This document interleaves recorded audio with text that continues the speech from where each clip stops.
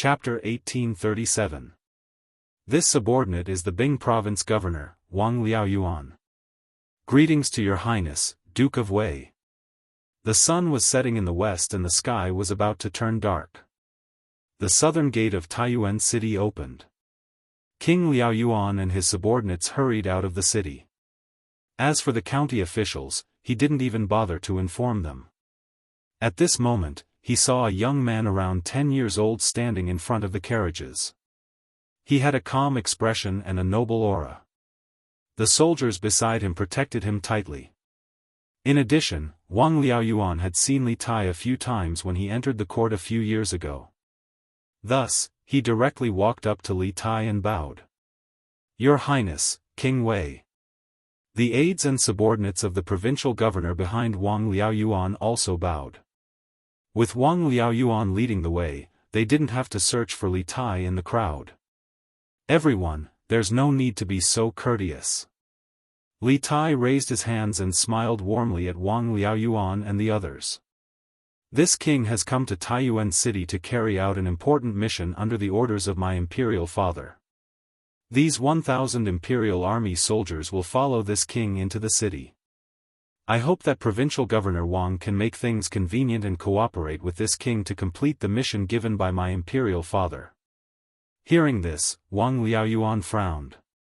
When Dugu Feiying entered the provincial governor's residence with the imperial army token, he told him that Li Tai was going to lead 1,000 imperial army soldiers into Taiyuan City. However, Dugu Feiying didn't have a real imperial edict. They were only following Li Er's verbal order. Letting an unfamiliar army into the city was a serious matter. As the provincial governor of Bing Province, Wang Liaoyuan had to personally go out and investigate. Otherwise, what if this army had other motives? At that time, he would really be dead. After seeing that the leader of this army was indeed Li Tai, Wang Liaoyuan's vigilance was lowered. This was because Li Tai couldn't possibly rebel. Even if he wanted to rebel, he couldn't have brought the imperial army with him. This was because the imperial army was under Li Er's direct command. Since that was the case, then Li Tai really did lead the army into the city under the emperor's orders. "Your Highness is too polite. We will do our best to assist your Highness in completing His Majesty's mission." After pondering for a moment, Wang Liaoyuan cupped his hands and said. At this moment, he thought of how the Wang clan's elites had entered and exited the city in the afternoon, searching for two people. He wondered if this matter had anything to do with Li Tai's arrival. Wang Yu greets your Highness, Duke of Wei. Speak of the devil."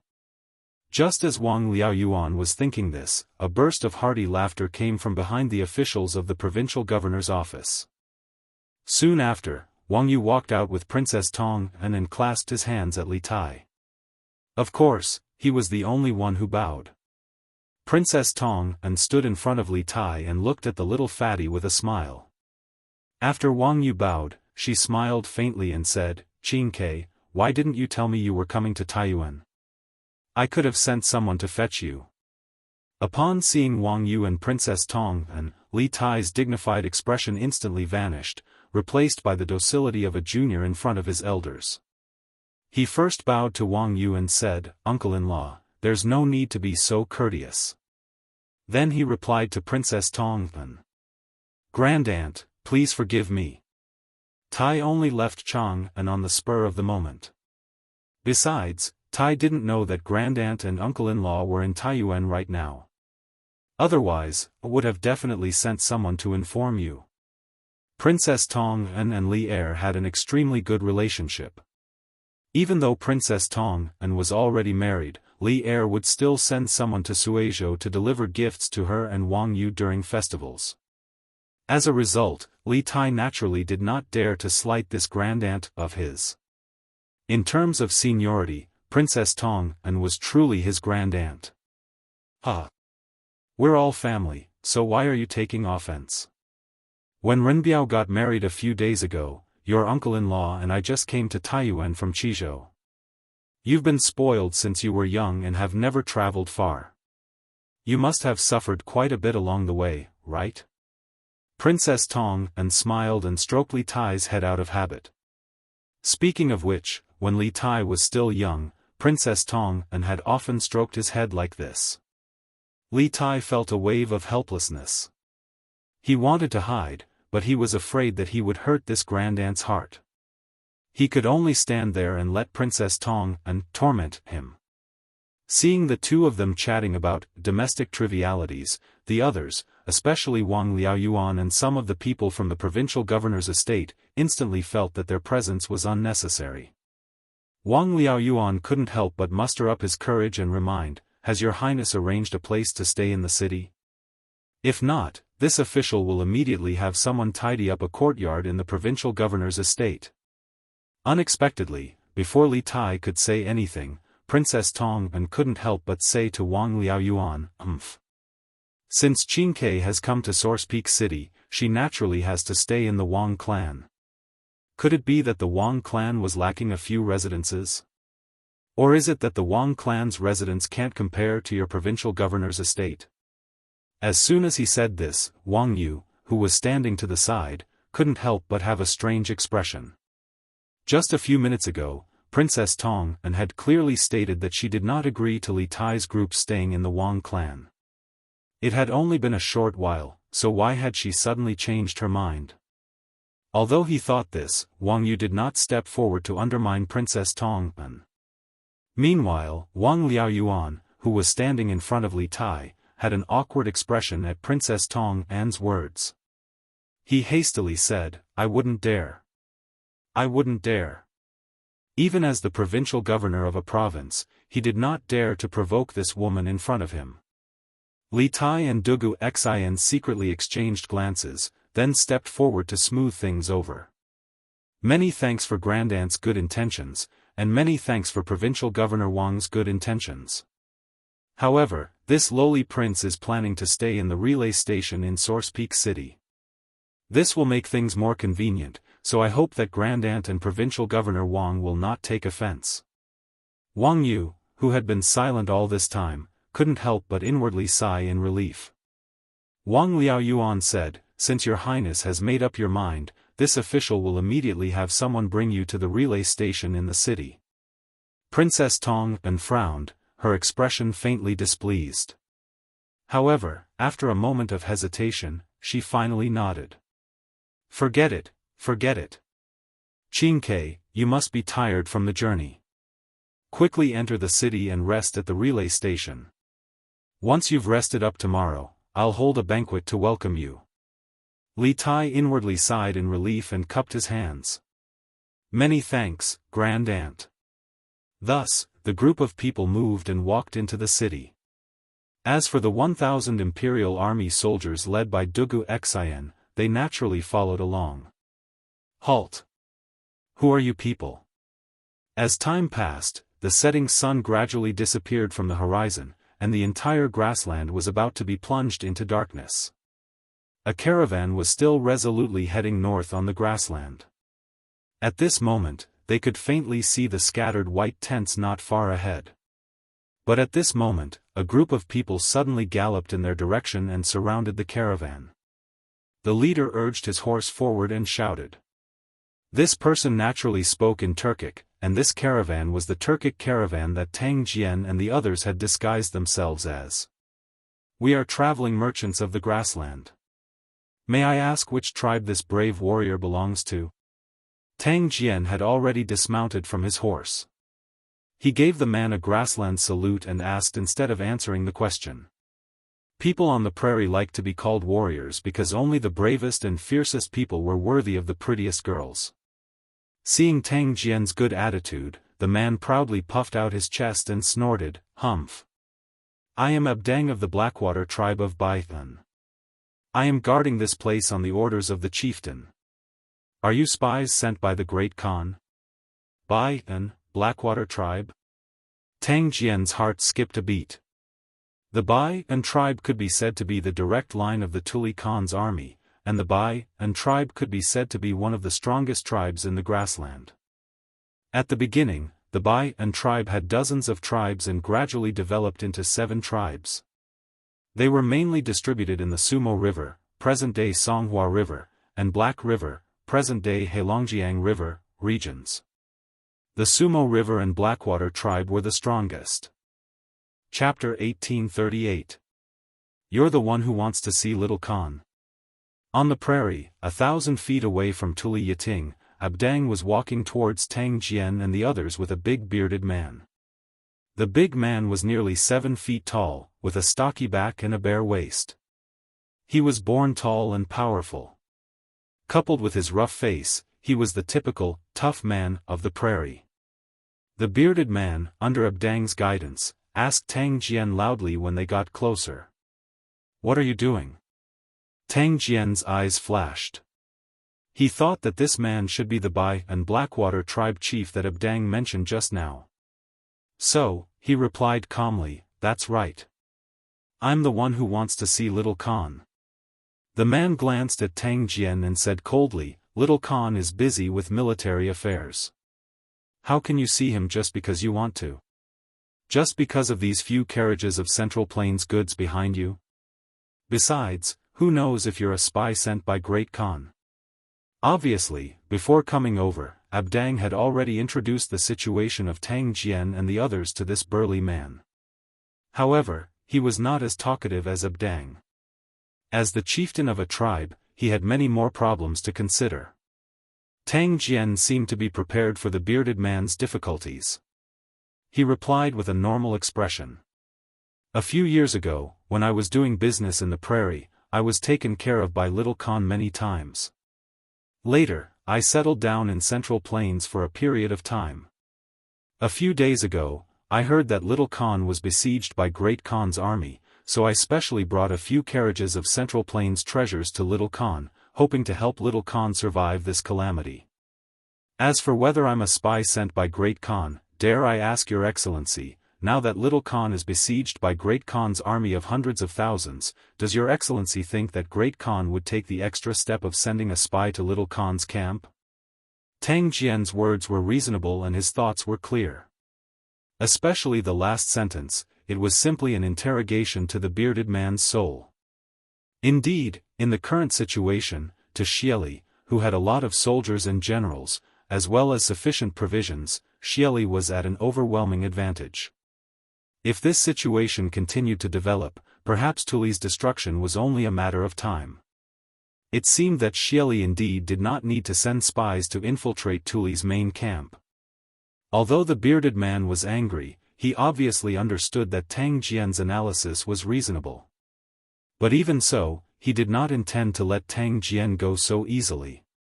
His face was calm as he continued to ask, "So, what do you think of this? Which tribe are you from? Also, you said that you were taken care of by the Little Khan when you were doing business in the grasslands. I have followed the Little Khan for almost 10 years, why have I never heard of you?" Hearing this question, before Tang Jian could say anything, Yu Minghu and the others behind him felt a chill in their hearts. This was because everyone knew that the bearded man's question was very difficult to answer. If they were not careful, they would be completely exposed. Tang Jian, on the other hand, was still as calm as ever. He replied, "I am from the Shi tribe, my name is Su Bujian. Moreover, I am just a nameless soldier. Because the Little Khan is not like the Great Khan who oppresses and collects taxes, we, the traveling merchants of the grasslands, are able to survive. You should be the chief of the Blackwater tribe, right? You're a big shot, so it's normal that you haven't seen a nobody like me." The Shi tribe was also a tribe under Tuli Khan. However, compared to Bai and's Blackwater tribe, the Shi tribe could only be considered a small tribe with very weak influence. Therefore, it was impossible for the bearded man to be familiar with everyone in the tribe. Chapter 1839. Su Bujian, a traveling merchant of the Shi tribe, greets the Khan. Under the lead of a soldier, Tang Jian entered this palace on the grassland. After entering, he didn't have time to admire the luxurious furnishings in the palace. In fact, there wasn't much to admire here. Although this palace could be said to be prosperous in the grassland where resources were scarce, it couldn't be compared to the past imperial palaces of the Central Plains. He directly walked up to the man sitting at the head of the table and performed a special greeting of the grassland people. He directly addressed Tuli as Khan, instead of Little Khan, which was an invisible flattery to Tuli. This made Tuli's mood, no need to be so polite. An indifferent voice came from above. Tang Jian straightened his body and finally had time to size up Tuli sitting at the head of the table. He saw that Tuli had a broad face, a high nose, and a pair of eyes as sharp as an eagle's. However, there was also a hint of depth and wisdom in them. In addition, there was a half-inch long stubble on Tuli's chin. Because he had not taken care of it for a long time, the stubble grew chaotically like weeds. This made his originally heroic and extraordinary face look somewhat decadent. Presumably, the recent situation on the grassland made Tuli feel powerless and desperate. Tang Jian thought to himself. In fact, he had met Tuli once before.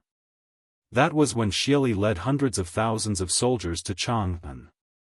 Li Er led a group of officials out of the city and signed an alliance with Xieli. At that time, Tuli, as the second Khan of the Turkic Khans, was naturally present. However, at that time, Tuli, who had led his troops into the heart of the Great Tang, was in high spirits. How could he be as lethargic as he was now? I heard from General and I sure that you can help us out of our current desperate situation. Is that true? At this moment, Tang Jian was sizing up Tuli. Tuli was also sizing up Tang Jian. The more he looked at Tang Jian, the stranger he felt. It was not that he recognized Tang Jian, but he felt that Tang Jian looked very strange. He could not tell what was strange about Tang Jian, but he felt that Tang Jian's appearance was somewhat awkward. After sizing him up for a while, Tuli got straight to the point and asked. Actually, the reason Tuli felt strange and awkward when he looked at Tang Jian was because Tang Jian was a Tang. Although this time he entered the prairie in disguise, his face and facial features still had the distinctive features of people from the Central Plains. Replying to Khan, there is indeed such a thing. I can help you escape from the Great Khan's encirclement. Tang Jian smiled and replied in a neither servile nor overbearing manner. She tribe's traveling merchant Su Bujian greets the Khan.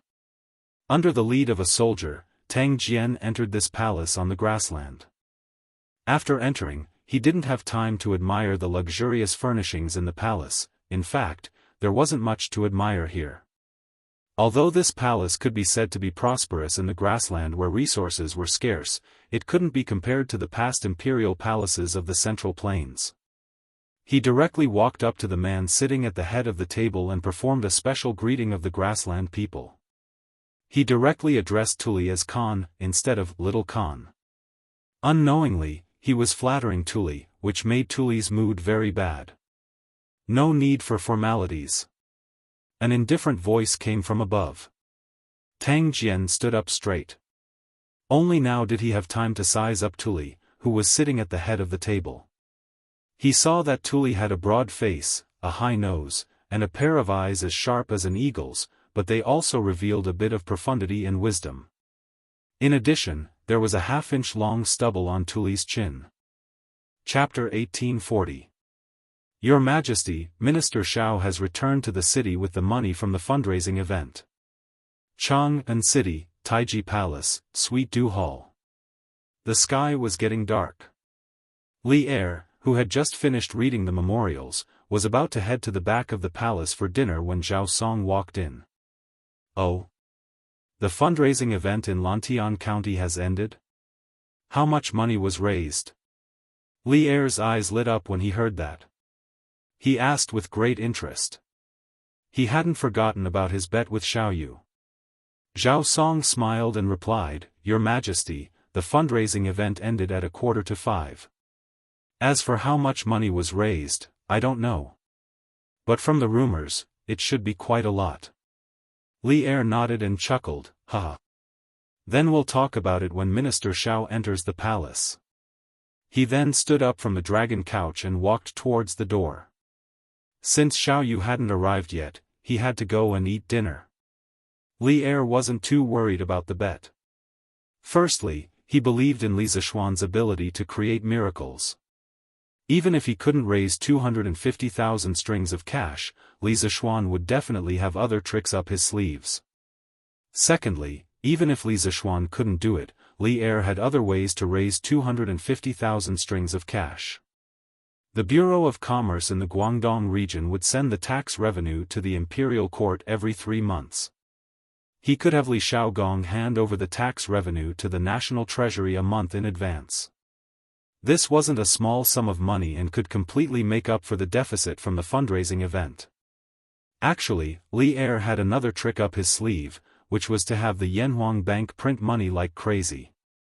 Tang Yuan had become popular in all 300 states of the Great Tang and had gradually replaced copper coins. In times of war, Li Er could have the Yanhuang Bank print more Tang Yuan to expand and equip the army. However, when Li Zishuan established the Yanhuang Bank, he had solemnly said that the amount of money that the Yanhuang Bank printed every year had to be determined by the Great Tang's annual gross domestic product.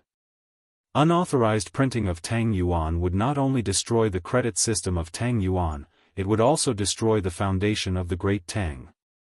Once this move was implemented, the Great Tang dynasty would not be far from destruction. As intelligent as Li Er was, it was impossible for him not to know that Li Zishuan's words made sense. Now that the Great Tang was fighting the Turkic Khaganate, although it was difficult, it was not completely impossible. Therefore, Li Er felt that it was not yet time to use the money printing machine that was the Yanhuang Bank. In his view, the Yanhuang Bank and Tang Yuan would be of great use to the future prosperity of the Great Tang. They must not be destroyed so easily. Arriving at Empress Jianghu's residence, Li Er immediately ordered the palace maids and eunuchs to serve the dishes. Halfway through the dinner, Zhao Song hurriedly ran over and said, "Your Majesty, Minister Shao requests an audience." "Ha! He came rather quickly. Bring him to the Ganlu Palace, I will be there in a while." Hearing this, Li Er smiled and said to Zhao Song, "Yes." Zhao Song received the order and left. At this moment, Li Er looked at Empress Jiangsun and sighed. "Sigh, I wanted to have a good meal with Maid Guanyin, but it seems like I won't be able to."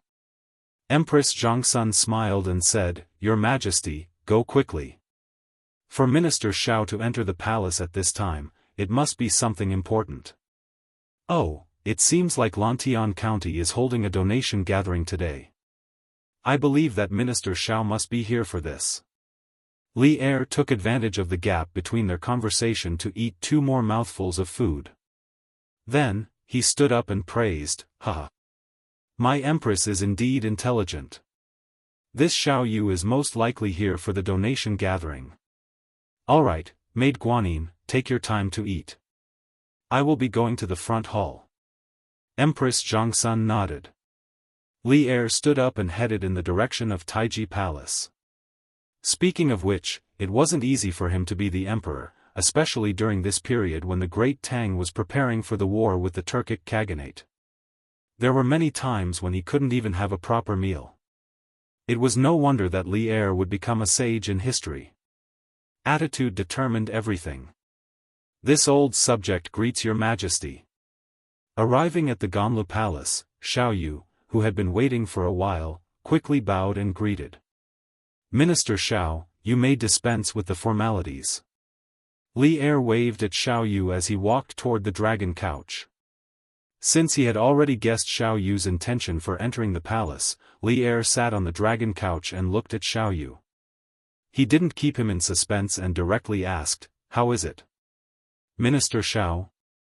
Has the money raised from this donation gathering been enough to fund an army of 150,000 soldiers?" Shao Yu's eyes narrowed as he clasped his hands at Li Er and sternly said, "This donation gathering has raised a total of 428,500 strings of cash, far surpassing this old subject's estimate. Your Majesty has won the bet, so this old subject congratulates your Majesty." "What? 428,500 strings of cash?" Even though Li Er had already mentally prepared himself, he still couldn't help but be taken aback by such a massive number from Shao Yu's mouth. Just 15 minutes ago, he had been considering what to do if the money raised from this donation gathering wasn't enough, but now, happiness had come a little too suddenly. Truly so. In this donation gathering, not only did many merchants donate generously to the country, there were also many people this old subject didn't expect to participate. Speaking of this, Xiaoyu took out a book from his bosom and held it up with both hands. He said, "This old official has brought back the 428,500 strings of coins from the fundraising event and handed it over to the officials of the Ministry of Revenue to be counted and added to the national treasury. This is the detailed account of the fundraising event. Your Majesty, please take a look." "Good. My dear subject, you've worked hard this time." Li Er's eyes lit up as he sighed with emotion. Without his instructions, Zhao Song took the account book from Xiaoyu's hands and handed it over to Li Er. Li Er reached out to take the account book and began flipping through it, ignoring Xiaoyu in the hall. Due to the lack of time, the account book wasn't arranged according to the amount of donations. It was completely based on the order of the people who had appeared at the donation gathering. Li Er recognized many of the people at the front of the list, such as Li Zixuan, Lin Wenyuan of the Flaming Yellow Chamber of Commerce, and the world's righteous merchant, Feng Zhihua, whom he had personally conferred the title of world's righteous merchant. These people had all donated a considerable amount, with Li Zixuan taking the lead. Not only had he donated 30,000 strings of cash, but his Warm Tang Foundation had also donated 20,000 strings of cash. Altogether, they had contributed 50,000 strings of cash to the imperial court. Li Er couldn't help but be moved by this. He thought to himself, Li Zixuan might be a playboy most of the time, but when it comes to national interests and foreign wars, he's more attentive than anyone else. Li Er thought this way not only because Li Zixuan had started the donation gathering and contributed 50,000 strings of cash to the imperial court, but also because Li Zixuan had offered to forge new high-quality equipment for the expanded Black Armored Army. After that, Li Er had done some calculations in private. The new equipment worn by the 5,000 Black Armored Army from head to toe, from man to horse, would definitely be worth no less than 100,000 strings of cash. There weren't many people in the Great Tang who could fork out such a large sum. Even if there were people who could, they wouldn't offer to gift money like Li Zixuan had done. This was because not only would this money not benefit him, it might even arouse the suspicions of the emperor. Li Er knew that Li Zixuan, who had always been shrewd, would do such a foolish thing because of his sincerity towards the Great Tang. He wanted the Great Tang to prosper, and he didn't want the Great Tang to fall into the hands of foreign races. It was precisely because of this that Li Er had always regarded Li Zixuan in a different light and promoted Li Zixuan as an exception. Furthermore, whenever Li Zixuan made a mistake, Li Er would do his best to lighten the punishment on Li Zixuan. It was also because of Li Zixuan's sincerity that Li Er was willing to place his two favorite sons by Li Zixuan's side to learn and grow. Treasure House? What's the background of this shop? They can actually donate 30,000 strings of cash. Also, this name sounds familiar. Li Er skimmed through the list and saw that other than Li Zixuan, there was someone else who had donated 30,000 strings of cash. He couldn't help but take a second look at the list. Then, he frowned and muttered in confusion. Xiaoyu smiled and cupped his hands. Your Majesty, this treasure house is the property left behind by Wang Renbiao, the governor of Qizhou. As for Li Jingchu, who donated after him, she is Wang Renbiao's new wife. The couple donated a total of 32,000 strings of cash. Oh. It's Wang Renbiao? Hearing this, Li Er was suddenly enlightened. I heard that he was getting married a few days ago. I didn't expect that he would come with his new wife to donate money right after he got married. Wang Yu gave birth to a good son and a good daughter-in-law. Then, Li Er temporarily put aside Wang Renbiao's matter and continued to read. The more he read, the more surprised he became. Slowly, he finally understood why Xiaoyu had told him that many unexpected people have come to this fundraising event. Chengji Winery? Isn't that the winery of Cheng Jijia's family? He also donated 5,000 strings of cash. Qin Ji Clothing Shop. This is Shu Bao's shop. Baochang Pawn Shop. This is Jingda's pawn shop. Zhangsun Wuji, Fang Xianling, Chu Suiliang, Kong Yingda, all the civil and military officials seem to have secretly participated in the fundraising event. Unlike other emperors, Li Er had subdued a large group of civil and military officials in the process of conquering the world. These people had worked with Li Er for so many years and had a very good relationship with him. Li Er knew most of the private lives of his officials like the back of his hand. Therefore, although Cheng Yaojin, Qin Xiong, and the others had participated in the fundraising event in the name of their own shops, most of them were still recognized by Li Er at a glance. Seeing that his officials were so supportive of him, Li Er couldn't help but feel touched. However, when he saw the next name, he couldn't help but twitch the corner of his mouth. Wei's Winery, isn't this Wei Zheng's winery? No, didn't this winery close 2 years ago? Donation of 10 strings of cash. When he saw the words, Wei's Winery, Li Er was a little surprised. However, when he saw the donation of 10 strings of cash, he almost vomited blood. This was because the people before him had donated tens of thousands of strings of cash. When it was Wei Zheng's turn, he only donated 10 strings of cash. This contrast was too big. Cough cough. Xuancheng's family's resources are limited. Your Majesty, please forgive us. Seeing this, Xiaoyu coughed dryly and pleaded for Wei Zheng in a low voice. Li Er secretly rolled his eyes and couldn't be bothered to say anything. Lantian County's government donated 10,000 strings of cash. What's going on? Li Er read 10 lines at a glance and quickly flipped to the last page of the account book. Suddenly, his eyes focused on a line in the middle of the last page of the account book and he exclaimed in surprise. Chapter 1841. Lantian County was only a middle-sized county. Among the 1,500-plus counties in the Great Tang, Lantian County was definitely not one of the wealthiest counties. Of course, this was the Lantian County of the past. The current Lantian County was filled with shops and pavilions.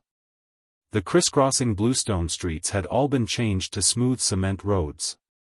According to rumors, the Lantian County Yamen had the intention to expand Lantian County. The entire Lantian County had undergone huge changes in less than a year. Li Er was naturally aware of these changes, but he did not know that the Lantian County Yamen had the ability to donate 10,000 strings of cash to the imperial court. 10,000 strings of cash. What kind of concept was this to a county yamen?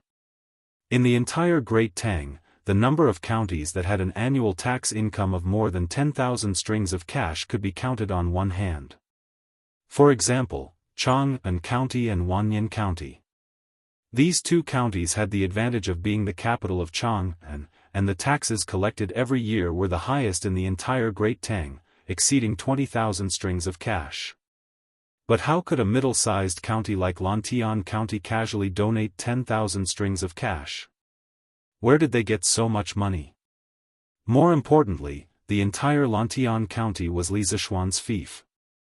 Under such circumstances, shouldn't the taxes collected by the Lantian County Yamen all go to Li Zishuan's pocket? Why did the Lantian County magistrate dare to donate 10,000 strings of cash to the imperial court on his own initiative?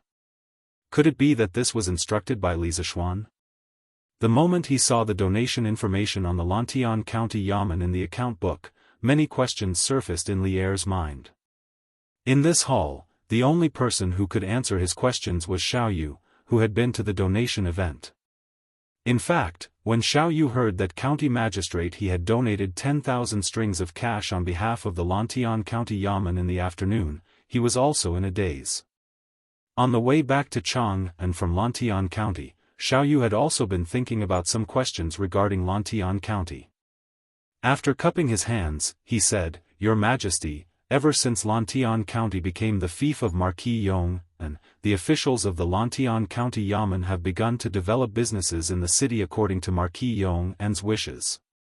For this reason, at the beginning of this year, the Lantian County Yamen established a Department of Commerce to ensure that merchants receive fair treatment in Lantian County and to ensure that they can do business normally. However, the Department of Commerce increased the tax rate of Lantian County by 5 times. But even so, there are still merchants from all over coming to Lantian County to do business. This is because in Lantian County, merchants are the same as commoners and craftsmen. They are all commoners and there is no distinction between them. Cases regarding merchants will be handled by the Department of Commerce. Furthermore, the children of merchants can enter official schools in Lantian County and can also be admitted to Yanhuang College in the future. As a result, shops and restaurants in Lantian County sprang up like bamboo shoots after a spring rain. The business in the city is also flourishing day by day. In addition, the Department of Commerce increased the tax rate by 5 times. As a result, the monthly tax revenue of Lantian County is more than 10 times higher than before. This old subject heard from County Magistrate He of Lantian County that Marquis Yong, and did not take a single cent of the tax collected by the Lantian County Yamen and left it all in the Yamen. He ordered County Magistrate He and the others to use this money to improve the livelihood of the people in the county. This is called taking from the people and using for the people. Chapter 1842. In truth, before the Song dynasty, the nomads of China basically did not have any iron smelting skills. The Xiongnu, Xianbei, Ruren, and the Turks of the Sui and Tang dynasties were all like this. They usually obtained their iron from 2 sources. One was through plundering the settled tribes, such as the people of the Central Plains. The second source was through secret transactions with special merchants, somewhat similar to modern weapons smuggling. By the Song dynasty, the northern nomads were unprecedentedly powerful. The Khitans, Jin, and Xixia could no longer be considered nomads. They had their own iron smelting skills, and Xixia had even developed the more advanced cold forging technology of the time. Cold forged armor was once the strongest armor of the time. At that time, the Chinese Empire's control over iron was also much more lax, which was why cooking was so popular. As for the Mongols after the Song dynasty, as the peak of nomads, they obtained iron through trade. At that time, there were many countries that could trade with the Mongols, so the Chinese Empire's unilateral control over the export of iron was meaningless. However, the Mongols were not good at smelting iron, but this did not stop them from plundering all sorts of people who knew how to smelt iron. Thus, the Mongols were able to grow stronger and control the Central Plains. Dugu Xian deduced that the assassin was not from the Turks, but from the Central Plains based on the needle-shaped weapon in his hand. This deduction was completely reasonable. In ancient times, when technology was not mature, it was not as easy to make a needle as it was in the modern era. Moreover, the needle in Dugu Xian's hand was not ordinary iron, but special steel. It was undoubtedly more difficult to make than the embroidery needles that the common people used. Based on this, one could basically conclude that the person who made this weapon was from the Central Plains. The situation in Taiyuan City is not as simple as you think it is. Dugu Xian stood with his hands clasped behind his back. He glanced at his younger brother and sighed. Zhu Xiecheng and Kong Chang'an are just 2 outsiders, while the Wang family has been operating in Taiyuan City for many years. Whether it is on the surface or in the dark, they are abnormally powerful. However, these 2 were actually able to escape the Wang family's pursuit in Taiyuan City. This is enough to show that the 2 of them are not alone in Taiyuan City. There must be other forces helping them. Big brother, who is this faction you speak of? Who dares to oppose the Wang family and His Majesty? Dugu Feiying asked in confusion. Dugu Xian rolled his eyes. If he knew who the hidden force was, he would have led his troops to capture them long ago. Where would he find the time to chat with Dugu Feiying? Dugu Feiying immediately regretted his question. After a moment of awkward silence, Dugu Feiying straightened his face and asked again, Big brother, when we were outside the city gates in the afternoon, why did you suggest that His Highness stay at the post house and not at the Wang family? Do you not trust Governor Wang? But even if you don't trust Governor Wang, you have to trust Princess Royal, right? She wouldn't harm your highness, would she? If he could, Dugu Xian really wanted to say, my silly little brother, you're too young. It's not that I don't trust Provincial Governor Wang or the Grand Princess. It's just that the Wang clan is a 1,000-year-old clan with many assets and descendants.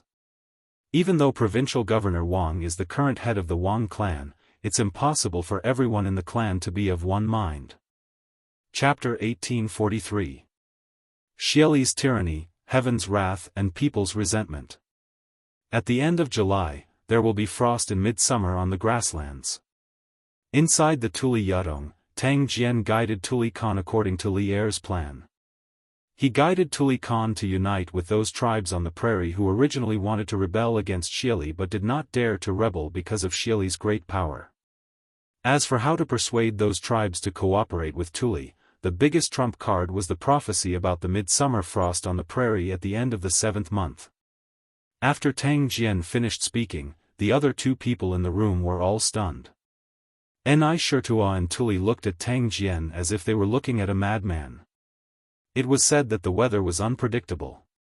Ordinary people could not predict whether it would be sunny or rainy a few days later. Tang Jian actually told them that there would be an abnormal weather phenomenon of midsummer frost at the end of July. How could they believe this? There are only a few days left until August, and the sun has been shining brightly on the grasslands for the past few days. You said that there would be midsummer frost on the grasslands at the end of July. Do you think anyone will believe your words? Without waiting for Tuli Khan to speak, Ni Shirtua, who was standing beside Tang Jian, could not help but sneer. When he learned that Tang Jian did not bring a large number of troops to the grasslands this time, Ni Shirtua had already lost hope that Tang Jian could help them escape.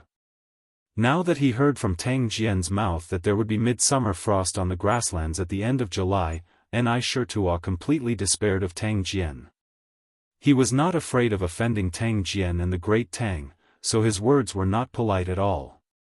Tuli Khan's gaze was faint, but he did not speak. However, his silence at this time was basically indulgence or acquiescence. Obviously, his thoughts were the same as Ni Shirtua's, but it was inconvenient for him to say it. Tang Jian also understood that it was simply impossible for him to convince Tuli and Ni Shirtua that the prairie would have frost in midsummer with just a few words. Speaking of which, when he first heard this language from Li Er's mouth, his first reaction was the same as Tuli and Ni Shirtua's. He thought it was simply absurd. But Li Er had assured him with certainty that before the end of July or August, there would definitely be abnormal weather phenomena of midsummer frost on the prairie. At that time, old Li nearly swore an oath. Relying on his many years of friendship with Li Er, as well as his understanding of Li Er's character, Tang Jian chose to believe in this absurd prophecy. He resolutely embarked on the long road to the grassland, and it was very likely to be a road of no return. Xieli's Tyranny, Heaven's Anger and People's Resentment, Midsummer Frost on the Grasslands at the end of July. Inside the Tuli Yadong, Tang Jian guided Tuli Khan according to Li Er's plan. He guided Tuli Khan to unite with those tribes on the prairie who originally wanted to rebel against Xieli but did not dare to rebel because of Xieli's great power. As for how to persuade those tribes to cooperate with Tuli, the biggest trump card was the prophecy about the midsummer frost on the prairie at the end of the 7th month. After Tang Jian finished speaking, except for him, the remaining two people in the room were all stunned. Ni Shirtua and Tuli both looked at Tang Jian as if they were looking at a madman. It was said that the weather was unpredictable. Ordinary people could not predict whether it would be sunny or rainy a few days later. Tang Jian actually told them that there would be an abnormal weather phenomenon of midsummer frost on the grasslands at the end of July. How could they believe this? There are only a few days left until August, and the sun has been shining brightly on the grasslands for the past few days. Yet, you say that midsummer frost will fall on the grasslands at the end of July? Do you think anyone will believe your words? Without waiting for Tuli Khan to speak, Ni Shirtua, who was standing next to Tang Jian, could not help but sneer.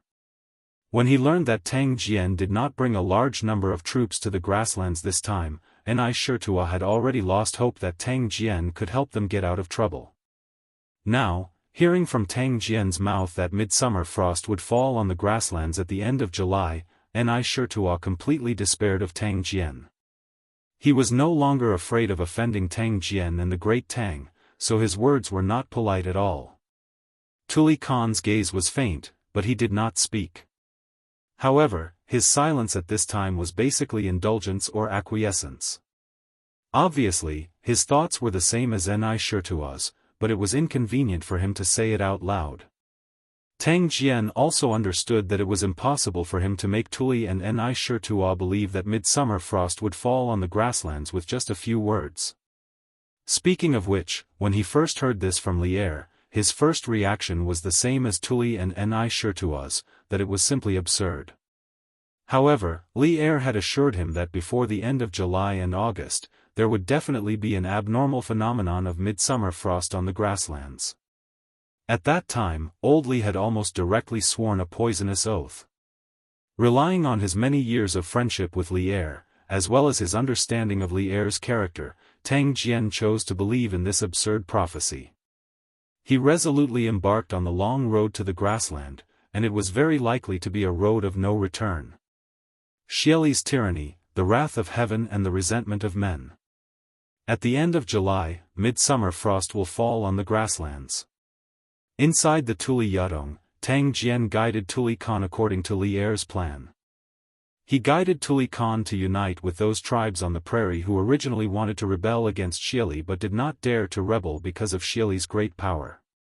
As for how to persuade those tribes to cooperate with Tuli, the biggest trump card was the prophecy about the midsummer frost on the prairie at the end of the 7th month. After Tang Jian finished speaking, except for him, the remaining 2 people in the room were all stunned. Shitua and Tuli both looked at Tang Jian as if they were looking at a madman. It was said that the weather was unpredictable. Ordinary people would not be able to predict whether it would be sunny or rainy a few days later. Tang Jian actually told them that there would be an abnormal phenomenon of midsummer frost at the end of July. How could they believe this? There are only a few days left until August, and the sun has been shining brightly on the grasslands for the past few days. Yet you say that midsummer frost will fall on the grasslands at the end of July? Do you think anyone will believe your words? Without waiting for Tuli Khan to speak, Shitua, who was standing beside Tang Jian, could not help but sneer. When he learned that Tang Jian did not bring a large number of troops to the grasslands this time, Shitua had already lost hope that Tang Jian could help them escape. Now that he heard from Tang Jian's mouth that midsummer frost would fall on the grasslands at the end of July, Shitua completely despaired of Tang Jian. He was no longer afraid of offending Tang Jian and the great Tang, so his words were not polite at all. Tuli Khan's gaze was faint, but he did not speak. However, his silence at this time was basically equivalent to connivance or acquiescence. Obviously, his thoughts were the same as Shitua's, but it was inconvenient for him to say it out loud. Tang Jian also understood that it was impossible to make Tuli and Shitua believe that midsummer frost would fall on the grasslands with just a few words from him. Speaking of which, when he first heard this from Li'er, his first reaction was the same as Tuli and Shitua's, he thought it was simply absurd. However, Li'er had assured him that before the end of July and August, there would definitely be an abnormal phenomenon of midsummer frost falling on the grasslands. At that time, Old Li had almost directly made a vow. Relying on his many years of friendship with Li'er and his understanding of Li'er's character, Tang Jian chose to believe in this absurd prophecy and resolutely embarked on the long road to the grasslands. Moreover, it was very likely to be a road of no return. Xieli's tyranny, the wrath of heaven and the resentment of men. At the end of July, midsummer frost will fall on the grasslands. Inside the Tuli Yadong, Tang Jian guided Tuli Khan according to Li'er's plan. He guided him to unite with those tribes on the prairie who originally wanted to rebel against Xieli but did not dare to rebel because of Xieli's great power. As for how to persuade those tribes to cooperate with Tuli, the biggest trump card was the prophecy about the midsummer frost on the prairie at the end of the 7th month. After Tang Jian finished speaking, except for him, the remaining 2 people in the room were all stunned. Ni Shirtua and Tuli both looked at Tang Jian as if they were looking at a madman. It was said that the weather was unpredictable. Ordinary people could not predict whether it would be sunny or rainy a few days later. Tang Jian actually told them that there would be an abnormal phenomenon of midsummer frost falling on the grasslands at the end of July. How could they believe this? There are only a few days left until August, and the sun has been shining brightly on the grasslands for the past few days. Yet, you say that midsummer frost will fall on the grasslands at the end of July? Do you think anyone will believe your words? Without waiting for Tuli Khan to speak, Ni Shirtua, who was standing beside Tang Jian, could not help but sneer. When he learned that Tang Jian did not bring a large number of troops to the grasslands this time, Ni Shirtua had already lost hope that Tang Jian could help them get out of trouble. Now that he heard from Tang Jian's mouth that midsummer frost would fall on the grasslands at the end of July, Ni Shirtua completely despaired of Tang Jian. He was no longer afraid of offending Tang Jian and the great Tang, so his words were not polite at all. Tuli Khan's gaze was faint, but he did not speak. But at this time, silence was basically indulgence or acquiescence. Obviously, his thoughts were the same as Ni Shirtua's, but it was inconvenient for him to say it. Tang Jian also understood that it was impossible for him to make Tuli and Ni Shirtua believe that midsummer frost would fall on the grasslands with just a few words. Speaking of which, when he first heard this from Li Er, his first reaction was the same as Tuli and Ni Shirtua's, that it was simply absurd. But Li Er had assured him that before the end of July and August, there would definitely be an abnormal phenomenon of midsummer frost on the grasslands. At that time, old Li had almost directly sworn a poisonous oath. Relying on his many years of friendship with Li Er and his understanding of Li Er's character, Tang Jian chose to believe this absurd prophecy and resolutely embarked on the long road to the grasslands, and it was very likely to be a road of no return.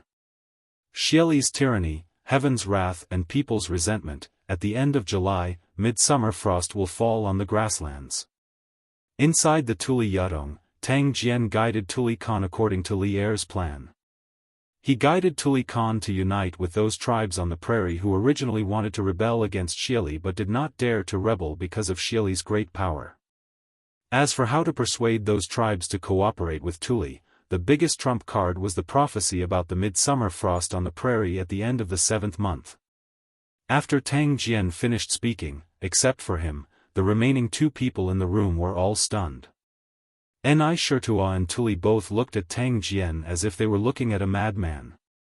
It was said that the weather was unpredictable. Ordinary people would not be able to predict whether it would be sunny or rainy a few days later. Tang Jian actually told them that there would be an abnormal phenomenon of midsummer frost at the end of July. How could they believe this? There are only a few days left until August, and the sun has been shining brightly on the grasslands for the past few days. Yet you say that midsummer frost will fall on the grasslands at the end of July? Do you think anyone will believe your words? Without waiting for Tuli Khan to speak, Ni Shirtua, who was standing beside Tang Jian, could not help but sneer. When he learned that Tang Jian did not bring a large number of troops to the grasslands this time, Ni Shirtua had already lost hope that Tang Jian could help them escape. Now that he heard from Tang Jian's mouth that midsummer frost would fall on the grasslands at the end of July, Ni Shirtua completely despaired of Tang Jian. He was no longer afraid of offending Tang Jian and the great Tang, so his words were not polite at all. Tuli Khan's gaze was faint, but he did not speak. However, his silence at this time was equivalent to connivance or acquiescence. Obviously, his thoughts were the same as Ni Shirtua's, but it was inconvenient for him to say it. Tang Jian also understood that it was impossible for him to make Tuli and Ni Shirtua believe that midsummer frost would fall on the grasslands with just a few words. Speaking of which, when he first heard this from Li Er, his first reaction was the same as Tuli and Ni Shirtua's, that it was simply absurd. However, Li Er had assured him that before the end of July and August, there would definitely be an abnormal phenomenon of midsummer frost on the grasslands. At that time, Old Li had almost directly sworn a poisonous oath. Relying on his many years of friendship with Li Er, as well as his understanding of Li Er's character, Tang Jian chose to believe in this absurd prophecy. He resolutely embarked on the long road to the grassland, and it was very likely to be a road of no return. Xieli's tyranny, the wrath of heaven and the resentment of men. At the end of July, midsummer frost will fall on the grasslands. In the Tuli Yudong, Tang Jian guided Tuli Khan according to the plan that Li Er had previously formulated. He had him unite with the tribes on the grasslands who originally wanted to resist Xieli but did not dare to because of Xieli's power. As for how to persuade those tribes to cooperate with Tuli, the biggest trump card was the prophecy of midsummer frost on the grasslands at the end of July.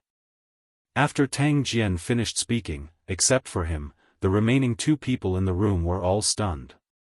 Ni Shirtua and Tuli both looked at Tang Jian as if they were looking at a madman. It was said that the weather was unpredictable. Ordinary people would not be able to predict whether it would be sunny or rainy a few days later. Tang Jian actually told them that there would be an abnormal phenomenon of midsummer frost at the end of July. How could they believe this? There are only a few days left until August, and the sun has been shining brightly on the grasslands for the past few days. Yet you say that midsummer frost will fall on the grasslands at the end of July? Do you think anyone will believe your words? Without waiting for Tuli Khan to speak, Ni Shirtua, who was standing beside Tang Jian, could not help but sneer. When he learned that Tang Jian did not bring a large number of troops to the grasslands this time, Ni Shirtua had already lost hope that Tang Jian could help them escape. Now that he heard from Tang Jian's mouth that midsummer frost would fall on the grasslands at the end of July, Ni Shirtua completely despaired of Tang Jian. He was no longer afraid of offending Tang Jian and the great Tang, so his words were not polite at all. Tuli Khan's gaze was faint, but he did not speak. However, his silence at this time was basically equivalent to connivance or acquiescence. Obviously, his thoughts were the same as Ni Shirtua's, but it was inconvenient for him to say it out loud. Tang Jian also understood that it was impossible to make Tuli and Ni Shirtua believe that midsummer frost would fall on the grasslands with just a few words from him. Speaking of which, when he first heard this from Li Er, his first reaction was the same as Tuli and Ni Shirtua's, that it was simply absurd. However, Li Er had assured him that there would definitely be an abnormal phenomenon of midsummer frost on the grasslands before the end of July and August.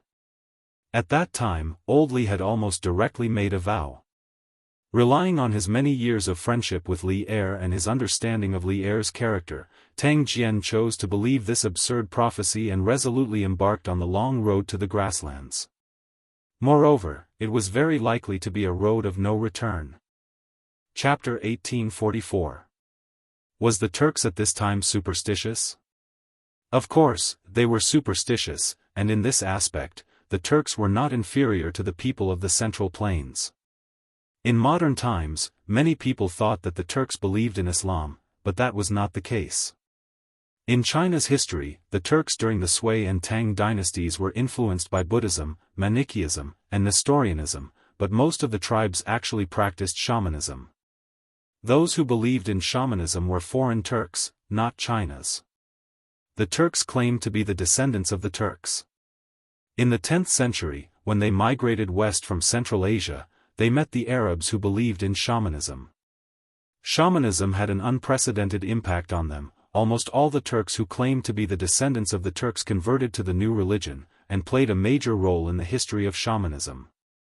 From then on, their religion always maintained the characteristics of shamanism in the border areas, simple martial arts, using creeds as war cries, seeing doctrines as mobilization orders, taking the territory of shamanism as their responsibility, filled with the fiery, straightforward, and confident appearance of the first generation of shamanism.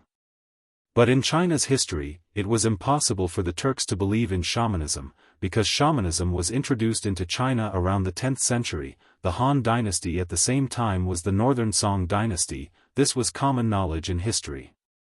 At this time, the Turks mainly believed in shamanism, shamanism had a long history, originating from the primitive fishing and hunting era. Before Genghis Khan established the Mongol Khanate, the dominant religion among the nomads in the northern grassland was shamanism. According to the records in the secret history of the Mongols, the shaman at that time made Talyui drink the cursed water and die in place of his elder brother Ajadai. As the strongest warrior in the Grassland Empire who controlled 80% of the Mongol army, Talyui did not resist at all. It could be seen, the position of shamanism at that time. According to the teachings of shamanism, Tengri was the eternal highest god. In the thinking of the Grassland people, the supreme power in the world was bestowed by the eternal highest god, Tengri. Therefore, in the Grassland, from the Khan to the commoners, no one did not believe in Tengri, and no one did not hope to obtain Tengri's protection. If the abnormal weather phenomenon of midsummer frost was given a special meaning of longevity, heaven's dissatisfaction with the prairie's current ruler, it was believed that even Xieli, who had millions of control warriors, would also feel a huge headache. Tang Jian's stratagem seemed absurd, but after careful consideration, they realized that this stratagem was indeed feasible. Just as he said, if the midsummer frost fell and the stratagem succeeded, Tuli's troops would be able to escape from Xieli's siege. If the stratagem failed, Tuli would not suffer too much loss, because they were already trapped in a desperate situation. The situation could not possibly get any worse. Since that is the case, then this Khan can rest assured. Inside Tusk, Tuli Khan chuckled. Then, with a concerned expression, he said, "Emissary, you must be tired from the journey. This Khan will have someone bring you to the tent to rest." Tang Jian saw that he had said what he needed to say, so he cupped his hands and said, "Thank you, Khan." Tuli Khan nodded and shouted towards the outside. Not long after, 2 maidservants came in and led the 2 maidservants into the hall. Tang Jian exited the hall. "Khan, are we really going to do as Tang Jian said?" After Tang Jian left, Ni Shuchuo could not help but ask. Tuli Khan frowned and did not speak. After a moment of silence, he said, "Now we are like caged beasts. If we don't try, how can we escape? From tomorrow onwards, you will arrange for people to spread the news among the tribes about Xieli's misconduct. Longevity heaven is furious, and frost will fall at the end of July. Remember to arrange for some clever people, don't let the cat out of the bag." Seeing that Tuli had made up his mind, Ni Shuchuo could not persuade him anymore. He could only nod and say, "Ni Shuchuo obeys."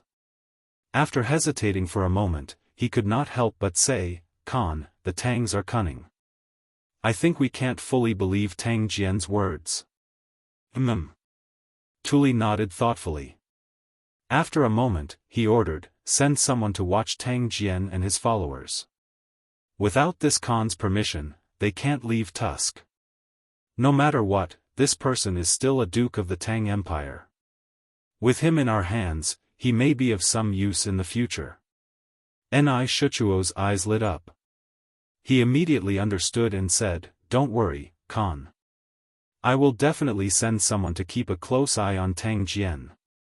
"Your Majesty, why are you so happy? Did you encounter some good news?" In the backyard of the palace, Empress Zhongsun was reading a book in boredom in her bedroom. She saw Li Er humming a tune and walking in from outside in high spirits. She could not help but put down the book in her hand and asked Li Er with a smile. In this boudoir, she and Li Er had always treated each other as husband and wife. Naturally, they did not need to greet each other like outside. Good news. Great news. Li Er laughed and walked quickly to Empress Zhongsun. He sat on the couch and reached out to hug the beauty beside him. Chapter 1845. What? The Liu family of Fanyang and the Li family of Zhao County are also participating in the donation gathering? In the bedchamber, Empress Zhongxuan's exclamation instantly attracted Li Er's attention. He couldn't help but exclaim. Earlier, when he and Xiao Yu were in the Sweet Dew Hall, Li Er saw that the Lantian County government had donated 10,000 strings of cash. He took the opportunity to discuss with Xiao Yu the way to get rich of Lantian County. Then, he went directly to the harem. As for the last few lines of the account book, he didn't look carefully, so he didn't know that Lu Qingqing and Li Jingxian were participating in the donation gathering. Hearing Li Er's question, Empress Zhongsun pointed at the last two lines of the account book and said, "Yes. This account book says that the Lu family and the Li family of Zhao County each donated 30,000 strings of cash. It's really strange. Didn't these aristocratic families all have their noses in the air before? Why are they so kind now, donating so much money to the court?" At the end, Empress Zhongsun couldn't help but sigh. Li Er followed the voice and saw that the last two lines of the account book said, "The Lu family of Fanyang donated 30,000 strings of cash. The Li family of Zhao County donated 30,000 strings of cash. Humph. These people are just fence-sitters. They will naturally stand on whichever side is stronger." Li Er frowned and snorted coldly. "A mere 30,000 strings of cash. They want us to forget all the things they've done and let down our guard against them? What wishful thinking." Empress Zhongsun was puzzled.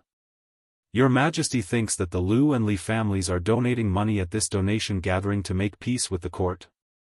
"Make peace?" Li Er shook his head. "Rather than making peace, it's better to say that they want to temporarily lower our guard against these two aristocratic families. In the Battle of Guan City, the strongest Kingeki, Balinkwi, and Xingyangzheng families were all defeated and executed. The Lu family and the Li family of Zhao County should have felt the danger, right? However, this situation is only temporary. We believe that once the imperial court is weakened, these two families will immediately turn hostile and return to their original arrogant thousand-year-old families." Empress Zhongsun nodded thoughtfully, but then she smiled and said, "Your Majesty is right. But no matter what, the Zheng and Li families have donated 60,000 strings of cash, which can more or less alleviate the urgent situation of the court. They are helping the court to support the army.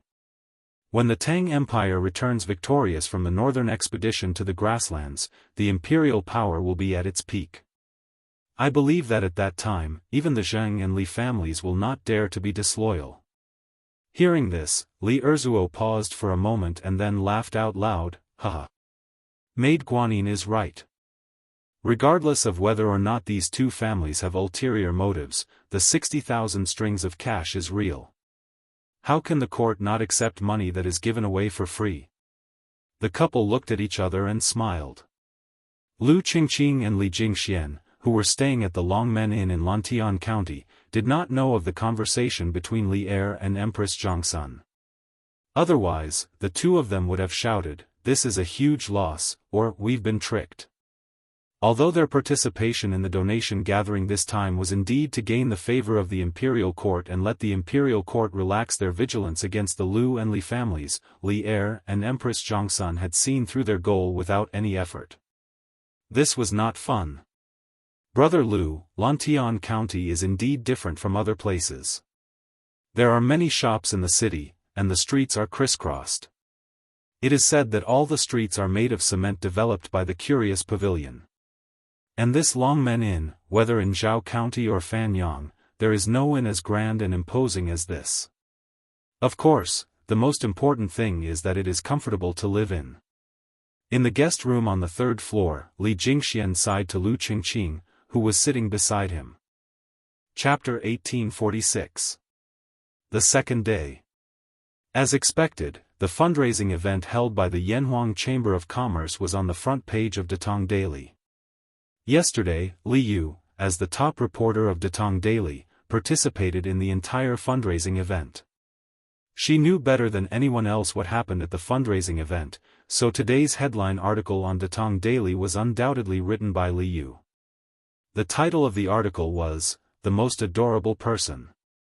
There was a very touching paragraph in the article, which was written as follows: "When the country is in trouble, countless farmers who were busy in the fields put down their hoes when they heard the call. Sons bid farewell to their fathers, husbands bid farewell to their wives, and fathers left their children. They resolutely put on simple armor and picked up the modeo that had not been used for a long time but was not rusty at all. They mounted their horses and embarked on the journey of uncertain life and death. They sacrificed their lives for the country and regarded death as a return home.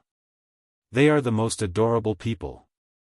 When the country was in trouble, the call was made. Countless merchants, who in the eyes of the world only cared about profit, came from all directions and gathered together. They donated generously to raise military funds for the country. In just a short day, they raised 428,500 strings of cash. Usually, they don't eat the imperial court's salary and are looked down upon by everyone. But at the crucial moment, they all took the sarira for righteousness and shared the country's worries. They are also the most adorable people. This article was not written by Liu specifically for the fundraising event, but she combined it with a major event that was currently happening in the Tang dynasty. She integrated what she saw, heard, and felt into this article. Several days ago, Li Er had issued an edict to select 150,000 elite soldiers from more than 300 provinces of the Great Tang and send them to Chang'an for training. 2 months later, these 150,000 local elite soldiers would gather together with 300,000 Chang and 12 sentinels and march north to have a showdown with Xieli. The second day. As expected, the fundraising event held by the Yanhuang Chamber of Commerce was on the front page of Datong Daily. Yesterday, Li Yu, as the top reporter of Datong Daily, participated in the fundraising event. She knew better than anyone what happened at the fundraising event, so today's headline article on Datong Daily was undoubtedly written by Li Yu. The title of the article was, "The Most Adorable Person." There was a very touching passage that went like this: when the country is in trouble, countless farmers who were busy in the fields put down their hoes when they were summoned. Sons bid farewell to their fathers, husbands bid farewell to their wives, and fathers left their children. They resolutely put on simple armor and picked up the modeo that had not been used for a long time but was not rusty at all. They mounted their horses and embarked on the journey of uncertain life and death. They sacrificed their lives for the country and regarded death with equanimity. They were the most adorable people. When the country was in trouble, the call was made. Countless merchants, who in the eyes of the world only cared about profit, came from all directions and gathered together. They donated generously to raise military funds for the country. In just one day, they raised 428,500 strings of cash. Usually, they don't eat the imperial court's salary and are looked down upon by the people. But at the crucial moment, each and every one of them takes the sarira for righteousness and shares the country's worries. They are also the most adorable people. This article wasn't written by Li Yu specifically for the fundraiser. Instead, it was written based on a major event that was happening in Tang dynasty. She incorporated everything she saw, heard, and felt into this article. Chapter 1847. There are a total of 719 people who participated in the donation assembly. The total amount of military funds raised is 428,500 strings of coins, far exceeding the military expenditure of 150,000 soldiers for 3 months. These merchants who participated in the donation assembly can be considered to have resolved the urgent situation of the imperial court, allowing the imperial court to focus on preparing for the war against the Turkic Khaganate. We wish to award these 719 people. Does anyone have any objections? Yesterday's donation assembly wasn't just the topic of discussion among the commoners. In Taiji Palace, the donation assembly had also become the main topic of discussion during the morning court assembly. After Minister of Civil Affairs Xiao Yu reported the grand occasion of yesterday's donation assembly, Li Er, who was seated high above, slowly spoke. The officials in the hall had different expressions when they heard this. In the end, everyone turned their gazes to Zhang Sun Wuji, who was seated in the first row of the civil officials. Feeling the burning gazes behind him, Zhang Sun Wuji felt extremely helpless. He could only stand up and clasp his hands. How does Your Majesty intend to award the merchants? Yesterday's donation assembly may have resolved the urgent situation of the imperial court, but our Great Tang is a country founded on martial arts and governed by civil officials. I hope that your Majesty can consider the big picture and not forget the country's roots. Although Zhang Sun Wuji had also secretly contributed to the fundraising yesterday, he didn't wish for Li Er to lavishly reward the group of businessmen yesterday. This was because to the Zhang Sun family, being a businessman was only a dispensable, side business. Being in politics was the foundation of the Zhang Sun family's life. From Li Yuan's military uprising at Taiyuan to the establishment of the Great Tang, from the Great Tang's sweeping of the universe to Li Er's ascension to the throne, Zhang Sun Wuji had contributed greatly. It could be said that he was the beneficiary of the current order of the world. Naturally, he didn't wish for the merchants to be able to obtain the credit that he had risked his life for just because they donated some money. Zhang Sun Wuji wasn't the only one who thought this way. Most of the civil and military officials in the hall also thought this way. Li Er was acting out of character today. He actually said that he wanted to reward the 700 merchants who donated yesterday. How could this be tolerated? How could they, who had worked so hard to obtain their official positions, endure this? Thus, they all turned their gazes to Zhang Sun Wuji. Everyone was anticipating that he, the head of the civil officials, would speak some fair words for the Great Tang officials. Duke of Zhao is right. Your Majesty, please consider the big picture. I agree. I second the motion. When all the people in the royal court joined forces, even Li Er, the emperor of Great Tang, had to give way to them. Li Er frowned slightly. To be honest, Li Er did not like to see the officials in the court huddle together. But now, Li Er did not have a better solution. He also understood that this was a stage that had to be experienced when the political power had developed to a certain extent. We plan to award the 712 merchants who participated in yesterday's fundraising event collectively. As for how the award will be given, other than praising them, we will also order Datong Daily to write an article praising them and publish it to the world. In addition, I have also decided that the merchants who donated yesterday will receive the same amount of tax exemption this year. That is to say, the amount of money they donated yesterday will be the same amount that can be used to offset this year's business tax. Duke Zhao, what do you think? As he finished speaking, Li Er turned his gaze towards Zhang Sun Wuji, and his tone was cold while his face was expressionless. Chapter 1848. Li Er's rewards for the 700-plus merchants were not out of line. The only thing that might cause people to hesitate was the last reward. The merchants who donated money could enjoy the same amount of tax exemption this year. Yesterday, these 700-plus merchants donated a total of 420,000 strings of coins. Didn't this mean that the Great Tang Imperial Court would have to pay less than 400,000 strings of coins in tax this year? How could this be? But the reality was not like this. This time, the Yanhuang Chamber of Commerce held a large proportion of the participants were merchants from Lantian County. Firstly, it was because of the geographical advantage of being the host. After all, Datong Daily's promotion of the charity fundraiser had only started 3 days ago. For those provinces and counties that were further away from Lantian County, these 3 days might not even be enough time for the news to reach their local area, let alone travel thousands of miles to Lantian County to donate money. Secondly, Lantian County had a unique business environment. Moreover, the business atmosphere was very strong. The number of merchants in the city could be 10 times more than other counties. Moreover, Lantian County was the headquarters of the Yanhuang Chamber of Commerce. Not to mention Lantian County, even in the entire Great Tang, which merchant would dare to not give face to the Yanhuang Chamber of Commerce?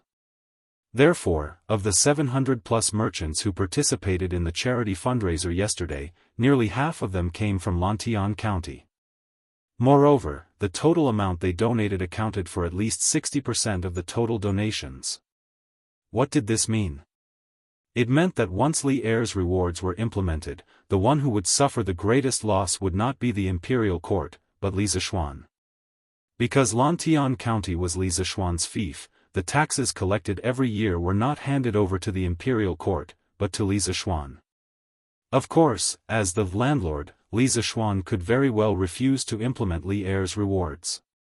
According to convention, the policies of the fief could be different. However, if he did so, it was inevitable that many people would secretly say that Li Zishuan was stingy. This was something that Li Zishuan could not tolerate. Therefore, although the last reward of Li Er's reward seemed excessive, no one objected. This was because everyone was clear in their hearts. Li Er's rewards for the 700+ merchants were not excessive. The only thing that might cause people to hesitate was the last reward. The merchants who donated money could enjoy the same amount of tax exemption this year. Yesterday, these 700+ merchants donated a total of 420,000 strings of coins. Didn't this mean that the Great Tang Imperial Court would pay less tax this year by 400,000 strings of coins? How could this be? But the reality was not so. This time, the Yanhuang Chamber of Commerce's fundraising event was organized by the merchants of Lantian County. Firstly, it was because of the geographical advantage of being the host. After all, the Datong Daily's promotion of the fundraising event had only started 3 days ago. For those provinces and counties that were further away from Lantian County, these 3 days might not even be enough time for the news to spread, let alone travel thousands of miles to Lantian County to donate money. Secondly, Lantian County had a unique business environment. Moreover, the business atmosphere was very strong. The number of merchants in the city might be 10 times more than other counties.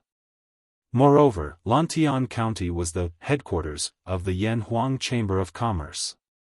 Let alone Lantian County, even the entire Great Tang had 10 times more merchants than other counties. Moreover, Lantian County was the headquarters of the Yanhuang Chamber of Commerce. Let alone Lantian County, even the entire Great Tang was like this. Chapter 1849. Wow! The houses here are so tall and magnificent. How can the buildings here be so tall? How can the ground be so flat? Wow! Why are the windows shining? Is there glass hanging on the windows? This is Yanhuang College. How did senior brother do it? How can he build an immortal palace on this mountain? Mo Huai led Xianqing and the others into Yanhuang College. The group of celestial master Daoists behind Xianqing widened their eyes when they stepped through the gate. Everyone was so shocked by the magnificent scene in front of them that they could not close their mouths. Some of the younger ones could not help but exclaim softly.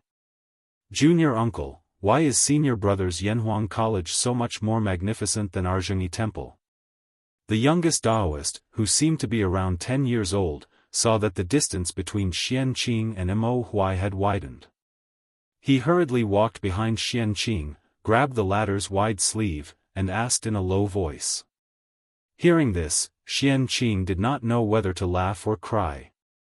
The Zhengyi Temple that the little Taoist mentioned was the cultivation place of the celestial master Taoists in this era on Mount Longhu.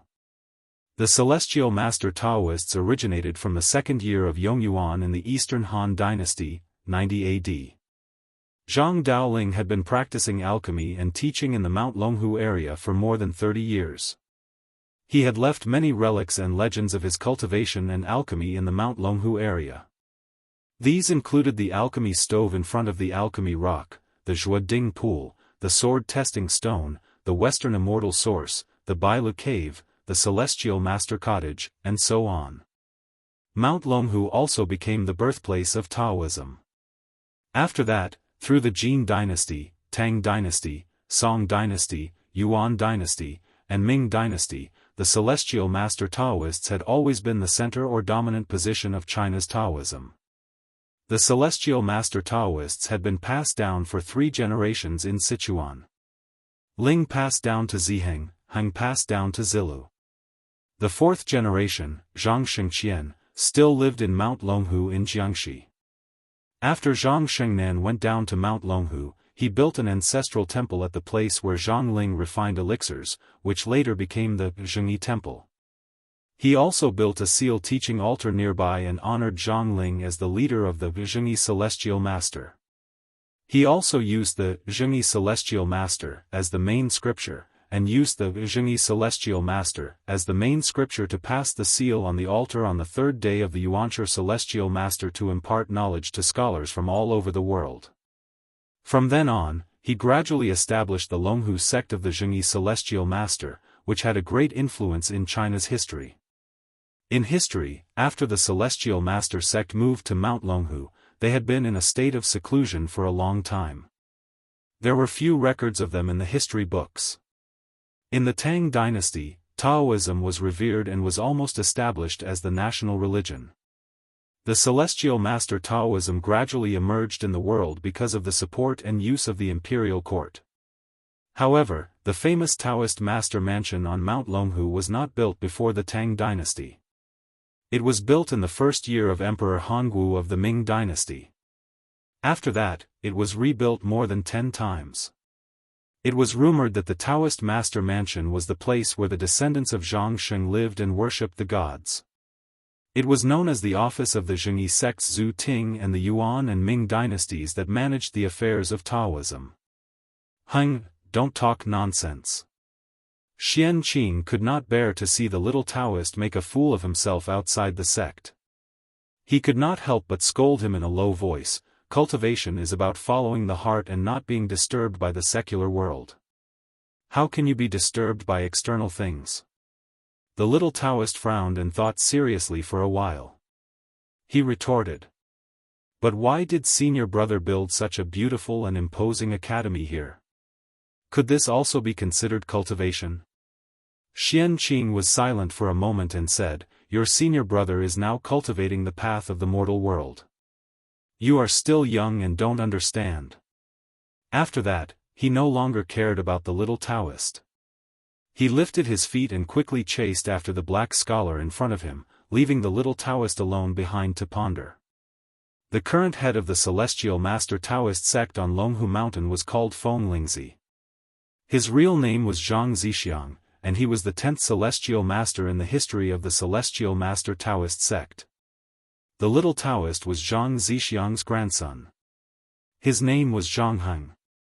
He had been quite intelligent since he was a child and followed Zhang Zixiang to learn Taoist skills. When Li Zishuan joined Longhu Mountain with spiritual master Ling Su, Zhang Heng was only 3 or 4 years old. But at that time, he began to read the Taoist scriptures. Therefore, in terms of Taoist skills, this child's talent could be said to be far superior to Li Zishuan and anyone on Longhu Mountain today. Let's go. Junior brother. If we don't go now, we'll lose them. Yanhuang College is not small. Don't get lost later. A young Taoist priest walked over and patted Zhang Heng's shoulder. He was amused by Zhang Heng's words. Although Zhang Heng was the grandson of the current head of the Celestial Master Taoist sect, he did not receive any special treatment in the sect. The disciples in the sect had always treated this clever junior brother as their own younger brother. This time, Feng Lingzi selected a group of elite disciples to follow Xian Qing down the mountain to experience the world. Because of Zhang Heng's outstanding talent, and because this little guy had always wanted to go down the mountain to see the world, Feng Lingzi let him go down the mountain with him. Oh! Zhang Heng nodded his head and quickly followed her. In the conference room on the first floor of Guanghua Building, Yan Silu, Mo Huai, Wang Ji, and the other higher-ups of the academy sat down with the disciples of the Celestial Master Taoist sect brought by Xian Qing. After exchanging greetings, the door of the conference room was pushed open from the outside. Li Gang walked in with the help of Hu Jingjing. The person standing behind them was actually Sun Simiao. Li Gang's body was not as healthy as before. He usually lived in the courtyard of Yunshan. Although he often came to the academy when he was free, the number of times he came was getting less and less. Xian Qing and the others suddenly visited Yunshan today. Li Gang hurried over after hearing the news. Sun Simiao and Hu Jingjing happened to be doing a routine physical examination for Li Gang at that time, so they came together. Taoist Master Xian Qing, long time no see. How have you been? Walking into the conference room, Li Gang looked at Xianqing, who was about to get up. He left Hu Jingjing's help and bowed to Xianqing. When Wu Jia attacked Yunshan, Li Gang was accidentally injured. When his life was hanging by a thread, Li Zishuan and Xianqing rushed back from the Longmen Pass more than 600 miles away and pulled him back from the gates of hell. If it were not for Xianqing, he might not be alive now. In front of his savior, it was not too much to salute, even if Xianqing was much younger than Li Gang. This humble Taoist is fine. Has Teacher Wenji been well recently? In front of Li Gang, Xianqing, who had always been cold and aloof, did not dare to be arrogant. He stood up and bowed solemnly, then asked. The group of Longhu Mountain disciples sitting next to Xianqing now knew that the old man who came in was the famous Li Gang. Li Gang, who had been the teacher of 2 princes, was also the one who, in the face of the invasion of the foreign races, shouted to the invincible Wu Jia, "This old man respects the heavens and the earth, respects morals, and fears the people. You are just a barbarian, how can I be threatened by you?" Li Wenji, Li Gang. The Battle of Yunshan that night had evolved into many different versions through word of mouth. Some said that Wu Jia had 3 heads and 6 arms, and his eyes were filled with lightning. Some said that the academy was full of masters, and that the heavens and the earth changed color. However, one thing did not change, and that was when Li Gang faced the great Grandmaster Wu Jia that night. His fearless and awe-inspiring shout had been widely spread among the people without missing a word. Countless people of Tang, as well as scholars, were in awe of the old man because of this. Although the Celestial Master sect of Longhu Mountain lived in seclusion, Xianqing had led these disciples all the way here and had more or less heard about this matter. When they saw the kind old man with white hair and a face full of wrinkles, all the disciples of Longhu Mountain were in awe. They all stood up spontaneously and respectfully saluted Li Gang. "Greetings, Teacher Wenji." Since Zhang Daoling founded the Celestial Master sect, the disciples of the Celestial Master sect had not cared much about worldly affairs for hundreds of years. However, one thing was undeniable, and that was that the disciples of the Celestial Master sect were all Han people, descendants of the Yen Emperor and the Yellow Emperor. Although their national consciousness was relatively weak, they still had a strong racial consciousness in their minds. Otherwise, spiritual Master Lingshu would not have killed more than 200 Turkic wolf riders in a rage because of the Turkic wolf riders plundering the border villages of Tang. Although Li Gang did not have the strength to truss a chicken, he was fearless in the face of the invasion of foreign tribes. He raised his head and angrily rebuked the enemy leader, which had greatly increased the prestige of the Han people. In the face of such a righteous old man, the disciples of Longhu Mountain all respected him from the bottom of their hearts. These must be the outstanding disciples of the Celestial Master sect, right? Sit down. Quickly sit down. Li Gang looked at the disciples of Longhu Mountain beside Xianqing and said with a kind smile. After a round of pleasantries, everyone sat down again. This time, I am under the orders of the sect leader to bring 22 disciples of the Celestial Master sect down the mountain to gain experience. Since the Celestial Master sect has not been in contact with the secular world for many years, I'm afraid that I will cause a lot of trouble for you in the future. After everyone was seated, Xianqing cupped his hands in greeting to Li Gang, Yen Silu, and the others. It was rare for him to say such polite words. However, these words sounded incomparably stiff coming from his mouth. It was likely that Feng Lingzi had taught him to say such words before leaving. Hearing this, Li Gang waved his hand and said, Taoist Master Xianqing's words are too polite. Not to mention that the Celestial Master sect is the sect of the Yamacho. If it wasn't for Taoist Master Xianqing's help last time, I'm afraid that I would be dead by now. This time, the Celestial Master sect's disciples are going down the mountain to gain experience, so the academy should receive them. What's more, Taoist Master Sun's medical center and medical school are short of manpower now. The Celestial Master sect is the orthodox Taoism in the world, and its disciples must have dabbled in divination. If you can help, it will be the fortune of the joint medical center of Yanhuang College and Tang Empire. I should thank you instead. Sun Simiao also nodded at this time and said, Mr. Wenji is right. Now, whether it is the joint medical center of Tang Empire or the medical school of the academy, they are in urgent need of medical masters with superb medical skills. And to be honest, I have been writing a medical book these years. It is a medical book that integrates some of the diseases and treatment prescriptions that I have encountered in my travels over the years. It is a medical book that will be passed down to the future generations. But recently, I have been entangled with the affairs of the medical center and the academy. It is really difficult for me to concentrate all my energy on writing a medical book. Although the Celestial Master sect of Longhu Mountain is good at Taoism and martial arts, its medical skills are still the best in the world.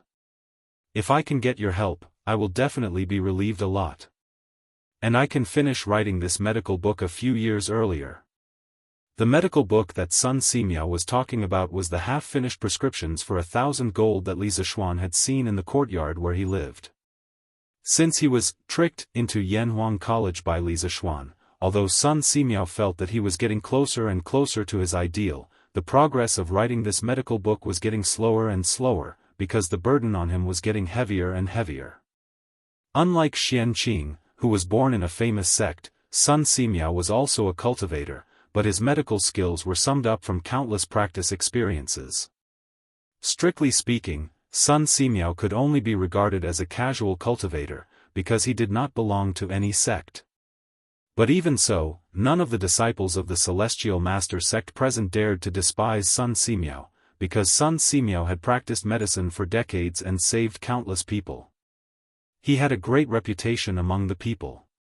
He was a person who devoted all his energy and all his passion to the medical career, and deserved everyone's respect. Oh. Taoist Sun is writing a medical book. I wonder if it is convenient for us to have a look. Hearing this, Xianqing's eyes lit up and he asked aloud. In his life, Xianqing had devoted 99% of his energy to the Tao of the sword, so in the Celestial Master sect, he had the title of Sword Maniac. In terms of understanding of the Tao of the sword, even spiritual Master Spirit Su could not compare with him. And the other 1% of Xianqing's energy was devoted to the Tao of the medicine. Although it was only 1%, Xianqing's Tao heart was extremely pure. For such a dedicated and pure person, even if he only devoted 1% of his energy, it was still stronger than ordinary people who devoted 100% of their energy. His attainments in the Tao of the medicine were currently second only to Sun Simiao, but far inferior to spiritual Master Spirit Su. Therefore, when he heard that Sun Simiao was writing a medical book recently, Xianqing was immediately interested. Because in terms of medical experience, 10 of him could not compare with Sun Simiao, who had saved countless people. And this medical book that gathered Sun Simiao's years of medical experience would definitely be of great help to improve his medical skills. Since Taoist Xianqing is interested, why not? After Mr. Kong Gui has settled you down, Taoist Xianqing can directly come to my courtyard to have a look. Seeing that Xianqing was interested in his medical book, Sun Simiao was not unhappy, nor did he want to hide it. He smiled calmly and said. He had been practicing medicine for half his life, and his ambition was to cure the suffering people of the world who were suffering from the pain of illness. However, he also understood that it was impossible to achieve this goal by himself. Therefore, he had agreed to join the Imperial Medical Bureau with Li Er, and this year, he had been bewitched by Li Zishuan to join the Yanhuang Academy and the Tang Alliance Medical Center. His goal was to impart his medical skills to more people who had the same ambition as him. Xianqing's eyes flashed, and he cupped his hands and said, "Senior, Xianqing admires you for your noble character and unquestionable integrity." Sun Simiao smiled and did not take it seriously. At this time, Yen Silu said, Taoist Xianqing led 22 disciples of the Celestial Master sect down the mountain this time. It happens that there are a few vacant courtyards on Yunshan Mountain. Yamacho is not in the academy at this time, so I will make a decision on behalf of the Yamacho to let your disciples temporarily live in the 12th, 13th, 14th, 15th, and 16th courtyards on Yunshan Mountain. In this way, Daoist Xianxia and your disciples can go to the medical center and the Tang United Medical Center easily. What do you think, Daoist Xianxia? Xianxia did not have any special requirements for the residence of his disciples. Hearing this, he nodded and said, I will follow Mr. Kong Gui's arrangement. Chapter 1850. This courtyard is so unique. The porcelain white tiles are as smooth as mirrors, the walls are as hard as rocks, the clear and empty windows, and the soft and comfortable couch. Even the toilet is as white as jade, and there is no stench at all. Also, I heard that this thing is an electric lamp, which is driven by electricity and can make the night as bright as day. Everything in Yunshan is so magical. Youngest uncle said that senior brother cultivates the mortal Taoism, but what kind of mortal Taoism can make senior brother create such a magical Yunshan? In the conference room on the first floor of Guanghua Building, the people of Yanhuang College and the disciples of the Celestial Master Taoism led by Xianxia had a brief meeting. After that, Yan Silu ordered people to bring Xianxia and the others to the courtyard. After all, they came to Yunshan from Longhu Mountain this time with luggage. Only after settling down could they have time to do other things. After visiting the courtyard inside and out, Heng couldn't help but sigh with emotion in a low voice. Yan Silu assigned a total of 5 courtyards to the disciples of the Celestial Master sect. Of course, the interior of the courtyards were all renovated, and they could move in directly. Heng and Xianxia were assigned to 1 courtyard, and the other 21 disciples of the Celestial Master sect were assigned to the other 4 courtyards. Each courtyard had about 5 people living in it, and 1 courtyard had 6 people living in it. This arrangement was not because Heng was a disciple of the head, but because Xianxia, as a teacher, was usually cold and strict. Ordinary disciples did not dare to live with him, of course, except for Heng. The disciples of the Celestial Master Taoism were generally afraid of Xianxia, but Heng was not afraid of him since he was young. On the contrary, he was particularly close to Xianxia. Perhaps it was because they were the same kind of people. Fortunately, the interior of the Cloud Mountain courtyard was extremely spacious. Even if a dozen or so people lived in each building, it wouldn't seem crowded. Otherwise, wouldn't Li Zishuan have innocently ended up with the infamy of abusing his fellow disciples? Uncle, what is the mortal Taoism? Why haven't I heard of it after reading the Taoist canon? Heng really couldn't hold back his curiosity, or maybe Heng didn't want to suppress his thoughts at all. He went upstairs and opened the door of Xianxing's bedroom, asking Xianxing, who was sitting cross-legged on the bed.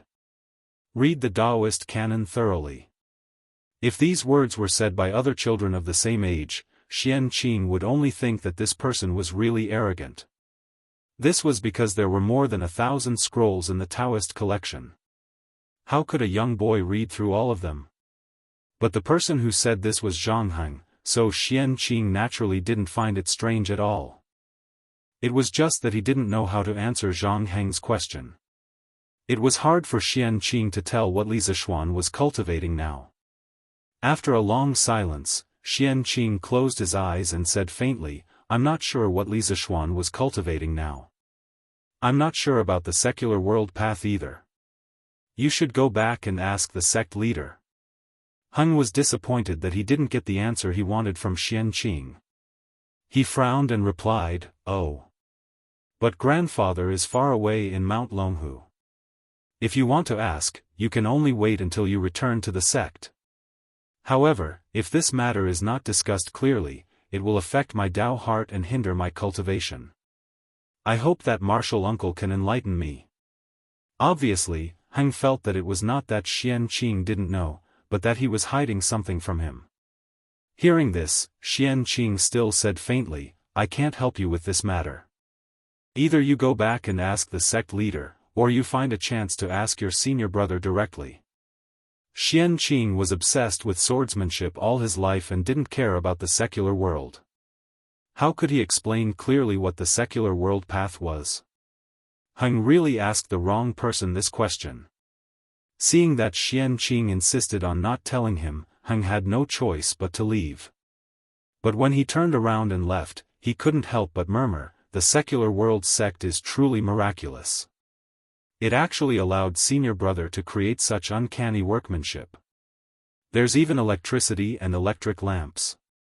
Senior brother seems to know some truths of the human world that we don't, which prompted him to create all these miraculous things on Cloud Mountain. Also, when I was in the academy just now, I heard the words that the teachers in the academy talked about the most. What is the secular world path? Could it be that Gong Shui was the way of the mortal world that Martial Uncle mentioned? It would be great if I have the opportunity to read the classics of the Academy's secular world path. Heng's low murmur naturally couldn't escape Xianqing's sharp ears. He suddenly opened his eyes and looked at Heng's back. A trace of worry flashed in his eyes. Who would have thought that someone as cold as Xianqing, who usually didn't care about anything except swordsmanship, would show a worried look at this time?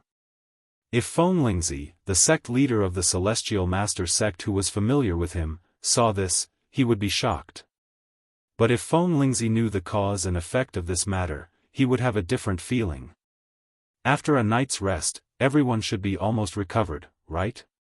In a wing room of the courier house in Taiyuan, 32 students gathered together.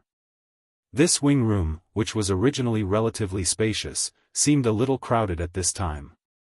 Li Tai looked around at everyone and asked aloud. These days, they had been rushing all the way and were tired. Although everyone ate well and slept well along the way, the long journey inevitably consumed a lot of their energy. Now that they had arrived at their first destination, Taiyuan, they didn't need to hurry for a short time. So this morning, Li Tai and Mo Chui deliberately didn't wake everyone up early as usual, which made the teachers and students of the academy sleep in. Although we haven't fully recovered, after a whole night's rest, we are much more energetic now. We all know that time is tight. Qin Ke, you can assign tasks to everyone. Qin Huayu knew why Li Tai asked this question, so he stepped forward and cooperated. As the representative of the teachers of the academy, Mo Chui also said, Huayu is right. Time is tight on this trip to the north, and the tasks are heavy.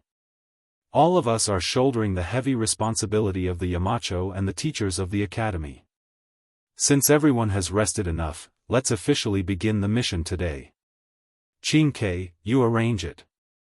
The teachers and students of the academy remembered the earnest requests of Li Gang, Mo Huai, and Yen Silu before they left, and also remembered that their Yamacho was in the army, contributing to the imperial court's war against the Turks, so they couldn't help but nod in agreement. Seeing this, Li Tai breathed a sigh of relief and said with a straight face, good. Since that's the case, let's begin the mission today. In the morning, the members of the first group will follow me to the provincial governor's mansion to participate in the selection of the telegraph relay station. We must finalize the specific location of the telegraph relay station before noon. This time, the Academy had dispatched a total of 32 elite members of the Trump Card Project, and these 32 people had been divided into 8 groups of 4 before they came. As soon as Li Tai finished speaking, Qin Huayu, Meng Wenhao, and Iron Egg stepped forward and cupped their hands in obeisance. Yes. The 3 of them, together with Li Tai, were the members of the first group. Li Tai nodded and then ordered, the members of the second, third, and fourth groups will be led by Li Yan and Jia Jiayin. Your task today is to count the supplies we brought north this time and see if there is anything missing. The second is to assemble the machines needed to build the telegraph relay station, such as the firepower generator, telegraph transceiver, battery pack, and so on, in advance. Li Yan, Jia Jiayin, Zheng Ziren, and the other 12 people cupped their hands in obeisance and said in unison, yes. The members of the 5th and 6th groups, after confirming the location of the telegraph relay station in the morning, follow the members of the first group to the destination to survey. Remember, our goal is very simple, that is, to make our telegraph relay station meet the parameters set by Yamacho with the smallest amount of work and the shortest construction time. Yes. The members of the 7th and 8th groups, led by Mr. Mo Chui, are responsible for coordinating the transportation of supplies and the feasibility evaluation of the early stage of the project. If you find anything unreasonable, please raise it as soon as possible and participate in the discussion and correction. Try to minimize the delay of the project as much as possible. Yes. Li Tai spoke confidently and frankly. Perhaps, it could be said that he'd already rehearsed and planned this in his heart many times before this, so he was able to clearly assign today's mission to everyone in a few words. It had to be said that this trip to the north was a very good opportunity for Li Tai to train his leadership ability. An engineering student who only knew how to do experiments and analyze the results of experiments was not what Li Zishuan urgently needed. However, if this engineering student not only had good grades and strong practical skills, but also had outstanding leadership ability, then Li Zishuan needed him too much. With the development of engineering, there were bound to be many scientific research projects with interdisciplinary disciplines. It was impossible to complete them with the strength of one person. At that time, a scientific research team would be needed. Only a leader who was proficient in technology and had strong leadership ability could lead a scientific research team to overcome one problem after another. And Li Tai was currently making progress in this direction. Mo Chui couldn't help but nod with gratification when he saw Li Tai had finished distributing the missions in a short period of 15 minutes. Moreover, he'd distributed them in an orderly and reasonable manner. All along the way, he'd always been witnessing Li Tai's growth and improvement. In addition, for everyone's safety, each group must have an Imperial guard by your side when you are on the move. No one is allowed to act alone at any time, under any circumstances. This is an iron law that everyone must abide by. Including me. After assigning the tasks, Li Tai's expression suddenly turned serious. He looked at the crowd and said, "In a moment, General Dugu will assign guards to each group. Our actions must not be out of the line of sight of the Imperial guards. In addition, General Dugu will distribute signal fireworks to each group. If there is an emergency in the city, you must immediately use the fireworks to signal for help." In order to arouse everyone's vigilance, Li Tai emphasized, "This is not alarmist talk, nor is it making a mountain out of a molehill. This is for the sake of the Academy's mission and for everyone's safety. Please remember that the war between the Great Tang and the Turks is imminent. Taiyuan City may not be as safe as before." Chapter 1851. With the war between the Great Tang and the Turks imminent, Taiyuan City might not be as safe as it was in the past. This short sentence instantly made the originally tense atmosphere a little more dignified. Everyone present was an elite student or teacher of Yanhuang College, so they were naturally no fools. They could all sense the danger lurking in Li Tai's words. "Qingke, be at ease. Everyone understands the severity of the situation. We will be careful in all matters," Meng Wenhao said. The others agreed, "That's right. We will be careful in all matters." Li Tai turned to Mo Chui, asking with his eyes if there was anything he needed to add. Mo Chui lightly shook his head. Li Tai took in a deep breath and said, "Okay. Everyone, begin to move out according to the tasks you've been assigned. Remember, safety comes first." When he had left Cloud Mountain, Li Gang, Yen Silu, and the other esteemed teachers of the academy had repeatedly urged him to ensure that all the teachers and students returned safely. As the commander of this operation, Li Tai felt an immense pressure on his shoulders. This was especially true after Dugu Xian and Dugu Feiying had informed Li Tai of the treacherous situation in Taiyuan City yesterday. Li Tai had sensed a thick sense of danger, so he had repeatedly emphasized the importance of safety to the members of the academy. Since he was the commander of this northern expedition, he had the responsibility and obligation to ensure that everyone in the academy returned safely. Yes.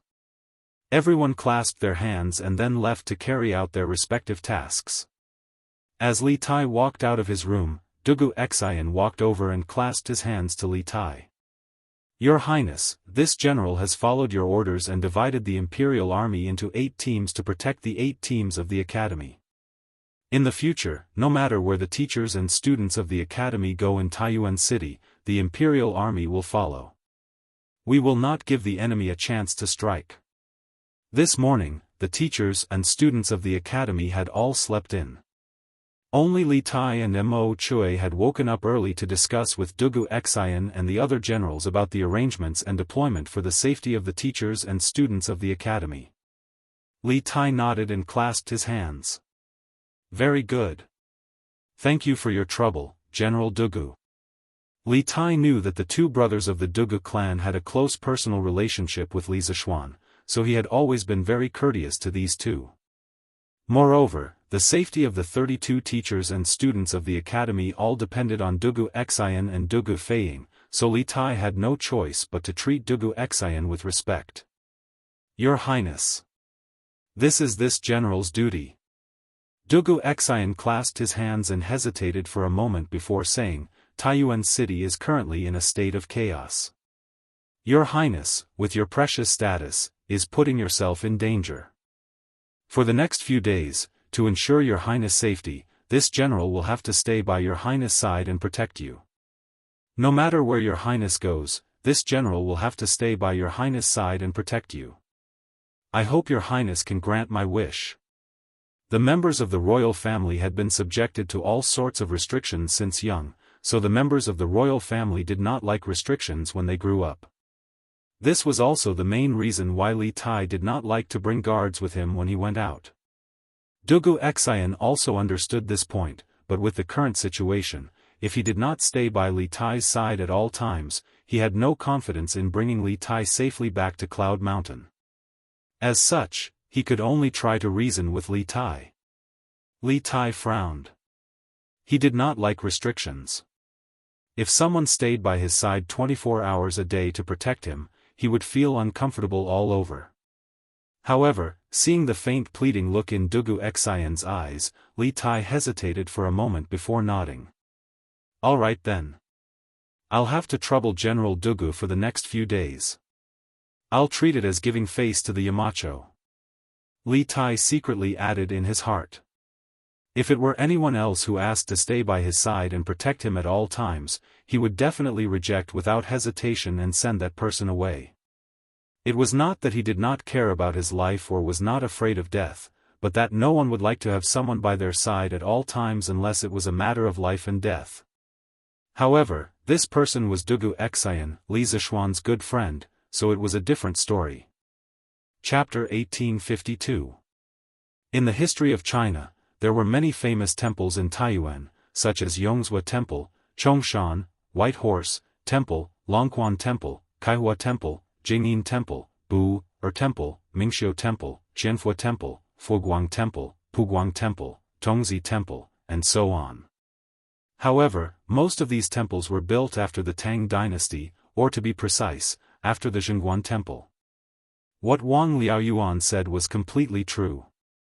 In this era, only the Puguang Temple and the Tongzi Temple remained intact in Taiyuan City. You said that the Tongzi Temple is located at the top of Longshan, which is very high and has been abandoned. Does that mean that there are no monks living in the Tongzi Temple now?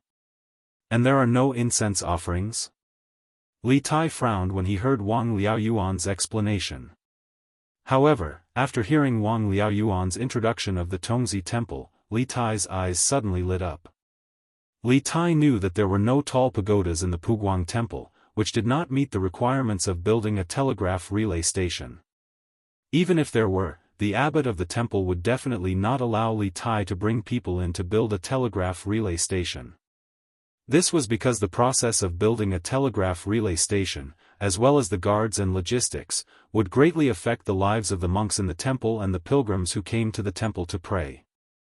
After all, after the telegraph relay station was built, it would not be left alone. First, the technical staff would be responsible for the daily maintenance, and second, the army would be stationed there to protect the telegraph relay station from being destroyed by people with bad intentions. Although Li Tai was a prince and bore the emperor's orders, this action was related to the iron rice bowl of many monks in the temple. The other party would definitely not give in. Even if Li Er was here, he would not dare to do anything to those monks who disobeyed the emperor's orders. Otherwise, it would cause a huge public uproar. Therefore, compared to the Puguang Temple, the Tongzi Temple was undoubtedly a more perfect location. It could meet the requirements of building a telegraph relay station, and it would not involve the complicated demolition problem. Yes, as far as I know, the Tongzi Temple was abandoned in the late Sui dynasty. The monks in the temple were nowhere to be found, but the buildings in the temple were not damaged much in the war. It was just that no one took care of it for a long time, so there was a lot of dust. Wang Liaoyuan nodded and replied. Hearing this, Li Tai could no longer hide his excitement. He stood up and said, "That's great. Governor Wang, please send someone to bring this prince to the boy temple to take a look." Although Wang Liaoyuan didn't know why Li Tai was in such a hurry to go to an abandoned temple, he knew that it had something to do with the important mission that Li Er had given Li Tai. Thus, he didn't ask any further and stood up to reply.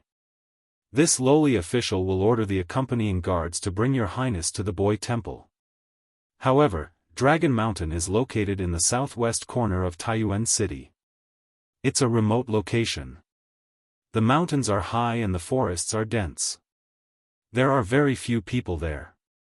If your highness insists on going there, please allow this humble official to send a group of elite troops to escort you. Otherwise, if an accident happens, this humble official will die 10,000 deaths."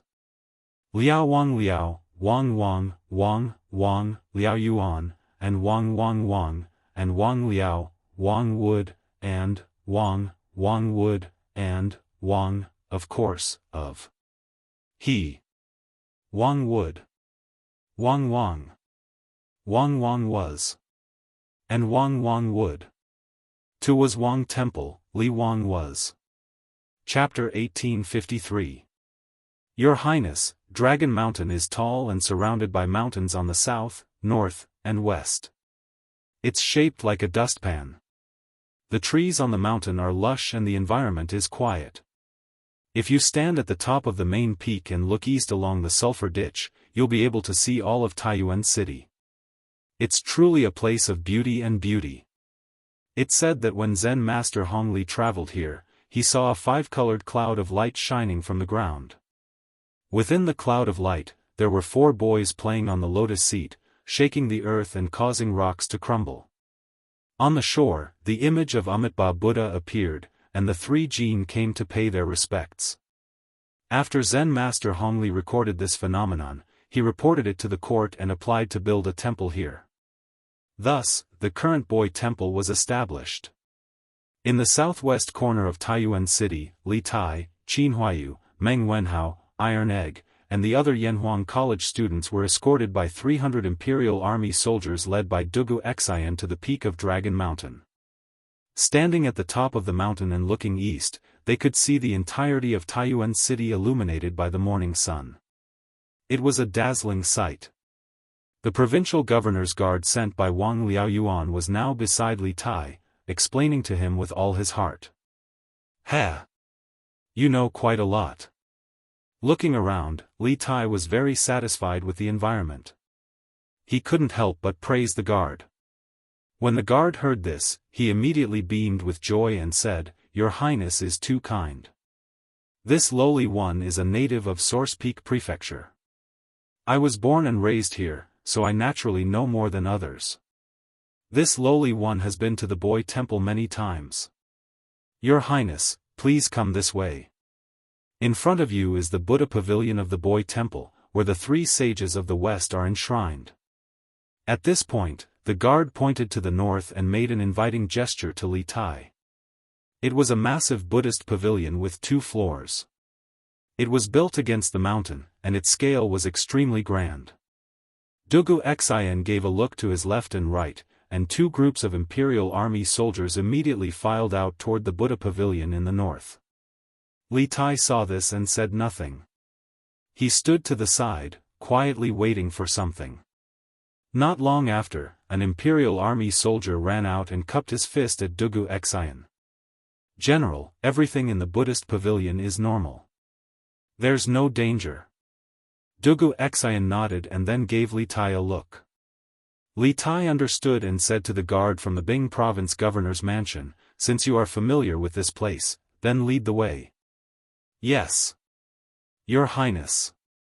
The guard cupped his fists and slowly walked towards the Buddha pavilion on Li Tai's left. As Li Tai's group walked in, they realized that the Buddha pavilion was made up of a front porch and the main part of the pavilion. The front porch was 5 rooms wide and 1 room deep. It was around 10 zhang wide and 20 zhang deep. There were 9 pillars, all of them in the shape of large lotuses. They were arranged in a north-south direction, and the lotus-covered part of the pillars was around 3 feet in diameter. The roof was made of stone and the floor was paved with stone, but the rooms were made of square bricks. The main part of the Buddha pavilion was around 10 zhang wide and 50 zhang deep. It was even more spacious than the front porch. The walls were built vertically with stone strips, and the northern part of the wall was built directly on top of natural rock. In the middle part of the wall, the door to the room was open. There were no carvings on the outside, but the inside was filled with carvings of 1,000 Buddhas. These Buddhas were of different shapes and sizes, creating a magnificent sight. Inside the Buddha pavilion, the 3 saints of the West were carved into the cliffs, Amitabha, Guanyin, and Mahastamaprapta Bodhisattva. The 3 Buddhas were lofty, each more than 10 zhang tall. Just their heads alone were more than 20 zhang tall. These Buddhas were so dignified that one couldn't help but feel awe. This Buddha pavilion is really magnificent. Just these 3 Buddhas and the thousands of Buddha carvings on the stone walls can be called a Buddhist holy land. It's a pity that it was abandoned and ruined because of the war in the Central Plains. After walking around the Buddha pavilion, Qin Huayu couldn't help but sigh. Qin Huayu's mother was a Buddhist, and the Qin family had even built a Buddhist hall in the backyard. Under the influence of what he saw and heard, Qin Huayu more or less had a good impression of Buddhism, which was why he sighed. Hearing this, the others couldn't help but nod. In all fairness, although this boy's temple was a little dilapidated on the surface, the majestic buildings, Buddhas, and exquisite carvings in the temple all showed its former glory and how much effort the founder of the temple had put in. Could its intrinsic artistic value be covered by the dust in the temple? Whether it was dilapidated or glorious, now that we can use this Buddhist temple, we can be considered to have made the best use of it. Because he had spent a long time hanging out with Li Zixuan, a disciple of the Celestial Master Taoist sect, Li Tai was not interested in Buddhism. Hearing Qin Huayu and the others sigh, he said somewhat disapprovingly, "Qin Ke, are you planning to choose here?" Hearing Li Tai's words, Meng Wenhao's heart moved and he asked aloud. When Li Tai assigned the task in the morning, he thought that it would take a lot of time to choose the location of the telegram relay station. However, he never expected that after just a trip to Dragon Mountain, Li Tai had the intention of finalizing the location. Wasn't this too smooth? However, although he was surprised, Meng Wenhao did not let down his guard. He did not say anything about the telegram relay station, because there was an outsider here, the guard of the Bingzhou provincial governor's mansion. It was related to the success or failure of the academy's mission and the safety of the academy's teachers and students. Every one of them had to be extremely cautious. More or less. However, before I decide, I have to confirm some things. Li Tai nodded and responded to Meng Wenhao. Then, he said to the guard of the Bingzhou provincial governor's mansion, "Is there another floor above this Buddhist pavilion?" "What's the floor above for?" The guard quickly replied, "Your Highness, I have been to the floor above. It's just a few meditation rooms. There's nothing special about it. It should be habitable after some tidying up." Li Tai nodded and said, "Good. I know. There's nothing for you to do here. You have done well. Go down the mountain and return to the city to receive your reward from Governor Wang." From the beginning to the end, he did not ask the name of the guard of the Bingzhou provincial governor's mansion because he did not need to know. "Yes. Thank you, Your Highness." The guard was overjoyed as he quickly bowed to express his thanks. After saying that, he bowed to Li Tai and turned to leave the mountain. Chapter 1854. Where are Mr. Ing Chui and the others? Back at the post house, Li Tai saw Dugu Feiying looking around in front of the post house. He was anxious to inform Ing Chui and the others about the location of the relay station, so he didn't take Dugu Feiying's abnormality to heart and asked anxiously. Your Highness, Big Brother, you're back. Mr. Ing Chui. Mr. Ing Chui and the others are packing up in the backyard. When Dugu Feiying saw Li Tai and the others, especially when he saw that Dugu Xian had returned, he immediately perked up and answered. Last night, other than the teachers and students of Yanhuang Academy and the Imperial Army led by Dugu Xian, there were also the materials and machinery needed to build the telegraph relay station that they had brought from Yanhuang Academy on this trip to the north. These things were all priceless treasures in this era and couldn't be bought with money. In order to ensure that there wouldn't be any mishaps and that the purpose of their trip wouldn't be revealed, these materials and equipment were allocated a courtyard to store in the courier station. Furthermore, there were specialized Imperial Army guards guarding it day and night. This prince will go take a look. Li Tai nodded in response. After saying that, he directly walked into the courier station. Dugu Xian didn't follow. Firstly, the entire post house was under his control, so he didn't need to worry about Li Tai's safety. Secondly, Dugu Feiying's eyes clearly showed that something was wrong. This was something that Dugu Xian, who had been his brother for many years, could easily tell. What's wrong? After Li Tai entered the post house, Dugu Xian looked at Dugu Feiying and asked calmly. Dugu Feiying said anxiously, Big Brother, Provincial Governor Wang sent someone to the Wang family's ancestral home just now. He said that someone found the whereabouts of Zhu Xiecheng and Kong Chang'an. The Wang family has already sent people over. Dugu Xian was shocked and said, What? The Wang family found the whereabouts of those two? Dugu Feiying scratched his head and said, Yes. Provincial Governor Wang's people just came to inform me. I also wanted to go over just now, but I remembered that Big Brother told me not to track down the whereabouts of these two people, so I didn't go. Big Brother, are we really not going to take a look?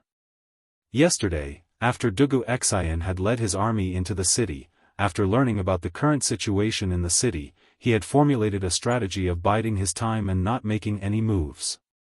He had completely given up on finding the whereabouts of Zhu Xiecheng and Kong Chang'an and focused all his energy on protecting the safety of Li Tai and the others.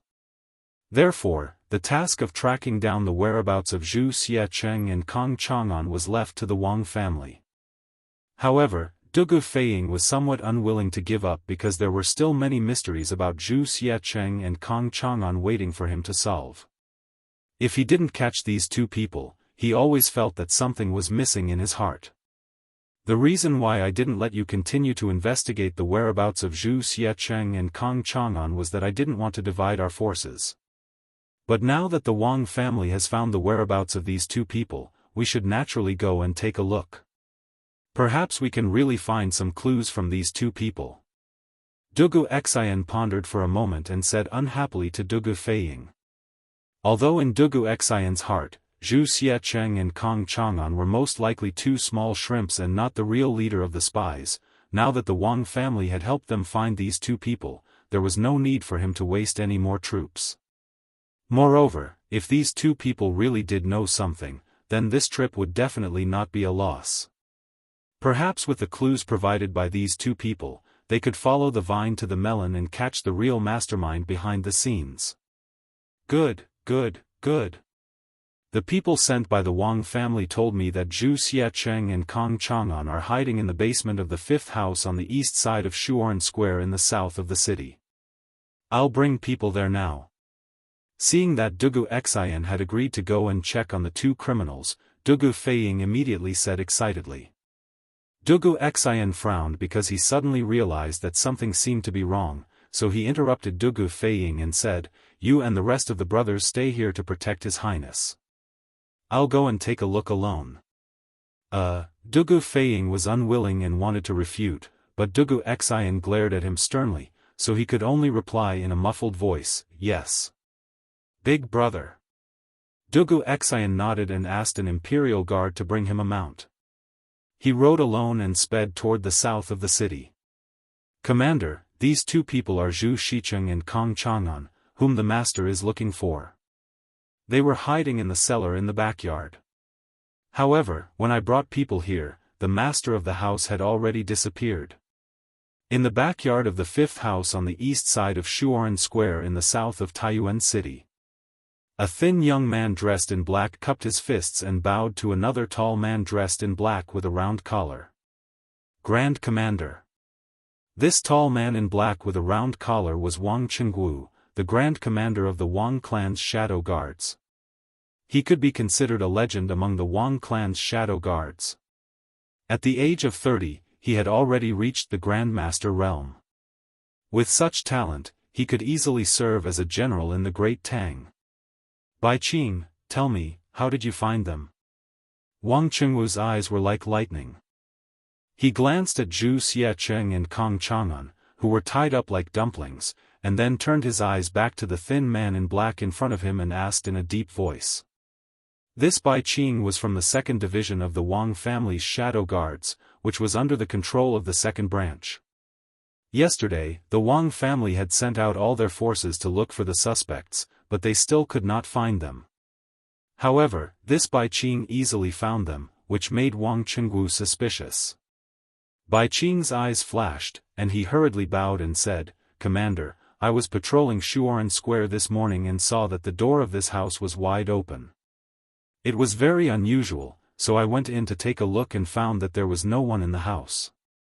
I was about to leave when I suddenly heard a noise from the backyard, so I went to the backyard to check. I didn't expect that there were people hiding in the basement of the backyard. After questioning, I found that these two people were wanted by the head of the family. I was worried that I couldn't deal with them alone, so I hurriedly sent someone back to the family to send a message to you." This guy's explanation could be said to be watertight, but Wang Qingwu looked at him suspiciously. After a moment of silence, Wang Qingwu waved his hand and said, "Take these two people back, and then go to the courier station to bring the accountant of the Chu Ironware shop back to the ancestral house. Verify their identities." "Yes." 4 warriors in golden armor came out of the crowd and dragged Zhu Xiecheng and Kong Chang'an, who were tied up on the ground. Wang Qingwu waved his hand and said, "Let's go back to the ancestral house." A group of people immediately took Zhu Xiecheng and Kong Chang'an out of the house. Bai Qing followed behind, and a trace of excitement and greed flashed in his eyes. He muttered to himself, "The head of the family gathered all the forces to arrest these two people, which means that these two people are very important, and the one who caught them is me, Bai Qing. I'm rich, I'm rich. Ha! The head of the family will definitely reward me a lot this time." In fact, the situation was not like what Bai Qing said just now. Bai Qing was indeed ordered to patrol Xuanren Mill in the morning, but just as he walked into the gate of Xuanren Mill, an arrow was aimed at his face. Although Bai Qing had some martial arts, he could not dodge this sudden arrow with his kung fu. Just as Bai Qing closed his eyes and shouted in his heart, "I'm going to die," the arrow did not pierce his head. Instead, it was an inch away from his ear. With a bang, it was deeply nailed to the wall. Bai Qing was still in shock, but after the person who assassinated him shot the arrow, he did not do anything else. He turned his head to look at the arrow nailed to the wall and saw a piece of cloth tied to the arrow shaft. His heart moved, and he quickly went forward to take the arrow from the wall. He opened the cloth and saw the words written on it, "The person being chased by the Wang family is hiding in the basement of the backyard of the fifth house in the east of Xuanren Mill." After seeing this line of small words, Bai Qing subconsciously did not believe it. He thought that this was a prank by some bored person, but after thinking about it carefully, he felt that something was wrong. Which bored person could shoot an arrow into a wall more than 2 inches deep? Then he thought of the fact that Wang Yu had mobilized the entire Wang family's power to search for Zhu Xiecheng and Kong Chang'an in Taiyuan City. If he caught these two people, he would definitely receive a lot of rewards from the family. Even his position among the Wang family's secret guards would be raised to a higher level because of this. Thinking of this, Bai Qing put away the cloth with the words and secretly went to the fifth house in the east of Xuanren Mill alone. Because he did not want others to share the credit with him, he did not plan to call any of his companions. But unexpectedly, he really did find Zhu Xiacheng and Kong Chang'an in the basement of the backyard of the house. Bai Qing could not help but be overjoyed. Thus, the scene just now happened. Obviously, the arrow just now was not meant to assassinate him, but someone had sent him a message. As for why Bai Qing lied to Wang Chenggu, the reason was because of benefits. If he told the truth that someone had sent him a message to point out Zhu Xiacheng and Kong Chang'an's hiding place, and that was why he caught the two people, then it would seem that he did not play any role in this matter. In order to show more of his credit, he could only say that he had found Zhu Xiacheng and Kong Chang'an's hiding place by himself. On the other side, he was experiencing a real assassination. Dugu Xian rode alone from the center of the city to Xuanren Mill. When he was 3 houses away from Xuanren Mill, suddenly, dozens of arrows with cold light shot toward him from the surrounding walls of the houses. Dugu Xian was a martial arts master at the grandmaster level, and his perception of danger was far more sensitive than Bai Qing's. The moment before the arrows were shot, he felt a sense of danger, and his heart skipped a beat. In the face of dozens of arrows, Dugu Xian pulled out the sword at his waist. With the help of Li Zishuan, he had learned the 9 strategies beyond the swords, arrow-breaking style. There was a flash of sword light in the air, and the dozens of arrows were all broken by Dugu Xian. Ding, ding, ding. The arrows fell on the bluestone with a crisp sound, and the space was instantly silent. Who are you, scoundrel? How dare you commit murder in Taiyuan City? Come out. Dugu Xian had already dismounted.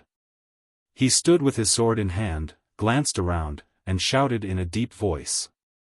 Chapter 1855. Taiyuan City, on the streets outside Wenchang Square, was dead silent.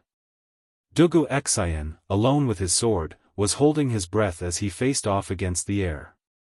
Just a moment ago, dozens of glowing arrows had been shot at him from the walls around him.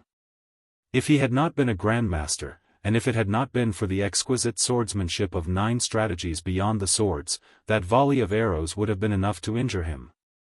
Due to the sudden attack from the dark, Dugu Xian had focused all his attention on his swordsmanship and survival, so he had not paid attention to the enemy's specific location. Now that the enemy's attack had slowed down, Dugu Xian finally had time to observe his surroundings. However, at this moment, there was no one around him. If it had not been for the dozens of broken arrows lying on the ground, Dugu Xian would have thought that the frightening scene he had just experienced was an illusion. An expert. There was definitely a martial arts expert among the enemy, and there was more than one. When Dugu Xian had blocked the volley of arrows, he had clearly felt that a few of the arrows carried a huge amount of true qi. The person who had shot the arrows was definitely at the peak of qi transforming stage or above. Moreover, other than the few extremely powerful true qi arrows, the other assassins who had shot the arrows were all above the qi transforming stage. How did such a powerful assassination team sneak into Taiyuan City? And why did they choose to attack him at this time?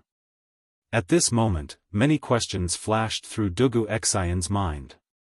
Since he had only gone to the south of the city to see if Zhu Xiacheng and Kong Chang'an had been captured, he had not brought any guards with him when he came out of the courier station. At this moment, he was alone, but he was still fearless. Whoosh, whoosh, whoosh. Dugu Xian happened to be standing at the intersection of 2 streets. His upper left, upper right, lower left, and lower right were all surrounded by the walls of the square. Just as Dugu Xian held his breath and was on full alert, dozens of masked men in black suddenly popped their heads out from the top of the walls of the square. In response to Dugu Xian's shout, they did not say anything. Instead, they responded with another volley of arrows. Humph. 9 Strategies Beyond the Swords, Arrow-Breaking Style. Dugu Xian had not been on guard earlier, and that volley of arrows had not hurt him. Now that he was on guard, how could he be afraid of the black-clothed assassin using the same trick again? He snorted coldly, and then the tip of the sword in his hand trembled, pointing it at the arrows that were shooting towards him. The speed of his sword was too fast, and ordinary people could only see the countless blurry sword shadows in the air. Then, a series of ding-ding-ding sounds could be heard, and the dozens of arrows all fell on the bluestone floor. Compared to his previous response, Dugu Xian's response this time was even more composed and casual. Obviously, under his full defense, these dozens of black-clothed experts could not hurt him. The arrow-breaking form of the Dugu 9 swords was a supreme sword technique that could break all kinds of hidden weapons. However, Dugu Xian had only just begun to learn it. If he had mastered the Dugu 9 swords, not only would he be able to resolve the danger he was in, he would also be able to deflect the enemy's arrow and use it to injure the enemy. But even so, it was more than enough for Dugu Xian at the moment. This arrow-breaking form could not only break the enemy's most threatening volley of arrows, but more importantly, the Dugu 9 swords was more focused on the intent than the form. Defeating a move without a move did not consume much of one's vital energy.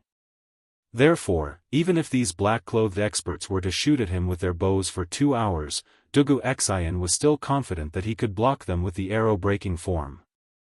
This was Taiyuan City. Not only were there patrolling officers, there were also guards stationed in the city. As long as he delayed these black-clothed men for 15 minutes, he would definitely be able to wait for reinforcements. Therefore, Dugu Xian was not worried about his own safety. Unless these black-clothed experts had other tricks up their sleeves. The target is difficult to deal with. Scatter the smoke.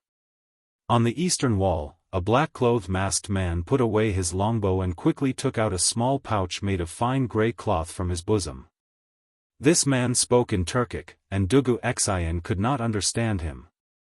From the looks of it, this man should be the leader of this group of masked men. Obviously, after witnessing Dugu Xian's exquisite swordsmanship and superb martial arts realm, he understood that it would be difficult to hurt Dugu Xian with the volley of arrows that they had used to assassinate Dugu Xian. Today's assassination had to be done quickly. Therefore, he had to change his strategy and abandon the vow to use poison. Since they were all masked, they would not be poisoned even if they used the smoke. In the blink of an eye, after the leader of the masked men gave the order, the black-clothed men on the walls around Dugu Xian took out powder wrapped in fine grey cloth from their bosoms and threw it in Dugu Xian's direction. All of this happened too quickly, and Dugu Xian was caught off guard.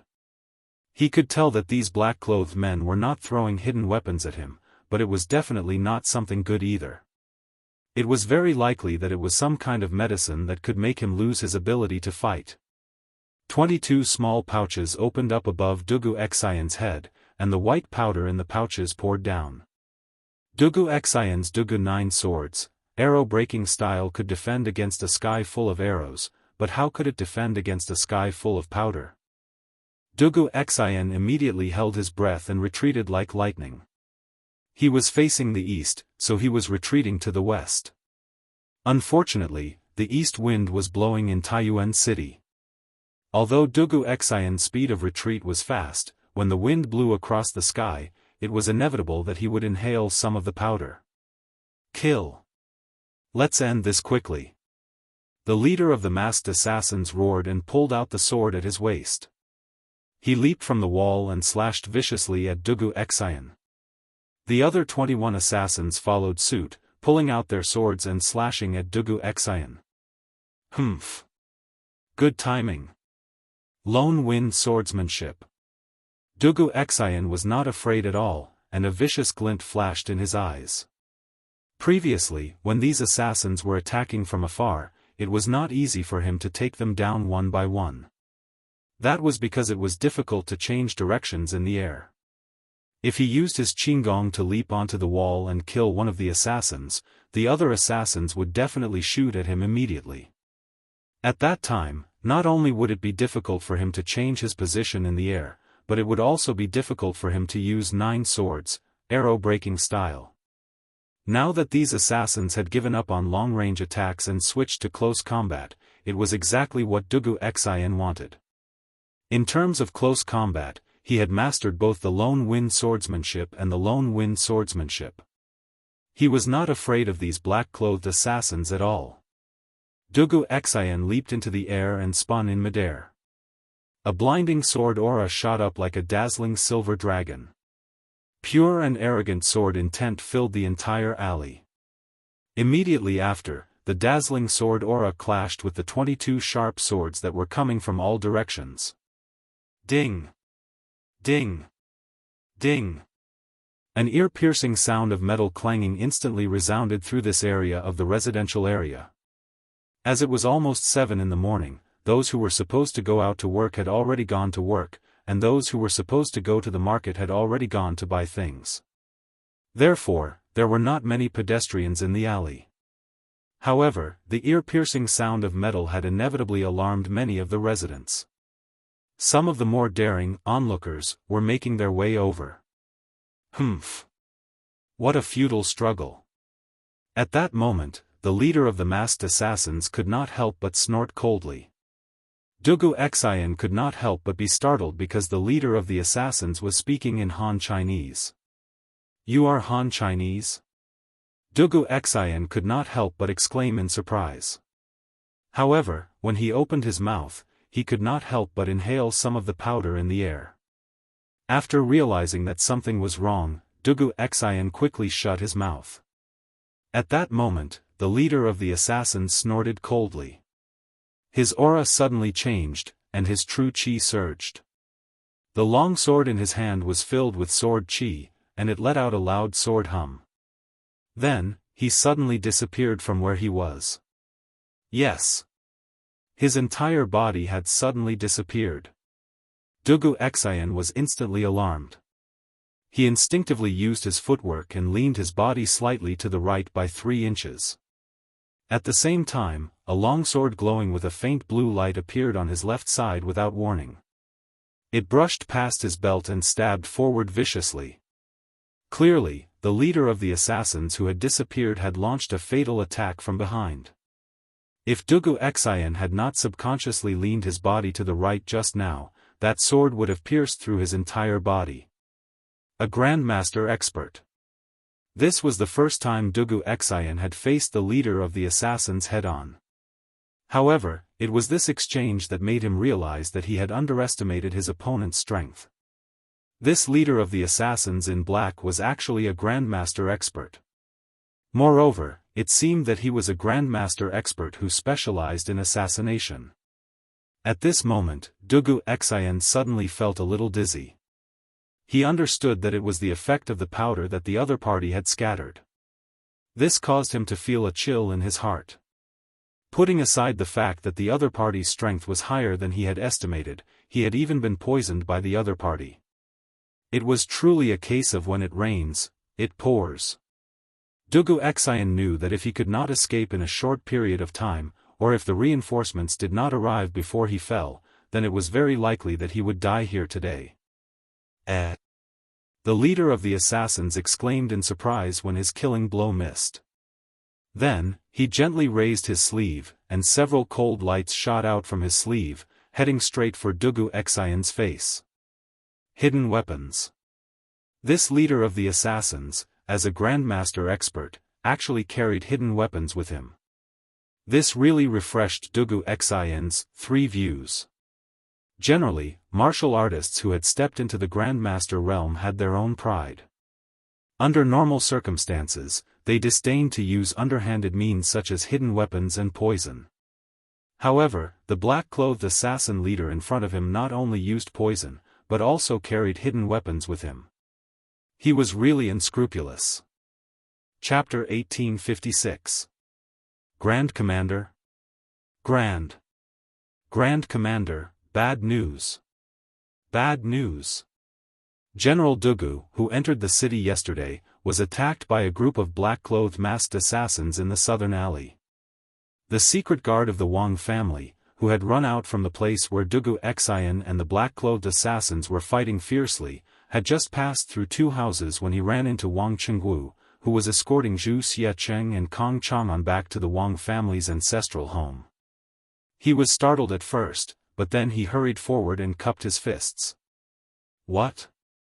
You're saying that someone tried to assassinate General Dugu in the city?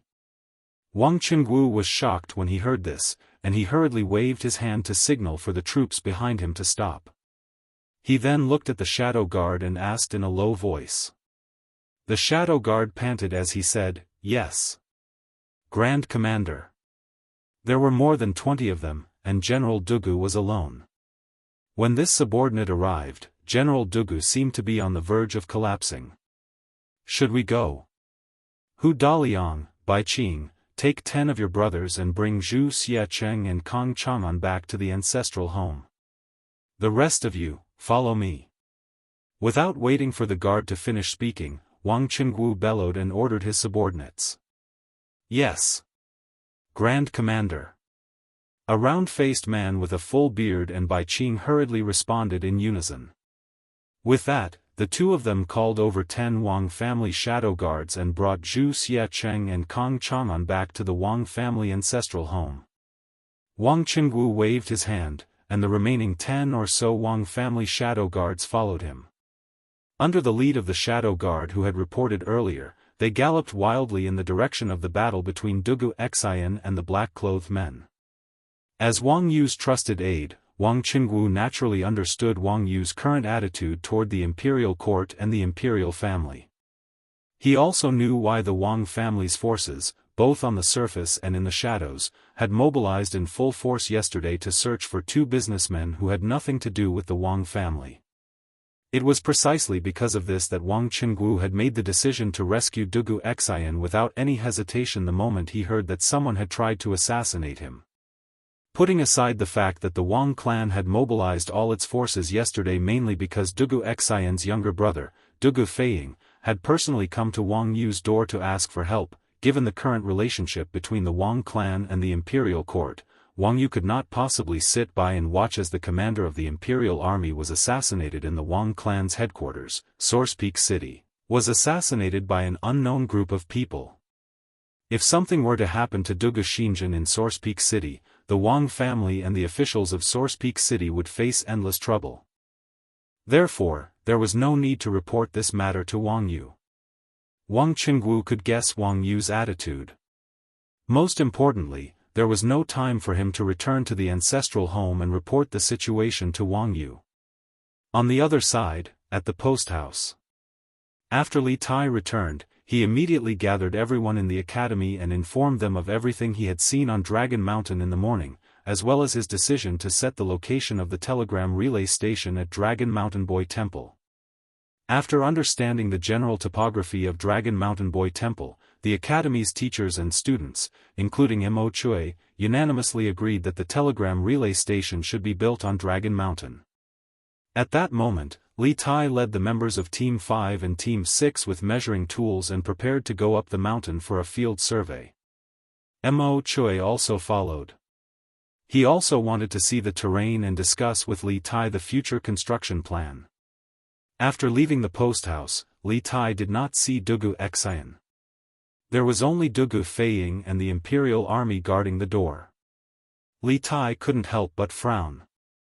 He went up to Dugu Feiying and asked, "General Feiying, where is General Dugu Xian? Didn't he come back with me just now?" Dugu Xian had already told Li Tai about Zhu Xiecheng and Kong Chang'an before entering the city yesterday, so Dugu Feiying had nothing to hide.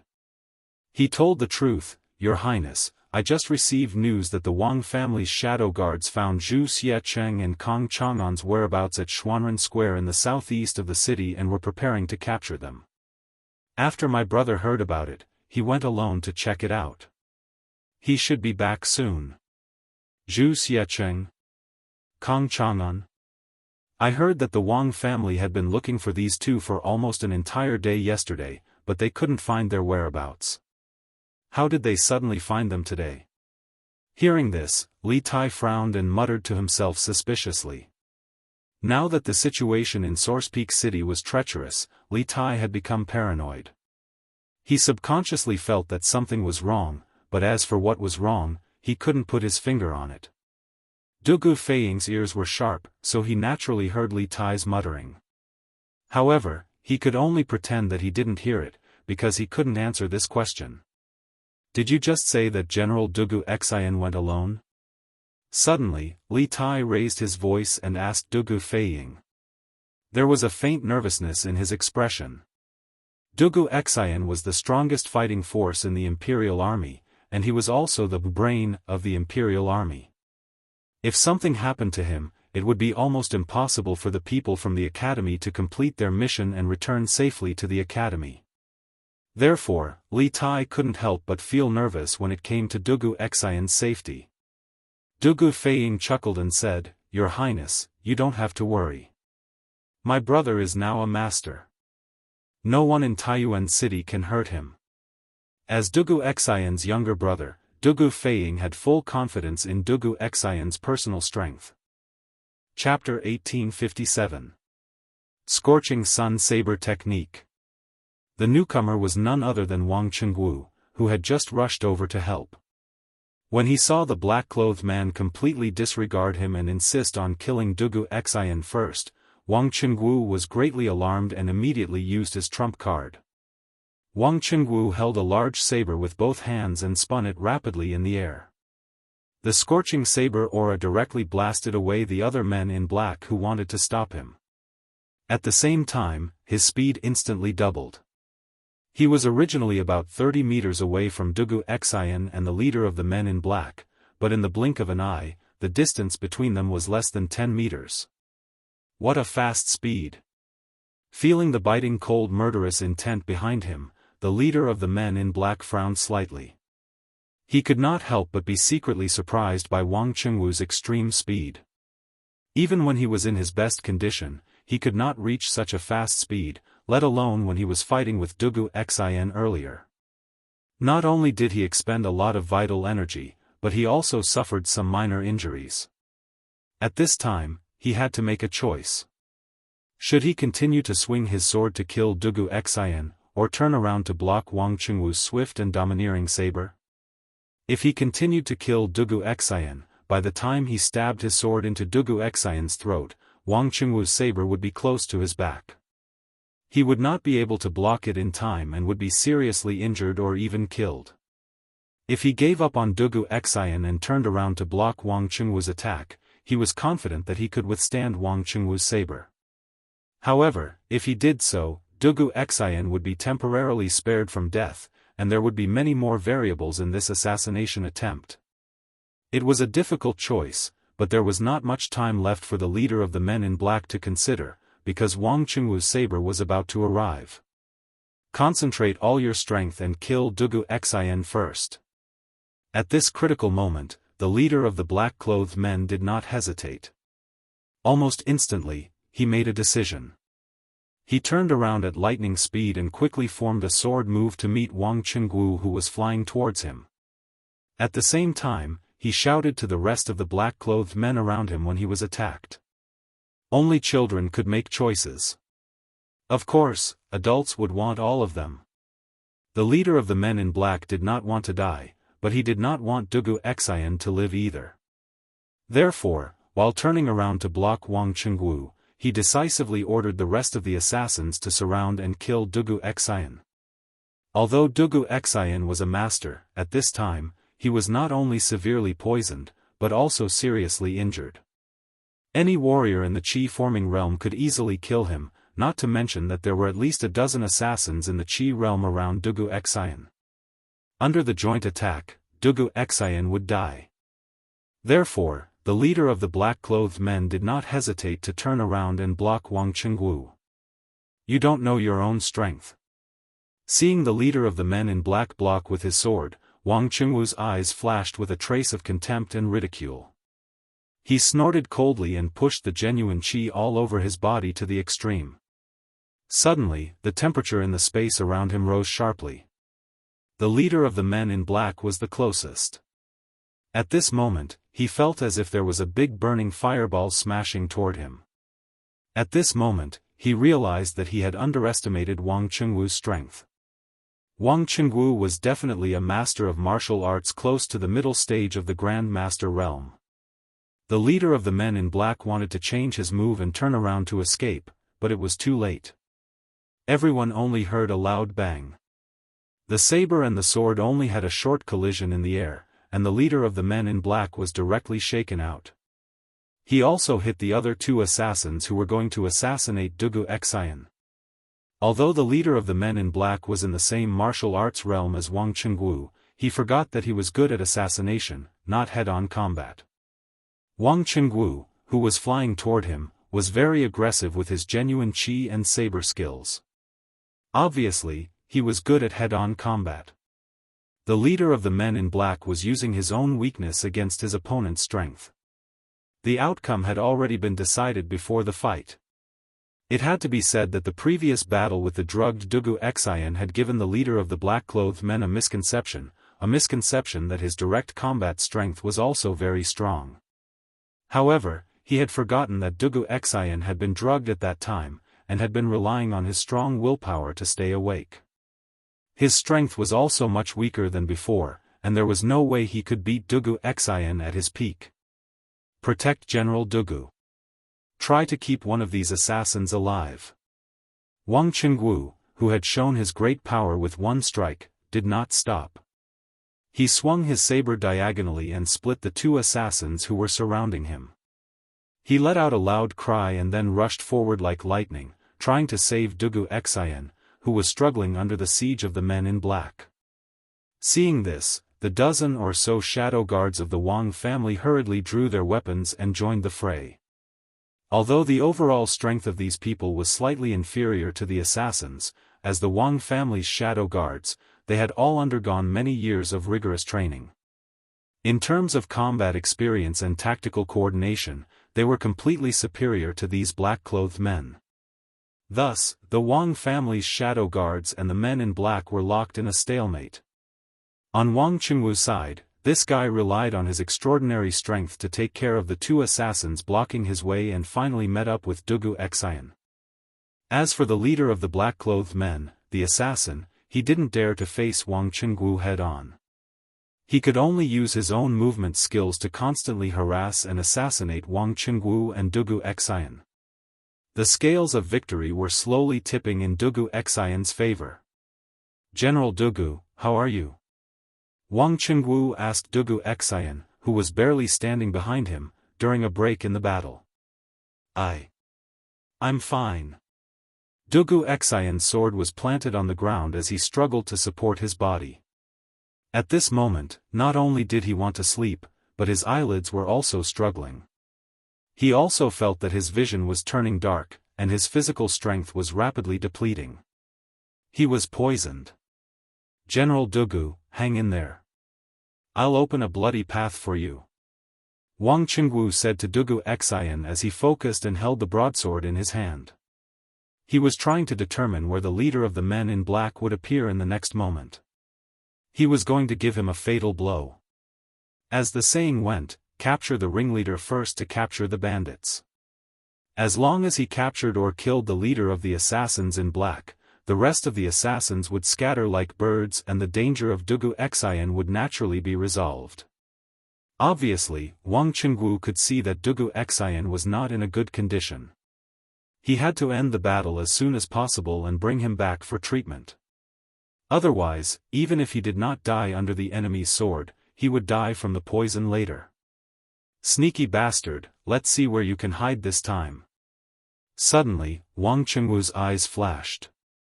He quickly infused his true qi into his broadsword. Then, he disappeared from the spot like a flash of lightning. His entire body was covered in a blazing radiance as he slashed at Dugu Xian's right rear. Chapter 1858. What? General Dugu was attacked by a group of assassins in the southern part of the city? The shopkeeper of the Chu ironware shop, Kong Chang'an, was ambushed by 3 black-clothed men on his way back. At the same time, in the Wang clan's ancestral home, after listening to Bai Qing's report, Wang Yu abruptly stood up from his seat, his face ashen. The Wang clan had been in Taiyuan for many years, but this was the first time someone had slapped them in the face. This subordinate is incompetent. Patriarch, please punish me. Bai Qing and the other Wang clan covert guards got down on one knee and bowed. Where's Cheng Wu? Wang Yu walked up to Bai Qing with his hands behind his back and asked coldly. Patriarch, the Grand Commander received the news and went to the southern part of the city to rescue General Dugu. We brought Zhu Xiecheng and Kong Chang'an's corpses back first. Bai Qing replied in full detail. Quickly bring people to the southern part of the city. Wang Yu was silent for a moment, then he ordered, in addition, bring people to the provincial governor's residence and inform Provincial Governor Wang. Wang Yu knew very well that this was not the time to hold these people accountable. The most important thing now was to ensure Dugu Xian's safety. If something happened to Dugu Xian, then the Wang family would not be able to clear their name even if they jumped into the Yellow River. Zhu Xiecheng and Kong Chang'an had been found and escorted back by the Wang clan, but one of them had been killed right under the eyes of the Wang clan guards. Logically speaking, the Wang clan had to bear the main responsibility. And if something happened to Dugu Xian, the commander of the imperial army, in Taiyuan city, the Wang clan would not be able to escape responsibility. After all, who told the Wang clan to be the local tyrant of Taiyuan city? Yes. Patriarch. Bai Qing and the others left with the order.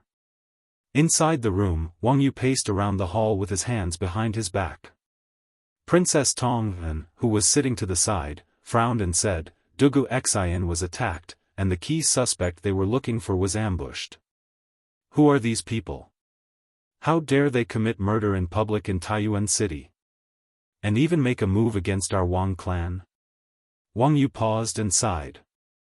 No matter where they come from, since they dared to behave so atrociously in Taiyuan city, this old man will definitely ferret them out. Moreover, I'm afraid that this group of people's goal isn't so simple. Their true goal should be. At this point, Wang Yu turned to look in the northwest direction. That was the post house in Taiyuan city. Li Tai and the other Yanhuang College teachers and students were staying there. Princess Tong'an naturally understood what Wang Yu was trying to say. Her heart sank slightly as she revealed a worried expression. The other party wants to harm Qing Ke? In this way, I'm afraid we won't be able to return to Sui province for the time being. Speaking of which, she and Li Tai had returned to their ancestral home from Qizhou. Originally, they had planned to settle Wang Renbiao's matter and then immediately return to Suizhou. However, Li Tai was her grandnephew. Whether it was due to emotion or reason, whether it was public or private, she had to look after Li Tai. After all, this was Taiyuan, the territory of her husband's family. We definitely can't return to Suizhou for the time being. Nothing must happen to King Wei and the others in Taiyuan city. Right now, he had to see if Cheng Wu could save Dugu Xian and capture one or two of them alive. From the looks of it, we are in the open while the enemy is in the dark. Moreover, the enemy knows everything about us like the back of his hand. We must grasp the enemy's situation as soon as possible. Wang Yu sternly said, his eyes blazing. As the saying went, know thyself and know thy enemy, and thou shalt be victorious in every battle. Although the Wang clan was powerful, if they knew nothing about the enemy's situation, they would be constantly on the defensive. This was something that Wang Yu did not wish to see. Princess Tong'an silently nodded. Reporting.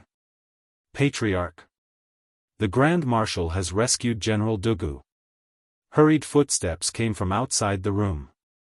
Soon after, Bai Qing, who had left earlier, ran into the hall and cupped his fists to Wang Yu. Wang Yu, who was anxiously pacing back and forth in the hall, suddenly had his eyes light up. He turned around and said with a face full of joy, "Good. That's great. Where is Cheng Wu now? And how is General Dugu? Is he injured?" Although he and Princess Tong'an had analyzed that the enemy's target was likely Li Tai, they had no good ideas. After all, the heavy responsibility of protecting Li Tai's group could only be shouldered by Dugu Xian and the other imperial army soldiers. The Wang clan could not shoulder this responsibility. Thus, nothing could happen to Dugu Xian. Moreover, no matter what, Dugu Xian was the commander of the Northern Imperial Army. If he were to die in Taiyuan City for no reason, no one would be able to bear Li Er's wrath. After all, the Northern Imperial Army was Li Er's trump card, and the commander of this army represented Li Er to a certain extent. Chapter 1859. Whoever could cure Dugu Xian would be rewarded with 3,000 strings of cash. Hearing this, the doctors who had yet to take Dugu Xian's pulse froze, their breathing quickening. Doctors were humans too, and they had emotions and desires. Almost no one would not be tempted by a reward like 3,000 strings of cash. After all, that was a fortune that could allow them to live comfortably for several lifetimes. However, the prerequisite for all of this was to cure Dugu Xian. This old man is quite knowledgeable in detoxification. May I take a look at General Dugu? Just as everyone was about to give it a try, an old man stroked his beard and said, "Old sir, please." Dugu Feiying hurriedly gestured for the old man to go ahead. The old man nodded, and then he slowly walked over to the bed. He first took Dugu Xian's pulse, and then he looked at the wounds on Dugu Xian's arms and back. His expression instantly changed when he saw them. Dugu Feiying hurriedly asked, "Old sir, what poison was inflicted on my brother? Is there an antidote?" Everyone in the room, including the doctors, turned to look at the old man. Although the doctors could tell that Dugu Xian was poisoned, they didn't know what kind of poison Dugu Xian was poisoned with. This was also the main reason why they couldn't do anything about it. After all, if they did not even know what poison the patient was inflicted with, how could they possibly cure it? The old man calmly returned Dugu Xian's body to its original position on the bed, then said with a serious expression, "General Dugu was inflicted with 3 poisons. The first is a knockout powder, which should have been inhaled through the nose and mouth, causing General Dugu to be unconscious. As for the second poison, if I'm not wrong, it should come from the devil's snare flower in India. Moreover, it's taken from the devil's snare flower seed and not its petals, so it's more poisonous. The person who injured General Dugu should have smeared this poison on their weapon. Those who are poisoned will first feel dizzy and have a headache, followed by tachycardia, hallucinations, delirium, and convulsions. If the poison isn't detoxified as soon as possible, it will take at most 2 days to half a day for the poisoned person to slowly die in their sleep. The third poison is the strong poison hook kiss, which should have been smeared on the weapon. The victim will first feel dizzy, then have their heartbeat slow down and then speed up. Their limbs will also feel cold.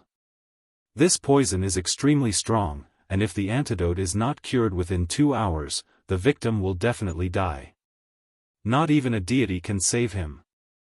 Hook kiss, also known as heartbreak grass, humang vine, etc., is highly poisonous. The moment the old man finished speaking, the doctors in the room were shocked. They could not help but whisper, "What? Devil's snare and hook kiss? Both of them are rare poisons in the world." That's right. No wonder I didn't see it earlier. It turns out that General Dugu was poisoned by these 2 poisons. I'm afraid he's done for. Sigh. These 2 poisons, I'm afraid no one in this world. I don't know if half Immortal Lu can cure them. He is an expert in detoxification. Hearing these people's private discussions, even if Dugu Feiying didn't know how to treat illnesses and save people, he still knew his brother's current situation. However, he still looked at the old man unwillingly and asked, "Old mister, since you already know what kind of poison my brother is suffering from, then you must have a way to cure my brother's poison, right? Don't worry, as long as you can cure my brother, the Dugu family is willing to take out 3,000 strings to express our gratitude." When Dugu Feiying said this, the doctors standing at the side immediately felt uncomfortable.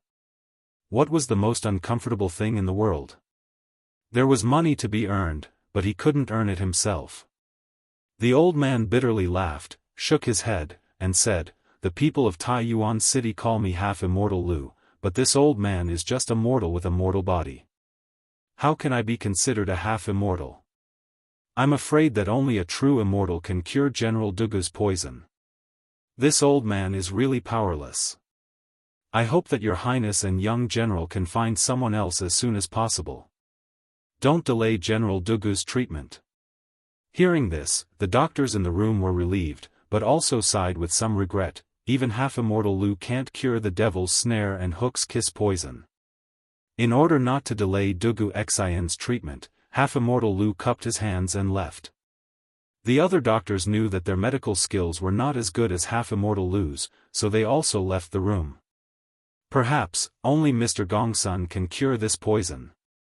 When a doctor walked out of the room, he couldn't help but sigh softly. Mr. Gongsun? Which Mr. Gongsun? When Dugu Feiying, who was in despair, heard this, it was as if he had grabbed onto a life-saving straw.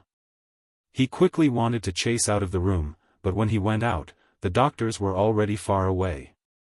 He pulled over the constable of the provincial government office standing at the door and asked, "Who is this Mr. Gongsun they were talking about? Can he cure the poison in my brother's body?" Chapter 1860. 1 coin of skullcap root, 1 coin of gold thread, 2 coins of philodendron, 1 coin of licorice, 1 coin of mung bean, 1 coin of honeysuckle, half a coin of forsythia. Inside the Taiyuan courier station, Gong Sun Liang picked up a brush and wrote 2 prescriptions on a piece of paper without hesitation. The alchemy apprentice who came in with him frowned, but due to Gong Sun Liang's prestige, he didn't say anything. After a while, Gong Sun Liang finally put away the brush and handed the prescriptions to the medicine boy, saying, "Xiao Bao, take these 2 prescriptions and quickly go back to the medicine hall to get the herbs. Let your senior brother pick the best herbs. Go and come back quickly." "Oh. Yes. Master." The medicine boy wanted to say something but hesitated, but in the end, he took the prescriptions and turned to leave. Dugu Feiying stepped forward and grabbed the medicine boy, saying, "This place is not close to the rejuvenation hall, I will ride a horse and take you there. This way, we can save a lot of time." He did not forget that before Master Lu left, he said that if the hook kiss poison in Dugu Xian's body was not cured within 2 hours, he would die without a doubt. Although Gong Sun Liang in front of him had promised to save Dugu Xian, Dugu Feiying did not dare to risk his brother's life. In fact, since Gong Sun Liang could boast, then the 2 hours were invalid. Even if the medicine boy could not come back within 2 hours, he had his own way to ensure that Dugu Xian would not die. The medicine boy looked back at Gong Sun Liang and saw that Gong Sun Liang was smiling without saying anything, so he nodded in agreement. "Thank you, General." After saying that, the 2 walked out of the post house together. Inside the room, Gong Sun Liang opened the medicine box and took out a wooden box with 24 gold needles. He waved to Iron Egg who was standing beside Li Tai and said, "Kid, come and help this old man lift this general up and take off his clothes. This old man wants to give him the needles." Li Tai frowned and complained in his heart, "Is this old man still holding a grudge? Is that why he's called Iron Egg and not me?" In fact, this was completely Li Tai thinking too much. Although Gong Sun Liang had an eccentric temperament, he was already 70 to 80 years old. His tolerance was not small to the point of being angry with a child. The reason why he called for Iron Egg to come over and help instead of Li Tai was because in terms of physique, Iron Egg was stronger than Li Tai. Moreover, Li Tai was the king of Wei. Even if he did not put him in his eyes, he could not so blatantly order him around. Otherwise, Li Tai's subordinates would jump out and accuse him. He did not want to cause trouble. "Oh!" Iron Egg, who was suddenly called out, was stunned for a moment. When he came back to his senses, he quickly walked forward and helped Dugu Xian up from the bed. He also took off the latter's shirt. Suddenly, Dugu Xian's strong muscles and the wounds on his body that had only been treated were exposed to the air. "This old man is going to perform acupuncture." I need some peace and quiet. The fewer people in the room, the better. Gong Sunliang took out a golden needle from the needle box. He did not immediately insert it but turned to Li Tai and the others. Li Tai frowned, but he did not say anything. He waved at the guards in the room and said, "All of you, leave." Understood. Although the Imperial Guards were worried about Dugu Xian's injuries and Li Tai's safety, they still left. Apart from Dugu Xian and Gong Sunliang, only Li Tai, Iron Egg, and Wang Yu were left in the room. As for Qin Huayu, Meng Wenhao, Mo Chui, and the others, they were at the Longshanboi Temple. After learning of Dugu Xian's assassination, Li Tai did not stop their plan to build a telegraph relay station. On one hand, he arranged for Qin Huayu, Mo Chui, and the others to proceed as planned. On the other hand, he and Dugu Feiying rushed back to the courier station to rescue Dugu Xian. Seeing that the room was finally spacious, Gong Sunliang nodded in satisfaction. He held his breath and focused his mind. His aura suddenly changed, becoming serious and serious. He was like a completely different person from before. Then, he raised the golden needle and inserted it into the Tiantu acupoint on Dugu Xian's chest. The speed of his insertion was as fast as lightning.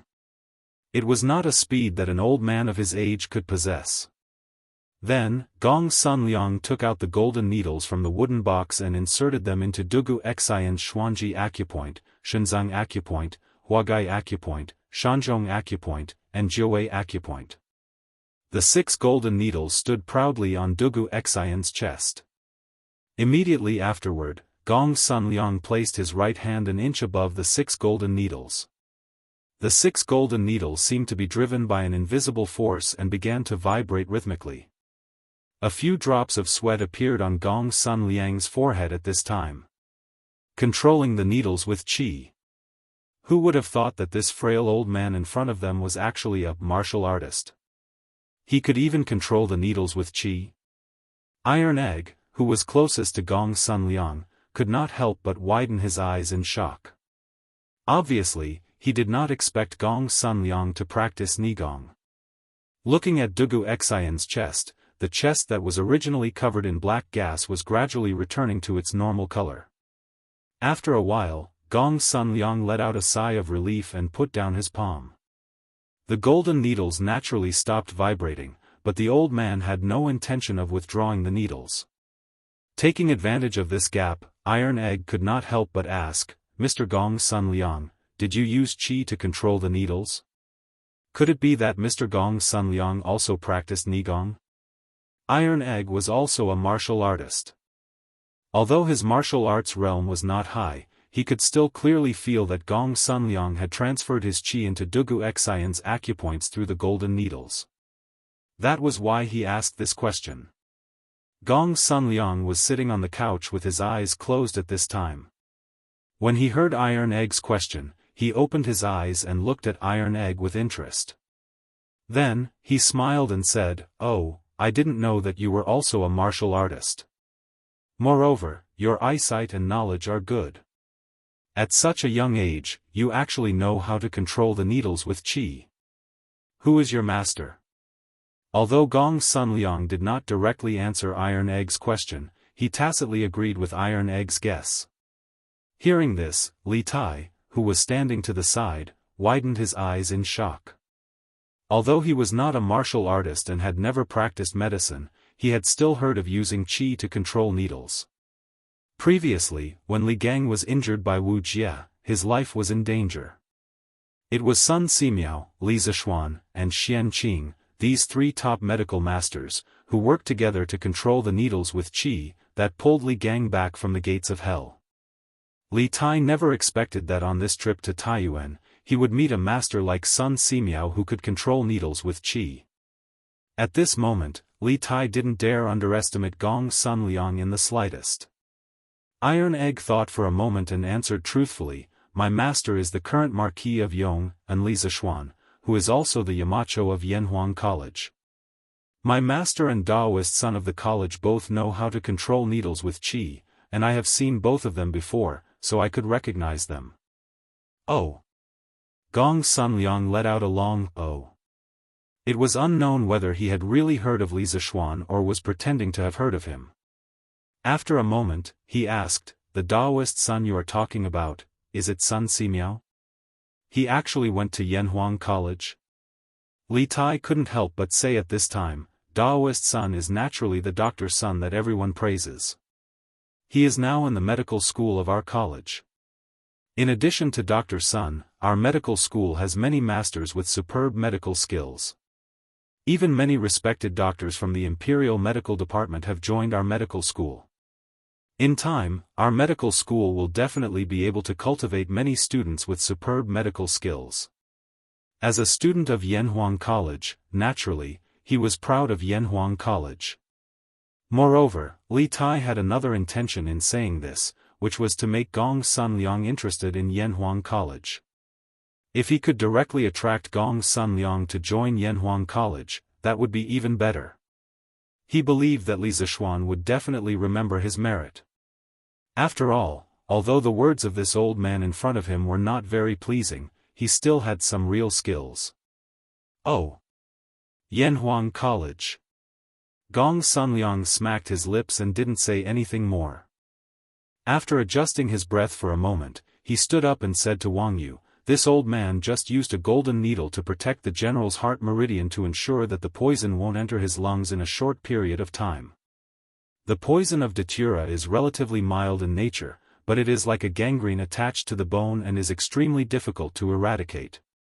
The poison of hook kiss is extremely poisonous, like a flood or a fierce beast. These two poisons, under normal circumstances, are difficult to achieve the effect of fighting poison with poison. However, the two medicines this old man prescribed are used to induce the two poisons in the general's body and balance the power of the two poisons so that they can be used to fight poison with poison. After Xiao Bao brings the herbs here, boil the medicine near the post house and then feed it to the general. This old man will administer the needles from the side to ensure that the two poisons will not harm the general's heart meridian."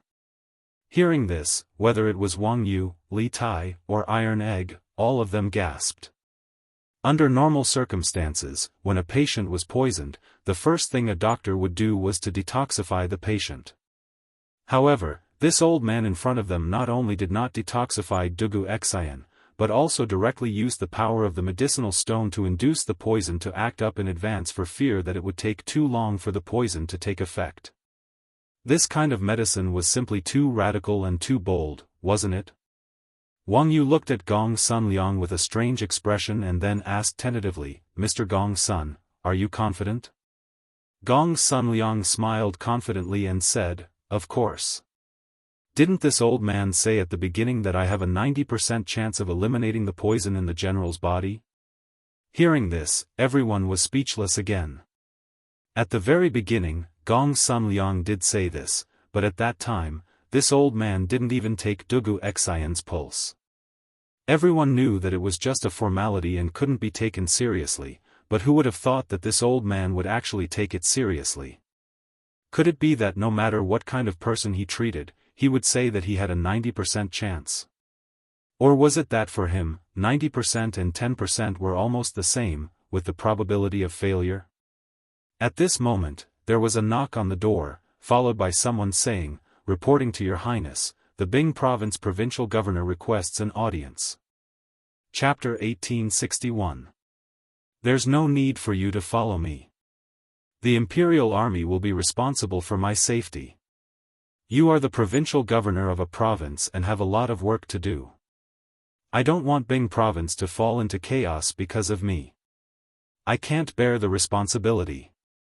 In Taiyuan Post Station, Li Tai hesitated for a moment. In the end, he did not speak ill of Wang Liaoyuan, but he still rejected Wang Liaoyuan's good intentions. After all, Wang Liaoyuan was the highest official in Bing Province. It was unrealistic to have him by his side 24 hours a day. Wang Liaoyuan was relieved to hear Li Tai's tone soften. He looked at Dugu Xian on the bed and asked, "May I ask how General Dugu's injuries are? Do you need me to find a famous doctor in the city?" There's no need for that. Although General Dugu's injuries are serious, with Mr. Gongsun here, he will be fine. Li Tai smiled faintly. After seeing Gongsun Liang's medical skills, Li Tai's trust in the old man increased. Although Gongsun Liang's explanation of the detoxification process was shocking, in Taiyuan City, only Gongsun Liang was worthy of Li Tai's trust. Mr. Gongsun? Gongsun Liang? Hearing Li Tai's words, Wang Liaoyuan noticed Gongsun Liang sitting cross-legged on the side. As the provincial governor of Bing Province, Wang Liaoyuan naturally knew of such a person in Taiyuan City. At the same time, he had also heard of Gongsun Liang's strange temper and his treatment rules.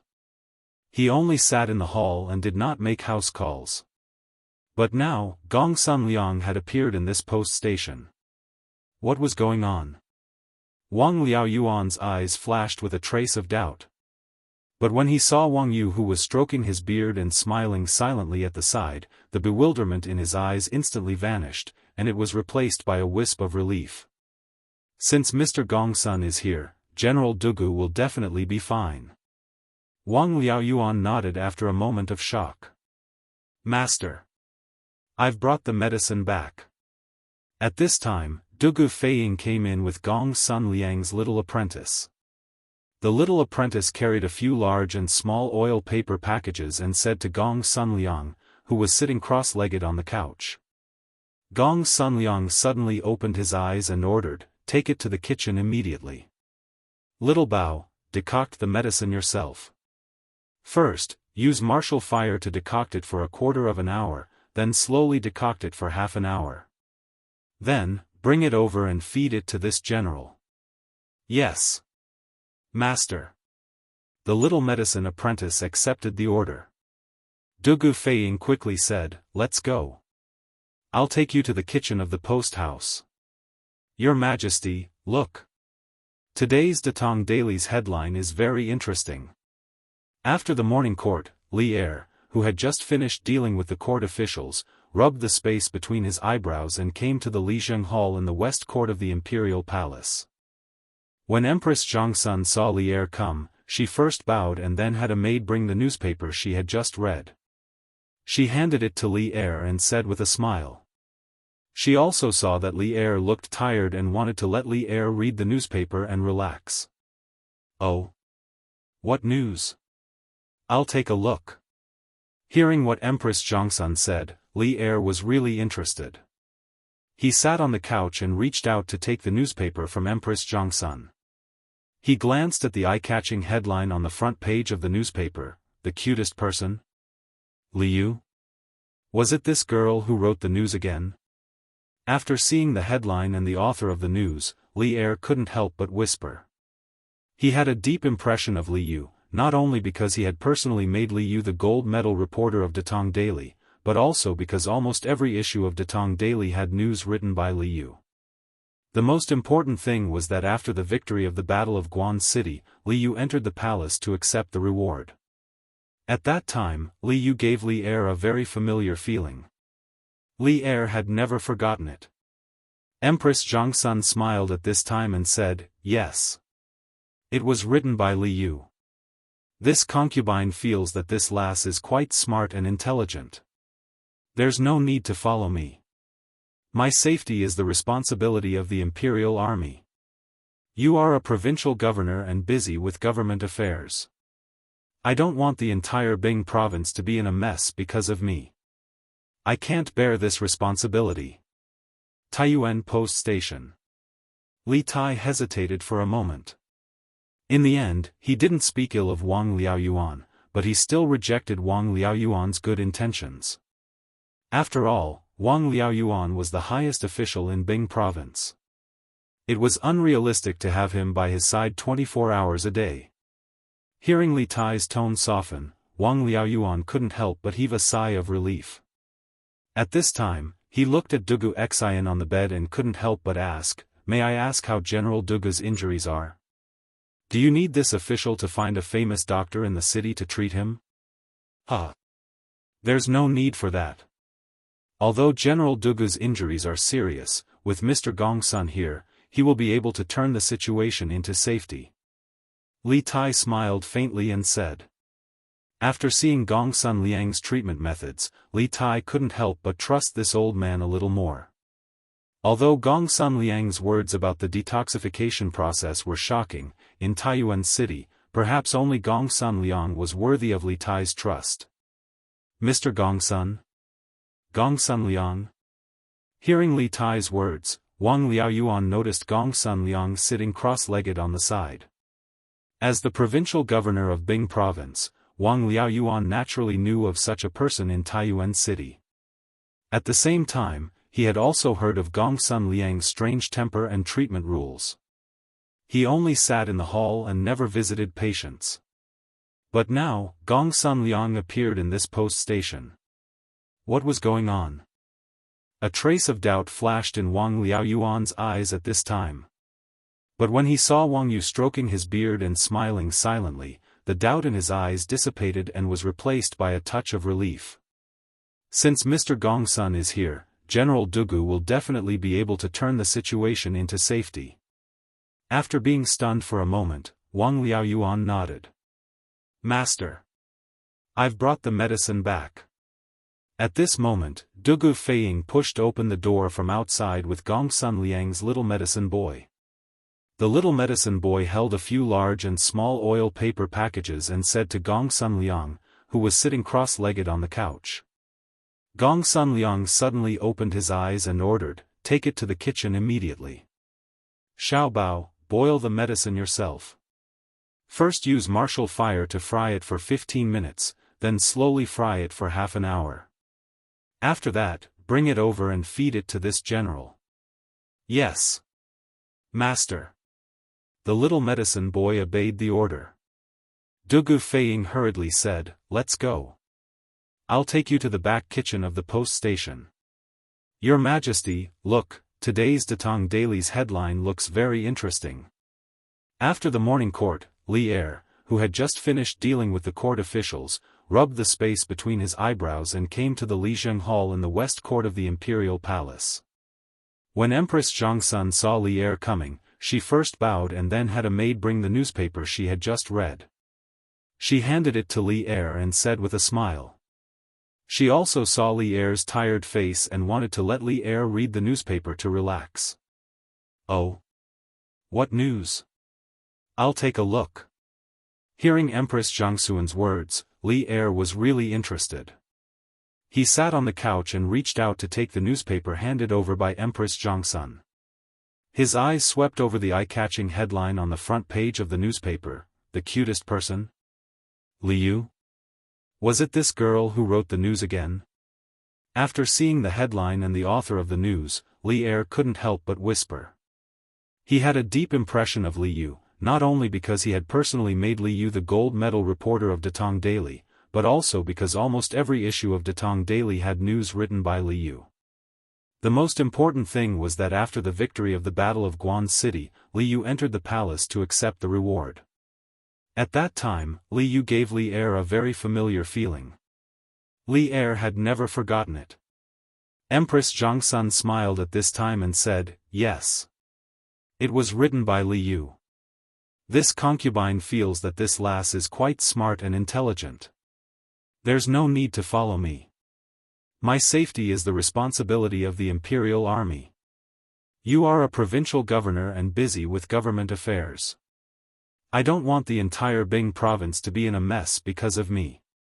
I can't bear this responsibility." Taiyuan Post Station. Li Tai hesitated for a moment. In the end, he didn't speak ill of Wang Liaoyuan, but he still rejected Wang Liaoyuan's good intentions. After all, Wang Liaoyuan was the highest official in Bing province.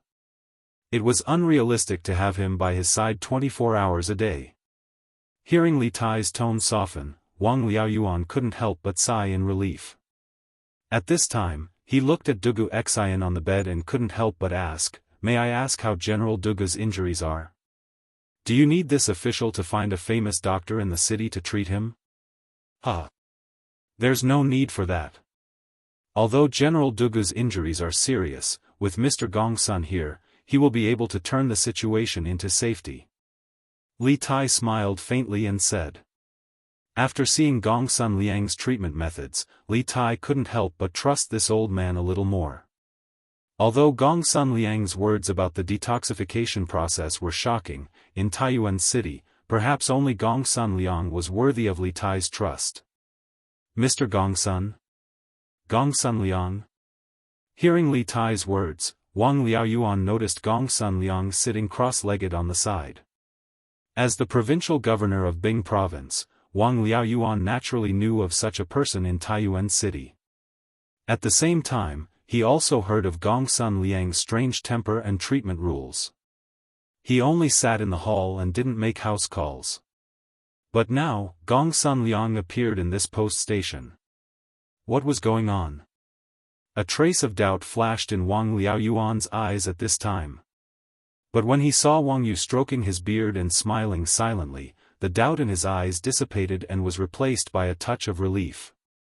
Since Mr. Gongsun is here, General Dugu will definitely be able to turn the situation into safety. After being stunned for a moment, Wang Liaoyuan nodded. Master. I've brought the medicine back. At this time, Dugu Feiying pushed open the door from outside with Gongsun Liang's little medicine boy. The little medicine boy held a few big and small oil paper packages and said to Gongsun Liang, who was sitting cross-legged on the couch. Gongsun Liang suddenly opened his eyes and ordered, "Take it to the kitchen immediately. Xiaobao, boil the medicine yourself. First use martial fire to fry it for 15 minutes, then slowly fry it for half an hour. After that, bring it over and feed it to this general." "Yes, Master." The little medicine boy naturally obeyed. Dugu Feiying hurriedly said, "Let's go. I'll take you to the back kitchen of the post station." "Your Majesty, look, today's Datong Daily's headline looks very interesting."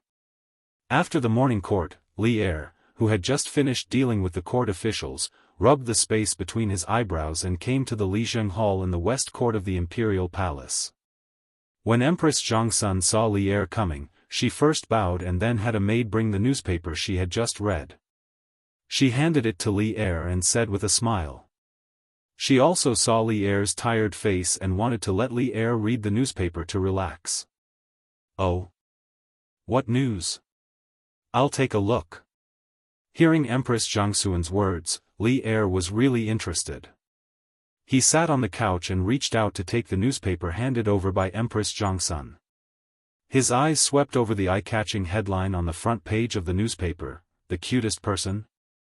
Liu? Was it this girl who wrote the news again?" After seeing the headline and the author of the news, Li Er couldn't help but whisper. He had a deep impression of Liu. Not only because he had personally appointed Liu as the gold medal reporter of Datong Daily, but also because almost every issue of Datong Daily had news written by Liu. The most important thing was that after the victory of the Battle of Guan City, Liu entered the palace to receive the reward. At that time, Liu gave Li Er a very familiar feeling. Li Er had never forgotten it. Empress Zhongsun smiled and said, "Yes. It was written by Liu.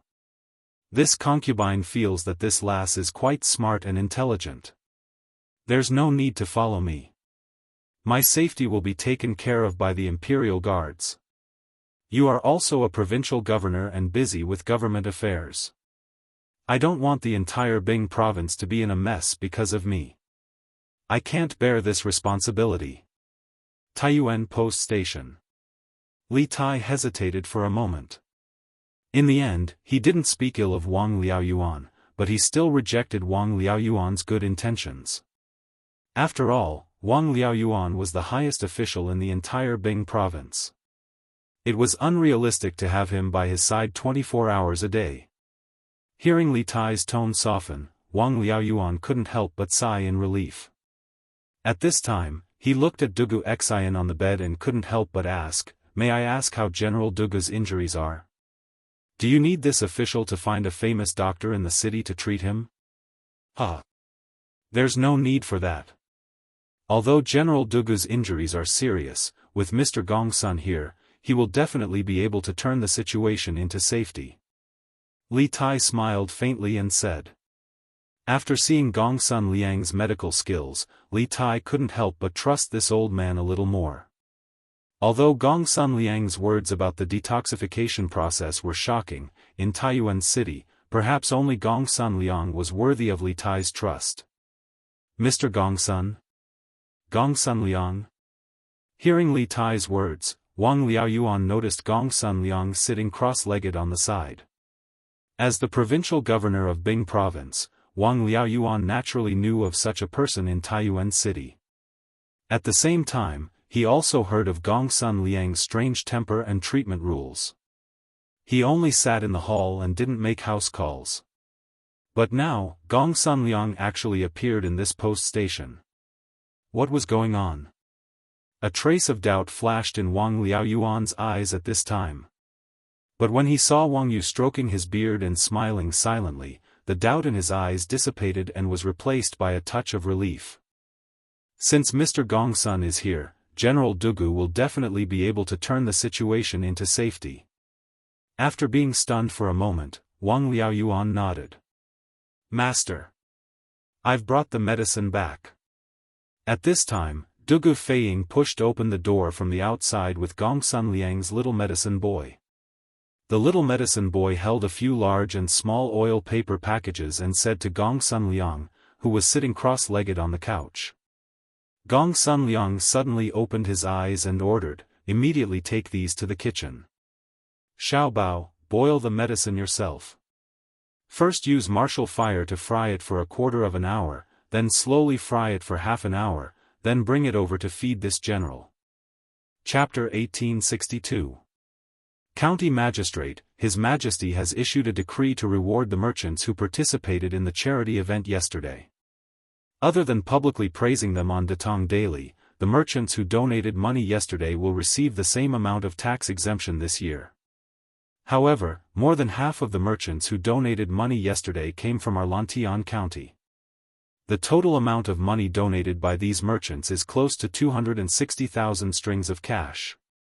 If our Lantian County collects taxes according to His Majesty's decree, won't we collect less than 260,000 strings of cash in business tax? The county office's treasury is already not abundant, and we even donated 10,000 strings of cash yesterday.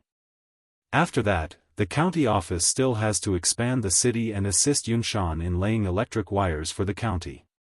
Now that His Majesty has issued a decree, the business tax collected by our county office will be reduced sharply in the future. What should we do? In the back hall of the Lantian County office, County Deputy Meng held a notice in his hand as he worriedly spoke to County Magistrate He. In the hall, other than the two of them, there was also Registrar Zhang and County Lieutenant Wang. It could be said that all the administrative officials of the Lantian County office were present. As for Jianghu and Constable Sun, they were in charge of the prison and public security, so they did not participate in this small-scale meeting within the county office. The notice in County Deputy Meng's hand was naturally the notice of commending merchants that was posted in Chang'an and the surrounding counties after the morning court. The 4 people present had all seen it. After County Deputy Meng finished speaking, Registrar Zhang could not help but speak up. County Magistrate, County Deputy Meng's worries are not without reason. Back then, Marquis returned the financial authority of Lantian County to the county office and instructed us to collect and use the taxes collected by the county office for the people. Seeing that the business in the city has just picked up and the business tax collected is increasing month by month, the county office dares to start many large and small projects. Right now, we have such a big business and borrowed a lot of money from Yanhuang Bank. Furthermore, the expansion of the city walls and the laying of electric wires will require a lot of money. If we follow His Majesty's decree to collect taxes, in the remaining 5 months of this year, I'm afraid we will only be able to collect 1 or 2,000 strings of cash in business tax, which is just a drop in the bucket. In this way, not only will the 2 projects be stopped, but the money that our county office owes Yanhuang Bank will also be difficult to pay off. Therefore, I think that if we don't follow the Emperor's order to collect taxes, we will continue to collect taxes according to the original policy. It had to be said that Li Er's imperial edict to reward the merchants who participated in the donation gathering yesterday had somewhat disrupted the development of Lantian County. If the tax reduction decree was implemented according to the imperial edict, Lantian County would suffer a huge financial loss. First of all, there were currently more than 600 merchants in Lantian County. However, there were more than 300 merchants who participated in the fundraising event yesterday. Overall, the merchants who were willing to participate in the fundraising event at least proved that their shops were on the right track and were even making a lot of profits. These merchants were currently the largest taxpayers in Lantian County. The reason why the other 300-plus merchants did not participate in the fundraiser was that, apart from a few people who were naturally stingy, most of the merchants had just moved to Lantian County. Their shops had already established themselves in Lantian County. In other words, they were not making any profits or were making very little profits, causing them to be short on cash. These merchants were the ones that Lantian County's county government needed to support. At present, they could not contribute much to Lantian County's tax revenue. If they were to collect taxes according to Li Er's tax reduction decree, the financial situation of Lantian County's county government in the next few months could be imagined. In addition, the tax collection rate in Lantian County was 1 out of 6, while the tax collection rate in the other provinces and counties in Tang Dynasty was 1 out of 30. This would lead to a problem. 2 merchants had participated in the fundraising event yesterday and donated 1,000 strings of coins. However, one of them was from Lantian County while the other was from another county. According to Li Er's edict, the 2 of them would receive a tax exemption of 1,000 strings of coins for the rest of the year. This might not seem like a problem, but if one were to combine it with the different tax collection rates in Lantian County and outside of Lantian County, there would be a huge problem. According to the tax collection rate of 1 out of 30 for most provinces and counties in Tang Dynasty, as long as the merchant from another county who donated 1,000 strings of coins did not make a total profit of more than 30,000 strings of coins for the remaining 5 months of the year, he would not have to pay any additional tax to the imperial court. In other words, only when he made a total profit of 30,000 strings of coins in 5 months would he be able to use up the tax exemption of 1,000 strings of coins that he received from the fundraising event. But in reality, there were very few merchants in the entire Tang Dynasty who could make a profit of 30,000 strings of coins in 5 months. In other words, even though the merchant from another county who donated 1,000 strings of coins received a tax exemption of 1,000 strings of coins, he would not be able to use up this tax exemption because his profits in 5 months were likely to be only 10,000 strings of coins or less. In this way, the imperial court's actual loss of tax from this merchant was only 1 out of 30 of 10,000 strings of coins, which was around 300 strings of coins or less. But the Lantian County merchant who donated 1,000 strings of coins was different. According to the tax collection rate of 1 out of 6 in Lantian County, as long as his total profit in the next 5 months of the year could reach 6,000 strings of coins, he would be able to use up the entire tax exemption of 1,000 strings of coins. At this time, the Lantian County's official loss of business tax from this merchant was a solid 1,000 strings of coins, without any discount. Chapter 1863. In some TV series, there was often such a scene, when the male lead, female lead, was seriously injured and unconscious, it was difficult to feed the medicine. Therefore, the female lead, male lead, would first pack the medicine into her mouth, and then feed the male lead, female lead, the medicine mouth to mouth.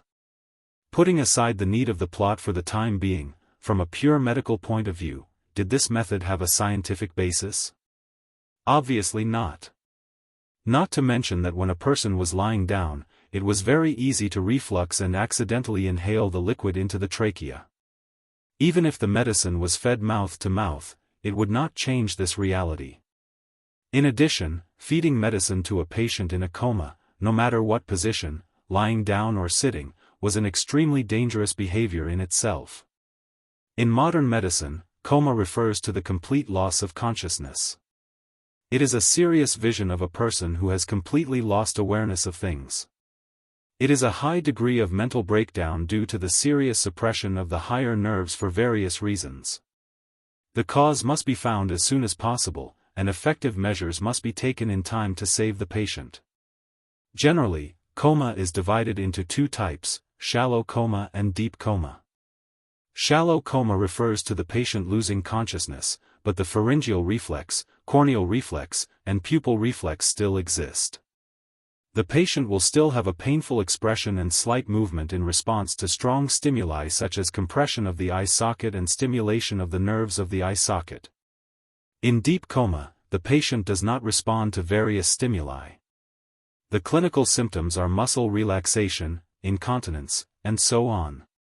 It is impossible for such a patient in a deep coma to spontaneously swallow. Once the liquid is poured into the mouth, because the patient does not have the basic swallowing reflex, the liquid will not squirm along the esophagus to reach the stomach. Instead, a large amount of liquid will gather in the throat, making it very easy to reflux and accidentally inhale due to choking. In other words, these things will mistakenly enter the trachea and reach the lungs, resulting in aspiration pneumonia. In this case, a lung infection is often life-threatening. Therefore, in modern hospitals, as long as the patient's swallowing reflex is not good, such as the neurological department's medulla oblongata paralysis, the doctor will consider feeding the patient with a gastric tube and nasal feeding diet as well as medicine and water. They will not risk the patient's life. Although Gong Sunliang did not know the professional terms such as swallowing reflex and advanced nerves, nor did he know that there was such an alternative method of feeding drugs through a nasogastric tube, it did not mean that one's personal problem-solving ability would be limited even if one's knowledge was limited by the age when one reached the peak of one's expertise in a certain field. When he first examined Dugu Xian's injuries, Gong Sunliang had not only checked Dugu Xian's pulse, but also checked Dugu Xian's eyelids, mouth, and other parts of his body. He wanted to confirm whether Dugu Xian was still conscious and whether he could swallow medicine on his own. It was because he was certain that the unconscious Dugu Xian still had a certain level of consciousness that Gong Sunliang gave him the prescription and dared to let the little medicine boy decoct and feed the medicine to Dugu Xian. "Alright, little treasure. I won't feed him for now. Take the bowl of medicine and wait at the side." Under the care of the little medicine boy, Dugu Xian barely managed to drink half a bowl of medicine. If he was fed any more, the medicine would all flow out. Seeing this, Gong Sunliang spoke up to stop him. In his opinion, half a bowl of medicinal soup was enough for the two poisons in Dugu Xian's body to take effect. "Yes, Master." The little medicine boy did not hesitate. After wiping the medicine from the corner of Dugu Xian's mouth with a handkerchief, he decisively took the bowl of medicine and stood aside. Chapter 1864. Your Majesty. His Highness King of Wei has sent an urgent report. In the hall of Ganlu, Li Er, who had received spiritual comfort from Empress Zhongsun, was reviewing memorials. A young eunuch from the imperial astronomer urgently requested an audience. After the young eunuch entered the hall, he held a slip of paper in his hands and bowed to Li Er to report. An urgent report from Azure Sparrow?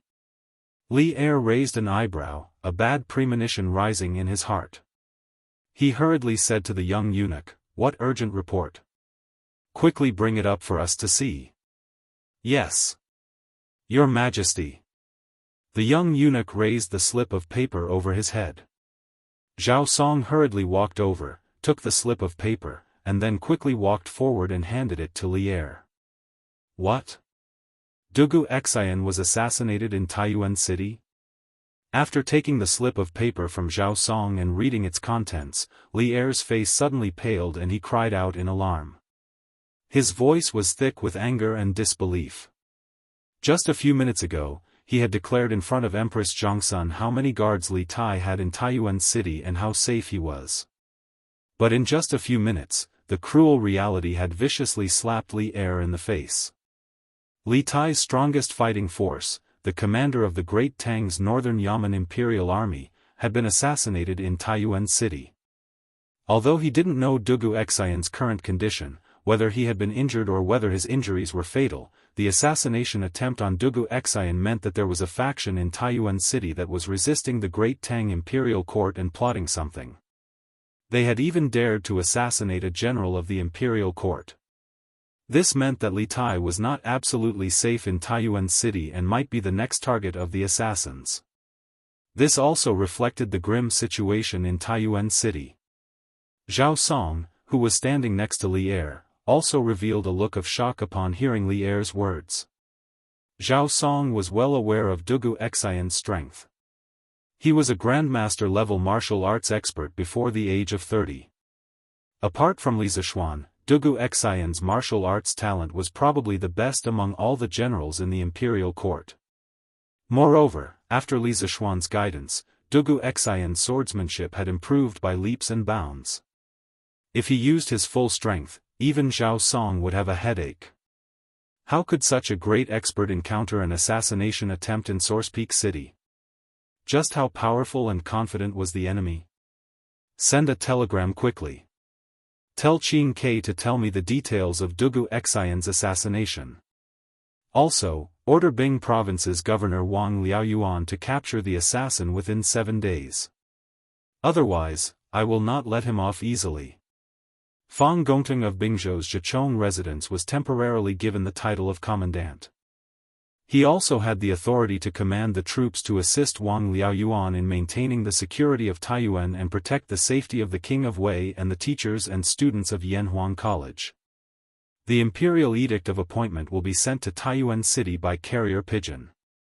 After reading the contents of the note, Li Er's face darkened. After thinking for a moment, he gave the order to the young eunuch from the imperial astronomer. It was a military taboo to change generals in battle, so Li Er did not directly remove Wang Liaoyuan from his position. Instead, he gave the latter a chance to make up for his mistakes. Yes. Your Majesty. The young eunuch replied, then quickly left the hall. Zhao Song, write what I just said into an imperial edict. Then, use the Wang family's carrier pigeon to send it to Taiyuan as quickly as possible. After the young eunuch left, Li Er instructed Zhao Song, who was beside him. This matter concerned the appointment of generals and the mobilization of troops. It was impossible to rely on telegrams alone. An official imperial edict was required. Chapter 1865. Fei. Feiying, have you caught Zhu Xiecheng and Kong Chang'an? Hurry. Interrogate them as soon as possible. Long delays may cause trouble. In Taiyuan City, in the inn, Dugu Xian, who had just woken up, felt weak and thirsty. After drinking 3 cups of water from Dugu Feiying, Dugu Xian felt a little better. He had recovered some of his strength, so he grabbed Dugu Feiying's arm and said, "Brother Dugu Feiying, let's go." The first thing on Dugu Xian's mind when he woke up was not his injuries, but the person behind the scenes. Obviously, this assassination had given him a strong sense of urgency. Since the hidden force dared to jump out and assassinate him directly, it meant that the other party's layout in Taiyuan City was basically complete. Their next target was probably Li Tai and the students and teachers of Yanhuang College. Therefore, he had to catch them before they made their next move. Otherwise, Li Tai would be in danger. Big brother, we did catch Zhu Xiecheng and Kong Chang'an, but on the way back, Kong Chang'an was killed. Dugu Xian was killed before he reached Xuanren Square, so he did not know that the Wang family's shadow guards were also attacked on the way back. Therefore, Dugu Feiying hurriedly explained. What? Kong Chang'an was killed? Cough cough. When Dugu Xian heard this, he almost jumped out of bed, if his body's condition allowed it. Perhaps because he was too agitated, his breathing became unstable, and he began to cough. Dugu Feiying hurriedly stepped forward and patted Dugu Xian's back. He said anxiously, "Big brother, don't be so agitated. Although Kong Chang'an was killed, we still have Zhu Xiecheng. We can definitely get some information from him. Wang Yu, who was standing to the side, could not help but say, "Commander Dugu, you may not know this, but our Wang family's shadow guards were attacked by 3 black-clothed masters on the way back from escorting Zhu Xiecheng and Kong Chang'an. The 3 men's martial arts were extremely high, and the leader of the Wang family's shadow guards, Wang Qingwu, happened to be at Wenchang Square in the south of the city, so they succeeded in killing Kong Chang'an. After all, it was the Wang family's fault. The Wang family will definitely take good care of Zhu Xiecheng and won't let anything happen to him again. General Fei Ying is right. Right now, Commander Dugu should focus on recuperating. Zhu Xiecheng is under the care of the Wang family. It won't be too late to interrogate him after he recovers." Dugu Xian, who was lying on the bed, felt a jolt in his heart when he heard that. He struggled to wave his hand at Wang Yu and said, "Patriarch Wang, you're exaggerating. The Wang clan isn't at fault here. Furthermore, when I was ambushed in the southern alley, the one who came to my aid at the crucial moment should be the head of the Wang clan's guards, right? How could Dugu Xian dare to lightly blame him when he has yet to repay the favor of saving his life?" Wang Yu's words revealed a very important piece of information. When the Wang family was escorting Zhu Xiecheng and Kong Chang'an back, Wang Qingwu was not present. Instead, he went to the Wenchang workshop in the south of the city. Coincidentally, the location where Kong Chang'an was attacked was right outside the Wenchang workshop. Putting the two together, it wasn't hard to deduce that the peerless swordsman who suddenly descended from the sky when Dugu Xian was at the brink of death was the head of the Wang family's guards, Wang Qingwu. Although Dugu Xian was a little displeased that Kong Chang'an had been assassinated despite being heavily guarded by the Wang family, he had saved his life. If Wang Qingwu hadn't gone to save him, how could the 3 black-clothed experts have succeeded in killing Kong Chang'an? Dugu Xian was still clear about the cause and effect of this matter. Commander Dugu's guess is correct. The one who went to the Wenchang workshop to save you was the head of the Wang family's guards, Wang Qingwu. The Wang family has lived in Taiyuan for generations. Although they don't have the responsibility of guarding the city like the government, they still don't allow anyone to behave atrociously at their doorstep. Therefore, it is the Wang family's duty to save Commander Dugu. Commander Dugu, you don't have to be so polite. In the face of Dugu Xian's thanks, Wang Yu spoke with a righteous expression. Wang Liaoyuan, who was standing at the side, suddenly felt a little ashamed. Speaking of which, maintaining the law and order of Taiyuan City should be the responsibility of the provincial government or the county government. Dugu Xian had been assassinated in the city, and the person who had saved him wasn't someone from the government, but the head of the Wang family's guards. This made the government lose face. Fortunately, Constable Feng from the provincial government had brought people to the scene at the last moment and had more or less contributed some effort. Otherwise, Wang Liaoyuan's expression would have been even uglier. No matter whether it is the Wang family's duty or just following orders, to me, Dugu Xian, it is still a life-saving grace. How can this life-saving grace just be taken lightly? When I'm feeling better, I will personally visit Brother Qingwu to thank him. Dugu Xian shook his head and insisted. Without waiting for Wang Yu to say anything, he changed the topic and said in a low voice, "But the most important thing right now is to interrogate Zhu Xiecheng as soon as possible." Among the assassins that appeared in the city today, the strongest one was a grandmaster. Their origins are probably not simple. We have to find out their identities and hiding places as soon as possible. Otherwise, we will always be in a passive position. Li Tai, who had been standing at the side for a long time, spoke up at this time. "General Dugu, don't worry about your injuries. Leave the matter of tracking down the assassins to us." But, Dugu Xian wanted to say something else, but Li Tai firmly cut him off. "No buts. This is my order. Dr. Gongsun said earlier that General Dugu needs to rest more for the next few days, and you can't use force. I'm still waiting for General Dugu to recover as soon as possible so that you can lead the Imperial Army to protect me. General Dugu, please don't disappoint me." During this time, the imperial army will be led by General Fei Ying. It was rare for Li Tai to be so forceful. His resolute words left Wuxia Xianxia with no room to refute. After that, Li Tai turned to look at Wang Yu, Wang Liaoyuan, and the others, and said solemnly, General Wuxia still needs to recuperate. We won't disturb him. In addition, my father has just sent an imperial edict through the telegraph.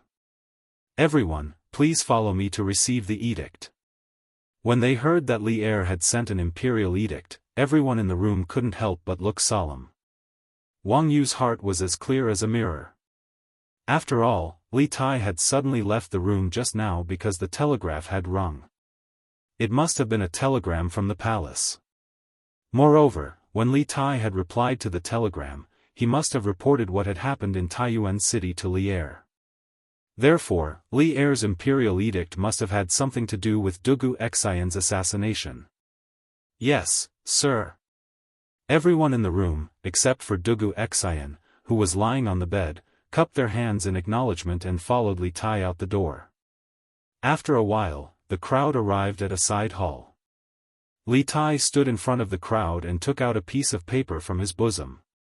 He faced the crowd and read it aloud. Father has ordered Bing Province's provincial governor, Wang Liaoyuan, to investigate Wuxia Xianxia's assassination with all his might. The murderer must be caught within 7 days. Otherwise, he will be severely punished. Fang Gongting of Bing Province's Zhichong residence will be temporarily promoted to the rank of commandant. He will also temporarily have the authority to command the army to assist Wang Liaoyuan in maintaining the security of Taiyuan City. He will also protect the safety of Yanhuang College's teachers and students. The content of the imperial edict was very short. It was so short that it didn't seem like an imperial edict at all. There were no pleasantries or anything difficult to understand. It was more like Li Er was giving orders in front of everyone. Although this was only an imperial edict in the form of a telegram, no one could tell if it was real or fake. Whatever Li Tai said was the truth. However, no one questioned the authenticity of the imperial edict. This was because the person who announced the imperial edict was Li Tai, Li Er's favorite son. It was impossible for Li Tai to lie about this matter. This was because lying about this kind of thing could be easily exposed. Moreover, once exposed, his political career was basically over.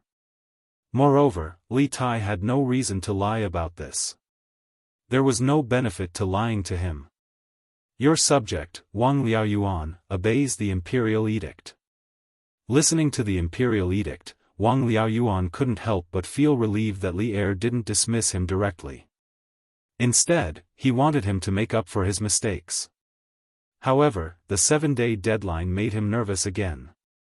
He was afraid that he wouldn't be able to sleep in the next 7 days. Li Tai nodded and said, although this imperial edict came from a telegraph, you don't have to doubt its authenticity. The imperial edict with the imperial seal has already been sent here by the Wang family's carrier pigeons in the capital. It will probably arrive at noon. At that time, granduncle, please pay more attention. The cultivation of carrier pigeons couldn't be done overnight. The imperial court couldn't cultivate a batch of carrier pigeons to cover every province and county in the Tang Empire. Not only the imperial court couldn't do it, but even a 1,000-year-old clan like the Wang family couldn't do it. At present, the Wang family could only cultivate some carrier pigeons to send messages to the ancestral home in Taiyuan. Wang Yu nodded and said, Your Highness, don't worry. Once the Wang family receives the imperial edict, it will be sent here immediately. In addition, when Provincial Governor Wang needs any help in tracking down the assassin, please don't hesitate to ask me. The Wang family will do our best to help. Thank you. Wang Liaoyuan clasped his hands and thanked Wang Yu gratefully. He was a distant collateral descendant of the Wang family, so he didn't receive much help from the Wang family in his official career. Especially after he became the provincial governor of a province, he took the initiative to reduce his contact with the Wang family to avoid suspicion. However, Wang Yu was willing to spare no effort to help him in this matter, which made him very touched. Li Tai said in a clear voice, Good. In that case, I hope that all of you can work together to catch the assassin hiding in the city as soon as possible. The first thing is to interrogate Zhu Zeching and see what we can get out of him. Wang Liaoyuan clasped his hands and said, I will do as you command. I will send people to the Wang family to detain Zhu Zeching in the prison of the government office and immediately interrogate him. We will set up a heavy guard and won't let anything happen to him. Li Tai shook his head and said, there is no need to set up a heavy guard. I think that we shouldn't have too much hope for Zhu Zeching.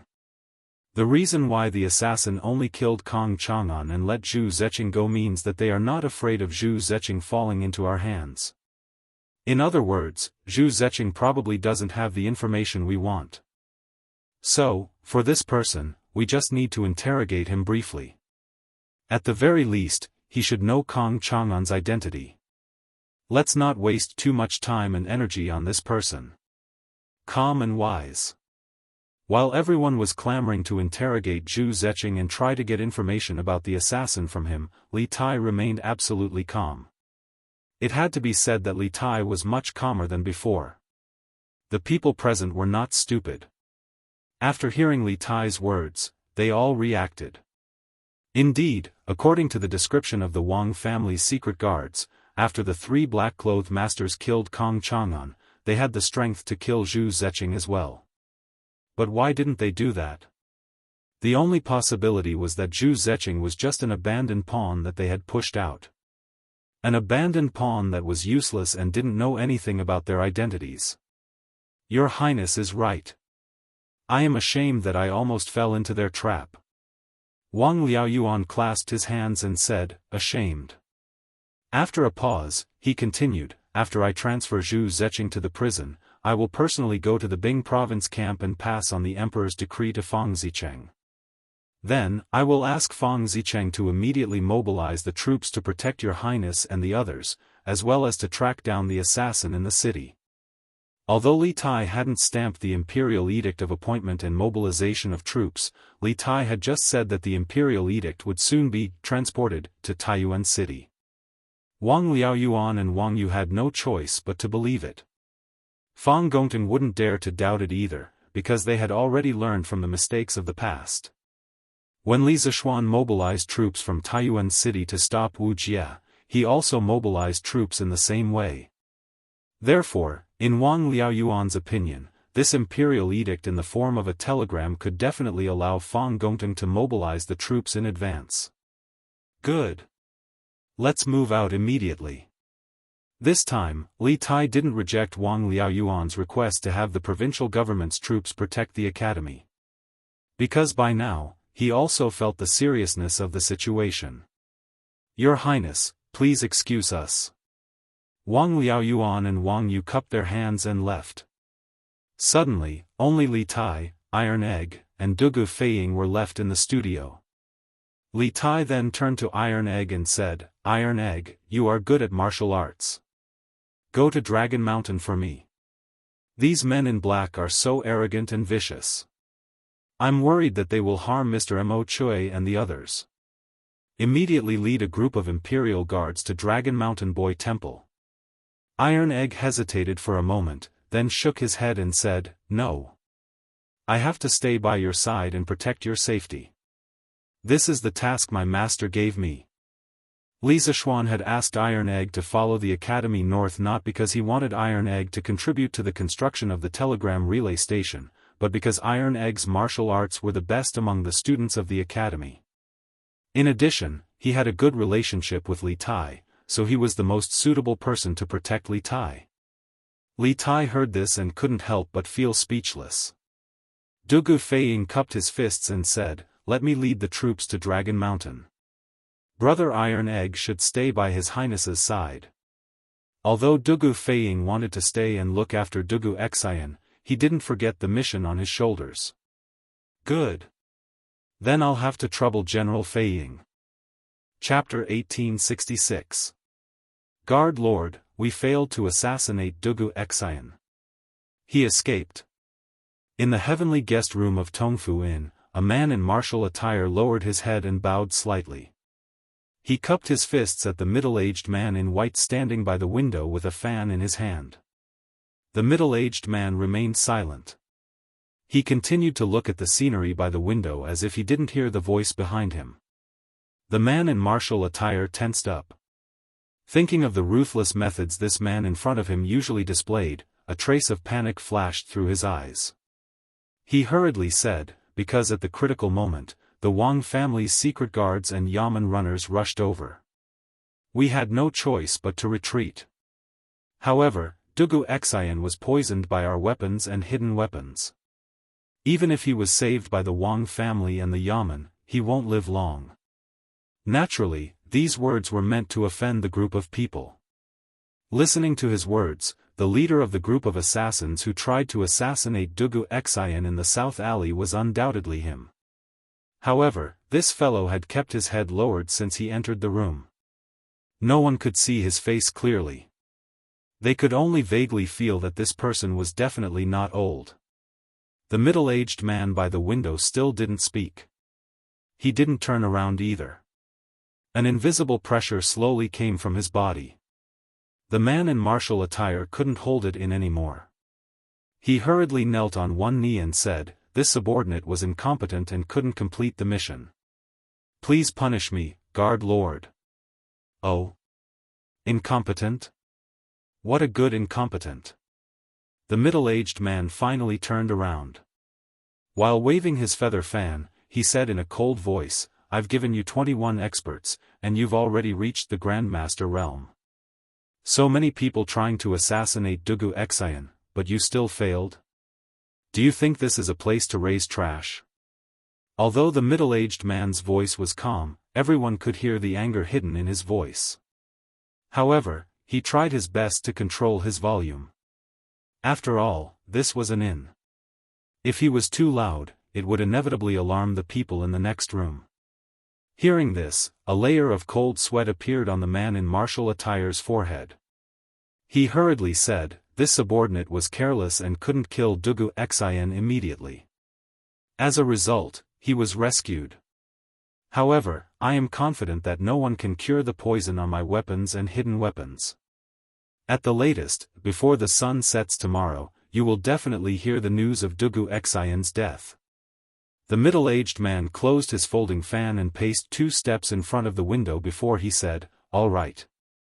I'll believe you one more time. If Dugu Xian doesn't die before the sun sets tomorrow, I'll hold you responsible." "Yes, yes, yes." The man hurriedly agreed.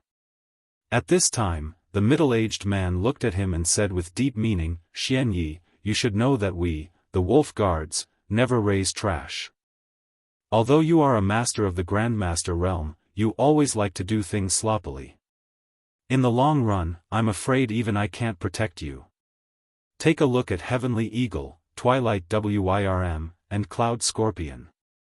Even though their strengths are slightly inferior to yours, they were able to kill their targets and escape unscathed from the Wang clan's secret guards. This is not the first time they have successfully completed a mission. I hope you remember that we, the Wolf Guard, do not lack experts. What we lack are people who know how to do things. If you want to live, if you want to stand out, then don't make any more mistakes. Do you understand? Xianyi." So this assassin's name was Xianyi. Moreover, from what the middle-aged man had said, it seemed that they all came from an organization called the Wolf Guard. However, almost no one in the world knew what this organization did, who it served, when it was founded, or where it was located. However, the middle-aged man's words were biased. If not for this master assassin called Xianyi drawing the attention of the Wang clan's most powerful secret guard, Wang Chenggu, those 3 peak chi transformation assassins would never have been able to successfully kill Kong Chang'an and escape unscathed. Yes. This subordinate understands. Xianyi's body trembled slightly, and then he cupped his fists and replied. Who would have thought that a master martial artist would bow and scrape before a middle-aged scholar who didn't seem to know any martial arts and didn't even have the strength to truss a chicken? If this scene were to spread, who knew what the world would make of this middle-aged scholar's identity? Did you reveal your identities during the assassination? The middle-aged man asked after a moment of silence. Xianyi didn't immediately answer. He paused for a moment before replying, "We did not. This subordinate and the others had our faces covered the entire time. Dugu Xian, the Wang clan's secret guards, and the Yamen runners never saw our faces." In truth, during the assassination attempt, Xianyi and the other assassins had revealed a flaw. They had first spoken in Turkic, and then Xianyi had spoken in Han. This sort of abnormal behavior was certain to have attracted Dugu Xian's attention. However, Xianyi was certain that the poisoned Dugu Xian would die. Moreover, even if the other party grasped this point, they wouldn't be able to find anything, so he didn't mention it. "That's good," the middle-aged man nodded in satisfaction. "Lord Wei, according to this subordinate's investigation, King Wei and Dugu Xian went to Dragon Mountain earlier today, and then they returned to the city. However, after they returned, even more Yanhuang College's teachers and students went to Dragon Mountain. Dugu Xian is currently on the verge of death, and their defenses are at their weakest. Should this subordinate take some men to Dragon Mountain and capture the Yanhuang College's teachers and students?" Seeing that the middle-aged man didn't speak, Xianyi probed. The reason he was so proactive was that he wanted to find an opportunity to atone for his crimes. Although he had made a solemn vow to the middle-aged man that Dugu Xian would die, he wasn't very confident. Although everyone who had been poisoned by his weapon had died, what if a miracle happened to Dugu Xian? Then he would definitely be punished by the middle-aged man. Rather than that, he might as well make some contributions in advance so that he could atone for his crimes later. Hearing this, the middle-aged man frowned. After pondering for a moment, he shook his head and said, "No. Those Yanhuang College's teachers and students have many of the Northern Yamen's imperial army by their side. The Wang clan's secret guards can't compare to the Northern Yamen's secret guards. Right now, our hidden forces in the city aren't enough to face the imperial army head-on. We must avoid them and find an opportunity in the shadows to act." "Yes," Xianyi replied in a muffled voice. Then, he said, "Master Wei, after the 2 assassinations in the morning, Taiyuan City is now under full martial law. Moreover, the Bing Province Barracks has also sent out many troops to search for our whereabouts in the city. Should we move to another place?" The place they were in now was the heavenly guest room of Tongfu Inn. Not only was the decoration luxurious, but the interior space was also extremely large. There were a total of 4 to 5 rooms including the inner and outer rooms. It was completely like an independent house. Of course, more importantly, Zhu Xiecheng, who was now detained in prison by the government, used to live in this guest room.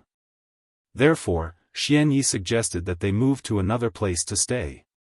"Move to another place? Why do we have to move to another place?" The middle-aged man chuckled and shook his head. "Haven't you heard that the most dangerous place is the safest place? Next, the Wang family and the people from the provincial government will definitely focus on the big houses. Even if they search here, they won't be able to find anything." It had to be said that this guy was really brave. Speaking of which, if a normal person wanted to lurk in Taiyuan City and cause trouble, they would definitely rent a remote house to stay.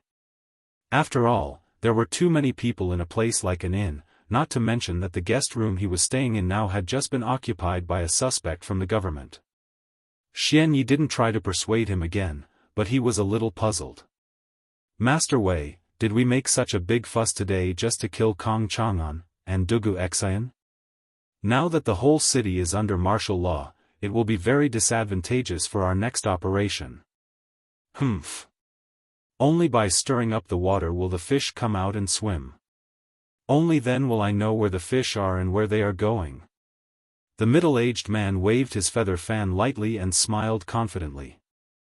Kong Chang'an's identity is not as simple as it seems. Now that he died in Taiyuan City under the heavy protection of the Wang family's shadow guards, the ones who will have a headache next are the Taiyuan government and the Wang family, not us. And this is just a test, a test of the fish's purpose in coming to Taiyuan City. But there is no need to test them now, someone has already come to tell us the answer. How interesting, it seems that there are some smart ones in this school of fish.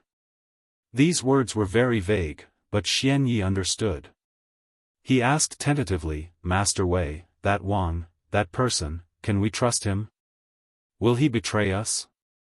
The middle-aged man frowned slightly, but after a moment, he smiled faintly. If he wanted to betray us, he wouldn't have gone through so much trouble. In the end, he and I are the same kind of people who don't want to be trapped in this small Taiyuan city. He is also a smart person. And with him secretly helping us, it will be easier for us to succeed. At this point, the middle-aged man turned to look at Xianyi and said with a serious face, Go back now and watch over them. Tell them to bury their weapons properly. Be careful for the next 2 days, don't cause any trouble. I will send a messenger pigeon later and inform the Great Khan of the situation here. I believe that the Great Khan will be interested in this matter. We will hide in the city first and wait for an opportunity to move. Messenger pigeon, the Great Khan. The amount of information hidden in the middle-aged man's words was not small. Just the 3 words Great Khan showed that his allegiance was not to the Central Plains, but to the Great Khan of the Turks, Xieli. Not only could this fellow speak fluent Chinese, but he also knew how to send a messenger pigeon. Obviously, he was a man from the Central Plains. Why would a man from the Central Plains work for the Great Khan of the Turks? And his status in the Turks was not low either. Who was this person? There were too many mysteries in this, waiting for Li Tai and the rest to solve. If they could not solve it, it would be difficult for them to complete their mission. Yes. This subordinate obeys. Xianyi bowed and was about to leave when the middle-aged man stopped him. Wait. Xianyi paused, and the middle-aged man said lightly, If there is nothing important in the next 2 days, try not to come here and bother me. Yes. Master Wei. Xianyi replied and turned to leave. The door creaked open from the inside and then closed from the outside. The room regained its peace, and only the fragrance of tea lingered in the air. Creak. After some time, the door was pushed open from the outside again, and a tall man with eyes as bright and spirited as a nighthawk walked in and ran straight into the room. Master Wei, we just received news that the post house has invited all the famous doctors in the city, including half Immortal Lu from Taiyuan City and Gong Sunliang from Huichun Hall in the north of the city. It is said that the 2 of them are famous miracle doctors around Taiyuan, and they are only slightly inferior to miracle doctor Sun Simiao. Therefore, this subordinate estimates that Dugu Xian might not die. When he saw the middle-aged man sitting on the couch and sipping tea, the tall man quickly bowed and cupped his fists. All right. I got it. The middle-aged man unhurriedly swallowed the tea in his mouth, then put down the teacup and said lightly, Xianyi is an idiot. He has good skills, but he can't do anything right.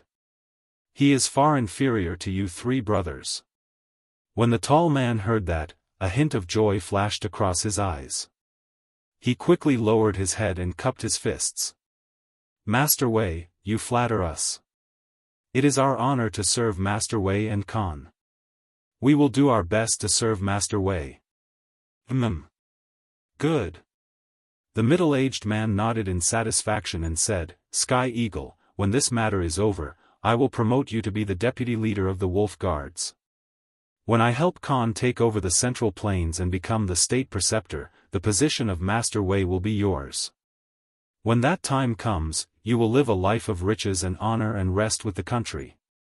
The tall man was immediately mesmerized by the beautiful future described by the man in front of him, but he came to his senses a moment later and quickly said, Sky Eagle doesn't dare. There will always be only one Master Wei of the Wolf Guards. Sky Eagle doesn't dare to overstep. The middle-aged man's eyes showed a hint of admiration. He smiled and said, All right. You can leave now. While you're at it, tell Xianyi this news and let him receive 30 lashes. Tell him that he failed this mission and couldn't kill Dugu Xian. I will let him live for now. If he fails again next time, he won't be so lucky. Actually, it didn't matter to him whether Dugu Xin died or not. What was important was to kill Kong Chang'an. However, it was a good choice for him to use this as a warning to his subordinates. Yes. Master Wei. The tall man's lips curled slightly, then he cupped his fists and left. What? There was an assassin in Taiyuan City, and Dugu Xin was injured? In the west court of the Imperial Palace, Li Er was in a dilemma for a long time. He first let Empress Zhongsun mentally prepare herself before telling her the information he had just received. When Empress Zhongsun heard this, her heart jumped to her throat. She suddenly stood up and said with a face full of shock, "Doesn't that mean that Qin Ke is now in great danger in Taiyuan City?" At this moment, Empress Zhongsun almost fainted from fright. In her mind, she couldn't help but think of that dream again. That dream was so real that it made her want to suffocate. Although she tried her best to change it, the reality was developing step by step towards that dream. She could only watch from the side and was powerless to do anything. Chapter 1867. Maid Guanyin, don't panic. Li Er helped Empress Zhongsun back to her seat and softly said, "Taiyuan isn't the border. Even if there are villains plotting in the city, they won't be able to do much. The gates of Taiyuan City are tightly shut, and the Imperial Army and provincial soldiers are protecting it. Qin Ke will definitely be fine. Unless the enemy leads an army to attack the city, but how could that be possible? If Taiyuan City is attacked, the soldiers of the surrounding provinces will immediately go to reinforce it. Moreover, yesterday, we sent Li Junxian to lead a group of 100 elite cavalry to Taiyuan. Based on the time, he shouldn't be far from Taiyuan. With him here, no one will be able to touch Qin Ke. Maid Guanyin, don't worry." Yesterday, when Li Er had sent a telegram to Li Tai, he had also summoned Li Junxian and had him lead a group of 100 elite cavalry to Taiyuan City to protect Li Tai. If they moved quickly enough, they should be able to reach Taiyuan City before nightfall today. The 100 cavalry was Li Er's most elite and secret force, and each of them was a 1 in 10,000 elite. The commander of the 100 cavalry, Li Junxian, was skilled in both martial and civil matters, and he was also resourceful. As a spy, Li Junxian had played a significant role in vanquishing the Heavenly Dragon sect. With him at Li Tai's side, Li Er could not be worried about Li Tai's safety. 100 cavalry? Li Junxian? Empress Zhongsun felt a little better after hearing Li Er's gentle words of comfort, and her breathing gradually stabilized. She sat up straight and looked at Li Er. "Is your Majesty's words true? Is Li Junxian really about to reach Taiyuan with 100 cavalry?" It was clear that Empress Zhongsun had heard of Li Junxian and was very confident in his abilities. Li Er patted Empress Zhongsun on the back and chuckled. "Huh. How could this be false? Besides, when have we ever lied to you? Just relax and don't let your imagination run wild. We promise you that nothing will happen to Qin Ke." Empress Zhongsun leaned her head against Li Er's chest and said with a light "N." The resolute promise of the man in front of her gave her a great sense of security. Her heart, which had been in a mess, finally calmed down. If the Marquis of Yong'an is by Qingxue's side, then I will truly be at ease. Empress Zhongsun nestled in Li Er's arms, but this thought popped up in her mind for no reason. Although Li Zishuan was strong, he was still much weaker than Li Zishuan. After all, Li Zishuan had managed to escape from the hands of the world's #1 expert, Wu Jie. Moreover, since Li Zishuan's debut, not only had he made many outstanding achievements, but he had also saved himself from many desperate situations. His life was like a cheat code. This was a man of destiny who had the attribute of avoiding danger. As a mother, Empress Zhongsun naturally hoped that the strongest person would be at her son's side to protect him. But as the Empress Zhongsun was not willing to use public resources for private use at this time. This was because Li Zishuan was currently training the Black Armored Army, and the black armored army was his strongest trump card in the upcoming war between the Great Tang and the Turks. Empress Zhongsun did not want her own matters to affect the training of the black armored army and thus the outcome of the war between the Great Tang and the Turks. Thus, although this was what she thought, Empress Zhongsun did not speak to Li Er. At the same time, to the north of Taiyuan City, in the Bingzhou barracks, Wang Liaoyuan carried the imperial decree in the form of a telegram to Fang Gongting's tent. He first told Fang Gongting about the 2 assassinations that had occurred in the city today, and then he proposed that the soldiers of the Bing province barracks be sent into the city to search for the assassins and maintain order. Adjunct Fang, this official knows that there are rules in the army. Without the personal order of the governor or an imperial decree, no one has the right to mobilize the soldiers of the Bing province barracks. But you should be able to sense that the situation in the city is extremely dangerous. If they even dared to assassinate General Dugu, who can guarantee that their next target won't be King Wei? If anything happens to King Wei in Taiyuan City, no one will be able to endure His Majesty's thunderous rage. Although this official's imperial decree does not have a seal and cannot compare to an imperial decree to mobilize soldiers, this official still hopes that Adjunct Fang can understand the severity of this matter. Do not put King Wei in danger because of a mere formality. Within the tent, Wang Liaoyuan handed the telegram to Wang Liaoyuan and spoke with a solemn expression. His words could be said to be sincere, and Fang Gongting was not an unreasonable person. However, the matter of mobilizing soldiers was of great importance. Moreover, even if he believed that the imperial decree in Wang Liaoyuan's hands was real and was willing to mobilize soldiers, the other generals in the army might not be willing to believe it. Governor Wang, it is not that this person is a mere formality or unreasonable person, but this imperial decree is, first, a promotion, and second, the mobilization of soldiers. This is truly too important. This general is only a member of the army. If I first promote myself and then mobilize soldiers into the city, I fear that it will be difficult to convince the masses. After a moment of thought, Fang Gongting awkwardly cupped his fists toward Wang Liaoyuan. In the end, Fang Gongting was only a member of the army. If he used the telegram in Wang Liaoyuan's hands to promote him to commandant, it was inevitable that there would be some discordant voices in the army. This was because ever since the Bing province barracks had stopped the Turkic army at Yanmen Pass and the original commandant Su Tingda had died at Yanmen Pass, many generals in the Bing province barracks had covetously eyed the position of commandant. If Fang Gongting was promoted to commandant in such an unconventional manner, it would truly be difficult to convince the masses. Hearing this, Wang Liaoyuan's brows furrowed. After some thought, he said, Adjunct Fang, you might not know, but when the Marquis of Yong'an came to the Bing province barracks to mobilize soldiers, he did not have an imperial decree. Instead, he had the same telegram as this official right now. Fortunately, the imperial court sent the imperial decree to Taiyuan through the Wang clan's carrier pigeon. Otherwise, this official would probably be like you, refusing to mobilize soldiers. Now that the situation is urgent and His Majesty has sent another telegram and carrier pigeon, what reason do you and I have to refuse the imperial decree? Moreover, according to King Wei, the real imperial decree will be sent to Taiyuan through the Wang clan's carrier pigeon this afternoon. If you and I know that His Majesty has given an imperial decree yet don't mobilize soldiers ahead of time, giving the enemy an opportunity to take advantage of.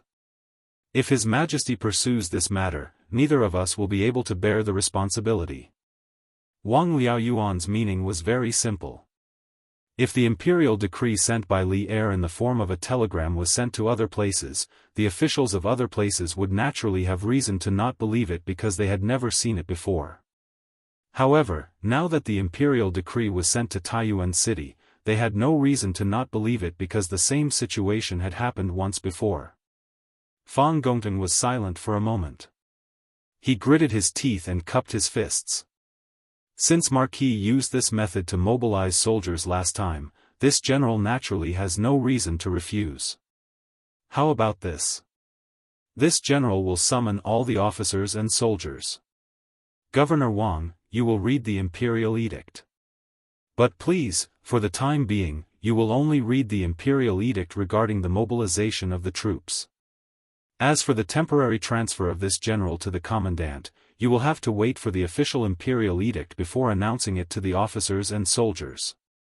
In any case, Governor Wang's main goal is to mobilize soldiers into the city. Moreover, when we attacked the Turks in the north last time, most of the soldiers in our Bing province barracks personally participated in the battle. You only need to tell the soldiers how Marquis Yong and mobilized the soldiers last time. This general believes that the soldiers naturally won't dare to disobey. This was a compromise. Right now, the Bing province camp was like a group of dragons without a leader. Although Fang Gongteng was the one with the highest prestige, there were still other generals who were on par with him. If he was directly promoted to Bing province commandant in such an abnormal way, it would definitely cause some people to be dissatisfied. Rather than this, it was better to mobilize the soldiers first and wait for the official decree to come before announcing the promotion. This would minimize the variables to the greatest extent. With Wang Liaoyuan's authority and prestige in the Bing province barracks, Fang Gongteng believed that it would be easy to achieve his goal if he only used the imperial decree to mobilize the soldiers. Wang Liaoyuan's eyes flashed. After a moment of silence, he nodded. Good. Then I'll have to trouble Governor Fang. Fang Gongteng was right. His purpose in coming to the barracks was to mobilize the soldiers. As for the power struggle in the army, he wasn't interested and didn't dare to be interested. This was because Bing province was different from other places. The military power here was controlled by the governor and had nothing to do with the governor. Governor Wang is too polite. Then this general will go and gather the soldiers. Fang Gongteng stood up and cupped his fist. Good. Fang Gongteng left the tent and immediately ordered the soldiers to gather at the commander appointment platform. Just as he had expected, when Wang Liaoyuan took out the telegram and explained that Li Zishuan had used the same procedure to mobilize the soldiers in the Bing province barracks, the soldiers were all convinced of the authenticity of the imperial decree. This was especially true for those soldiers who had accompanied Li Zishuan in stopping Wu Jia and the Turkic wolf cavalry. In this way, the matter of mobilizing the troops would be completed without a hitch. At 9:15 in the morning, 10,000 soldiers filed out of the Bing province barracks. Under Fang Gongteng's lead, these 10,000 soldiers entered Source Peak City and began to search the streets for people with weapons and suspicious identities. The bailiffs of the provincial government, the Wang clan's shadow guards, and the soldiers of the Bing province barracks gathered in the city. For a moment, the atmosphere in the city was unprecedentedly tense. An invisible net was cast over Source Peak City, making it impossible for any hidden faction to hide. At the same time, in the prison of the Bing province barracks, Wang Liaoyuan, Dugu Feiying, Li Tai, and Wang Yu, these four representatives of the various factions, were interrogating Zhu Xiecheng. In truth, Li Tai's status as a prince was not suited to enter the prison. The ancient people were mostly superstitious and believed that the yin qi in the prison was heavy and inauspicious. Before entering, Wang Liaoyuan had tried to persuade Li Tai, but Li Tai was eager to understand the truth and insisted on following. No one could do anything about it. Chapter 1868. Zhu Hongsheng, your real name is Zhu Xiecheng, right? Are you a Turk? In the prison of Taiyuan Prefecture, Wang Liaoyuan, Wang Yu, Dugu Feiying, and Li Tai were sitting on the same bench. Wang Liaoyuan slapped the table in front of him and asked Zhu Xiecheng, who was kneeling on the ground in front of him. This was a prison, so the conditions here were naturally much simpler than in the court, but no one cared about that. The reason why they chose to interrogate Zhu Xiecheng in the prison instead of in the court was mainly: first, to keep it a secret, and second, to make it more convenient for the punishment. After all, the torture tools in the prison were much more abundant than those in the court. If Zhu Xiecheng refused to tell the truth, Wang Liaoyuan would immediately send someone to torture him. This was not a place where human rights were concerned. First, this was ancient times. Second, this was a prison. Most importantly, there was a huge crisis lurking in Taiyuan City. Li Tai's life was in great danger, and Zhu Xiacheng happened to be the only person Wang Liaoyuan had caught who might know the enemy's background. In this case, even if Wang Liaoyuan killed Zhu Xiacheng, the civil and military officials would not hold Wang Liaoyuan responsible for anything, let alone human rights. Zhu Xiacheng looked up at Wang Liaoyuan unhappily and said nothing. Then he lowered his head again. Wang Liaoyuan stopped breathing and then said angrily, "Humph. Now that things have come to this, what else do you have to hide? Do you still think that someone can save you? Don't forget that when you were taken away from Xuanren Mill, you were attacked on the way. This means that the person behind you wants you to die, not to save you. If you still want to live, then tell me everything you know. Otherwise, Kong Chang'an will most likely end up like you." In fact, Wang Liaoyuan rarely used harsh punishments when dealing with criminals. When facing Zhu Xiacheng, he instinctively wanted to give him a chance to confess. That was why he said so much. Otherwise, if it was another official who saw this scene, it was very likely that the criminal would be punished severely. As soon as Wang Liaoyuan finished speaking, Zhu Xiacheng's body clearly trembled. He raised his head and looked at Wang Liaoyuan and the others. After hesitating for a moment, he stuttered, If I tell you the truth, can I really live? Humph. How dare you talk about conditions? If you don't tell me, do you think I won't kill you right now?" Zhu Xiacheng's words angered Dugu Feiying, who had just returned from patrolling Dragon Mountain. Dugu was ordered by Li Tai to bring people to Dragon Mountain to protect Imo Chui and the other Yanhuang College teachers and students. However, when he arrived, he found that everything was normal. There was nothing out of the ordinary. The students had already started building and started testing the machines. Dugu Feiying, and the Imperial Army. Of course, and returned. As soon as he returned, he saw Wang Liaoyuan interrogating Zhu Xiacheng, so he followed Li Tai. His most respected brother had just been assassinated in the morning and almost died. He was still angry, but Zhu Xiacheng was still stammering. Wasn't he trying to provoke him? How could Dugu Feiying tolerate this? As he spoke, Dugu Feiying had already stood up. He pulled out his sword and was about to teach Zhu Xiacheng a lesson. Zhu Xiacheng was scared out of his wits. He couldn't help but want to run away. At this time, Wang Yu grabbed Dugu Feiying and said, "General Dugu, please calm down. Why don't you give this guy a chance? If he doesn't tell the truth, then it won't be too late to beat or kill him." Wang Yu was the head of the Wang family, the provincial governor of Sui province, and the emperor's son-in-law. In addition, when Dugu Feiying went to the Wang family's ancestral home to ask for help, Wang Yu didn't hesitate to send out all of the Wang family's forces to help Dugu Feiying find Zhu Xiacheng and Kong Chang'an's whereabouts. Although they didn't find anything after a day of searching, Dugu Feiying had to accept this favor. Therefore, when he heard Wang Yu's words, Dugu Feiying immediately stopped and glared at Zhu Xiacheng fiercely. "Hurry up and tell me. If you don't tell the truth, I'll cut you into pieces." "Humph." Dugu Feiying snorted and returned to his seat. Wang Liaoyuan looked at Zhu Xiacheng and said, "I promise you that as long as you tell the truth, I'll do my best to save your life. Can you tell me now?" These two people were playing the good cop and bad cop. After a series of threats and promises of benefits, Zhu Xiacheng's psychological defense was finally broken. "I'm willing to tell you everything. I'm willing to tell you everything.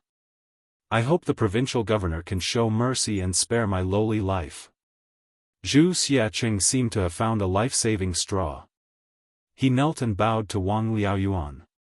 After a while, he calmed down a little and slowly said, I'm Kong Chang'an. I'm from the Wuxia tribe of the Turkic Khaganate.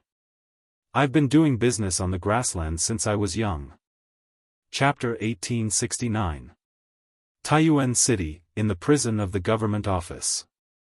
Under the interrogation of Wang Yu, Dugu Feiying, and the others, Zhu Xiecheng told them everything that had happened after he came to Taiyuan City, including why he had stayed in the same inn, why he and Kong Chang'an had suddenly disappeared from the Chu ironware shop, and how the two of them had escaped the Wang family's pursuit. After everyone heard this, they all frowned. According to Zhu Xiecheng's confession, it meant that there was an invisible black hand in the shadows of Taiyuan City that was manipulating and controlling everything. Moreover, this black hand could be said to be omnipotent. Who is the owner of the house you hid in Xuanren Market?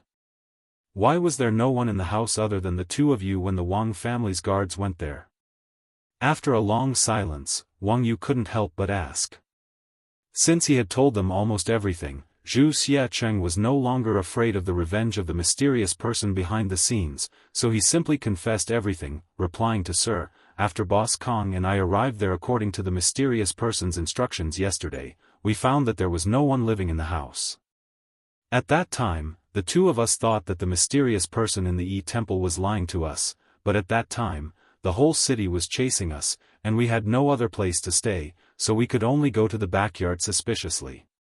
We didn't expect that there really was a cellar in the backyard. After we hid in the cellar, we thought that no one would send us food. At night, Boss Kong and I were so hungry that we had no choice but to crawl out of the cellar to look for food. Unexpectedly, at the cellar's exit, we found a food box full of good wine and good food. Obviously, someone deliberately sent it here. Boss Kong and I both felt that the mysterious person didn't lie to us, so the two of us hid in the cellar with peace of mind. Anyway, that place was hidden, and the most important thing was that every meal was sent to the cellar's entrance. We planned to stay in the cellar until Taiyuan City returned to normal, then escape from Taiyuan City. In other words, you haven't seen the owner of this house? And you haven't seen the person who sent you food? Hearing this, Wang Yu couldn't help but frown. No. No. Zhu Xiecheng quickly shook his head and said, we planned to climb out of the cellar today and wait for the people who brought us food so that we could thank them in person. However, instead of the people who brought us food, the people who caught us came. You know what happened after that? This guy spoke fluently, and his gaze was not evasive at all. Obviously, he was telling the truth. Wang Yu turned his gaze to Wang Liaoyuan. Wang Liaoyuan understood and explained, this official has already sent people to investigate. The original owner of this house was called Shi Dongyang. He was a grain merchant. However, this person went south to buy grain a year ago. On the way, he encountered bandits and died. Shi Dongyang has no children, nor does he have a wife, so this house has been abandoned since last year. When Wang Yu heard this, a look of disappointment appeared on his face. With this lead was broken again. Speaking of which, he had planned to investigate the owner of this house and obtain some information about the mastermind behind the scenes. Looking at it now, his plan was definitely ruined again. Since this house has been abandoned for a long time, how were you two found by the Wang family's guards? It was rare for Dugu Feiying to be intelligent. He looked at Zhu Xiecheng and asked a very important question. Chapter 1870. I just went back and checked. The reason why Bai Qing was able to find Zhu Xiecheng hiding in Xuanren Square was not because of himself. Someone sent him a note through a feather arrow when he was patrolling in the south of the city this morning. The content of the note was the person the Wang family is chasing is hiding in the basement of the backyard of the fifth house in the east of Xuanren Square. Bai Qing followed the note and went to the backyard of the fifth house in the east of the Xuanren Square. As expected, he found Zhu Xiecheng and Kong Chang'an. But in order to take the credit for himself, he lied and said that he found Zhu Xiecheng and Kong Chang'an by himself. That's why I was fooled by him. After the interrogation of Zhu Xiecheng, Wang Liaoyuan, Dugu Feiying, and Li Tai were sitting in the back hall of the government office. They were all at a loss. At this time, Wang Yu came in with a sullen face. He cupped his hands and said to the three people in the room. Judging from his tone, it was likely that after he returned to the Wang family alone, the Wang family must have been in a state of chaos. As for the instigator, Bai Qing, he would definitely not have a good ending. He would most likely suffer some physical pain. Is there such a thing? Wang Liaoyuan was slightly surprised, but then he felt that it was inappropriate to say that. It seemed like he was rubbing salt on Wang Yu's wound, so he quickly changed the topic and said, "So, someone deliberately let us know about Zhu Zeqing and Kong Chang'an's news. Who could it be?" Everyone in the room was stumped by this question. Wang Yu, Dugu Feiying, and Li Tai all frowned and thought about the connection between these clues. At this moment, a person quickly walked in. He bowed to Wang Liaoyuan and said, "My lord, I've brought people to the Chu family ironware shop. We've searched the entire place. Other than the weapons that are usually displayed for sale, we didn't find a large number of weapons in the warehouse." The person was Constable Feng from the provincial government office. After the interrogation of Zhu Xiecheng, Wang Liaoyuan ordered Constable Feng to go to the Chuji ironware shop to do a more detailed search. Now that this case was related to the smuggling of weapons to the Turks, he had to find out the whereabouts of these weapons no matter what. This way, he could give the imperial court an explanation. No weapons? Okay. This official understands. You may leave first. Wang Liaoyuan frowned slightly and asked Constable Feng to leave. He stroked his beard and said, "It seems that Kong Chang'an has already handed over the weapons to the mysterious person behind the scenes. But how is that possible?" In Wang Liaoyuan's subconscious mind, since the mysterious person was so cautious, he must have controlled Zhu Xiecheng, Kong Chang'an, and the others to do things for him from afar. Therefore, he naturally thought that Kong Chang'an couldn't have given the weapons to the mysterious person in such a short time. Li Tai said, "What's impossible about that? Perhaps the mysterious person behind the scenes is also in Source Peak City right now." Li Tai said something that no one dared to think about. Everyone was shocked. Wang Liaoyuan's hand shook and almost pulled his beard off. He couldn't believe it and said, "What? The mysterious man behind the scenes is in Taiyuan now? How is this possible?" Wang Yu had always been calm. After thinking for a while, he said, "Your Highness' guess seems impossible, but it is the most reasonable explanation for the sudden disappearance of the weapons from the Chu ironware shop. If I were the person behind the scenes, would probably choose to stay in Source Peak City right now. Not only would it be easier for him to command his subordinates to do things here, but the most dangerous place is also the safest place. In Source Peak City, Zhu Xiecheng and Kong Chang'an are covering for him on the surface while he himself is watching from the shadows. It will only be safer. The most dangerous place is also the safest place. Zhu Xiecheng and Kong Chang'an are only covering for the person behind the scenes on the surface." Everyone's eyes lit up when they heard Wang Yu's words. Li Tai couldn't help but say, "If that's really the case, then many things can be explained." When Zhu Xiecheng first stepped into the Tang Empire, he was already used as a chess piece to distract us.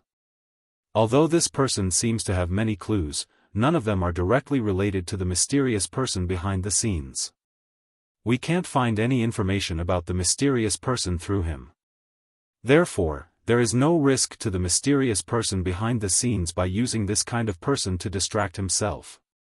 2 days ago, General Fei Ying brought people to Source Peak City to investigate the hidden dangers in the city in advance. He quickly noticed the suspicious Zhu Xiecheng, which means that the mysterious person's plan was successful. At that time, because of Zhu Xiecheng and Kong Chang'an, Source Peak City was in turmoil. However, after Dugu Xian and I entered the city, General Dugu Xian ordered the Imperial Army to focus on protecting the people from the academy and ignore the whereabouts of Zhu Xiecheng and Kong Chang'an. As a result, the plan of the mysterious person behind the scenes was completely ruined.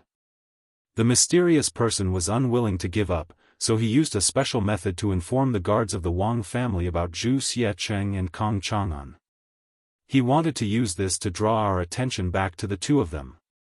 At that time, the two of them had already become the abandoned pawns of the mysterious person behind the scenes.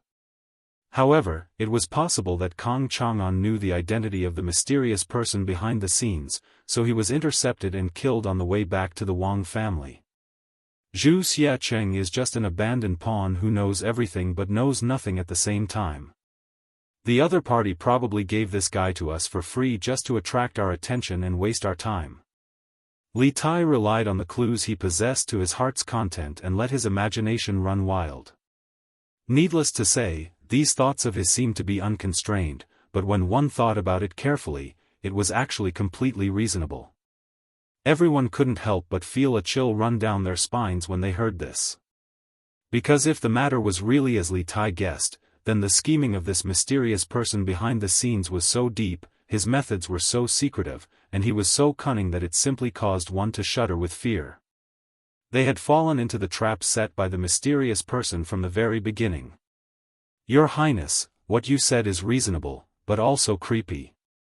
If this is the case, then haven't we all fallen into the mysterious person's trap?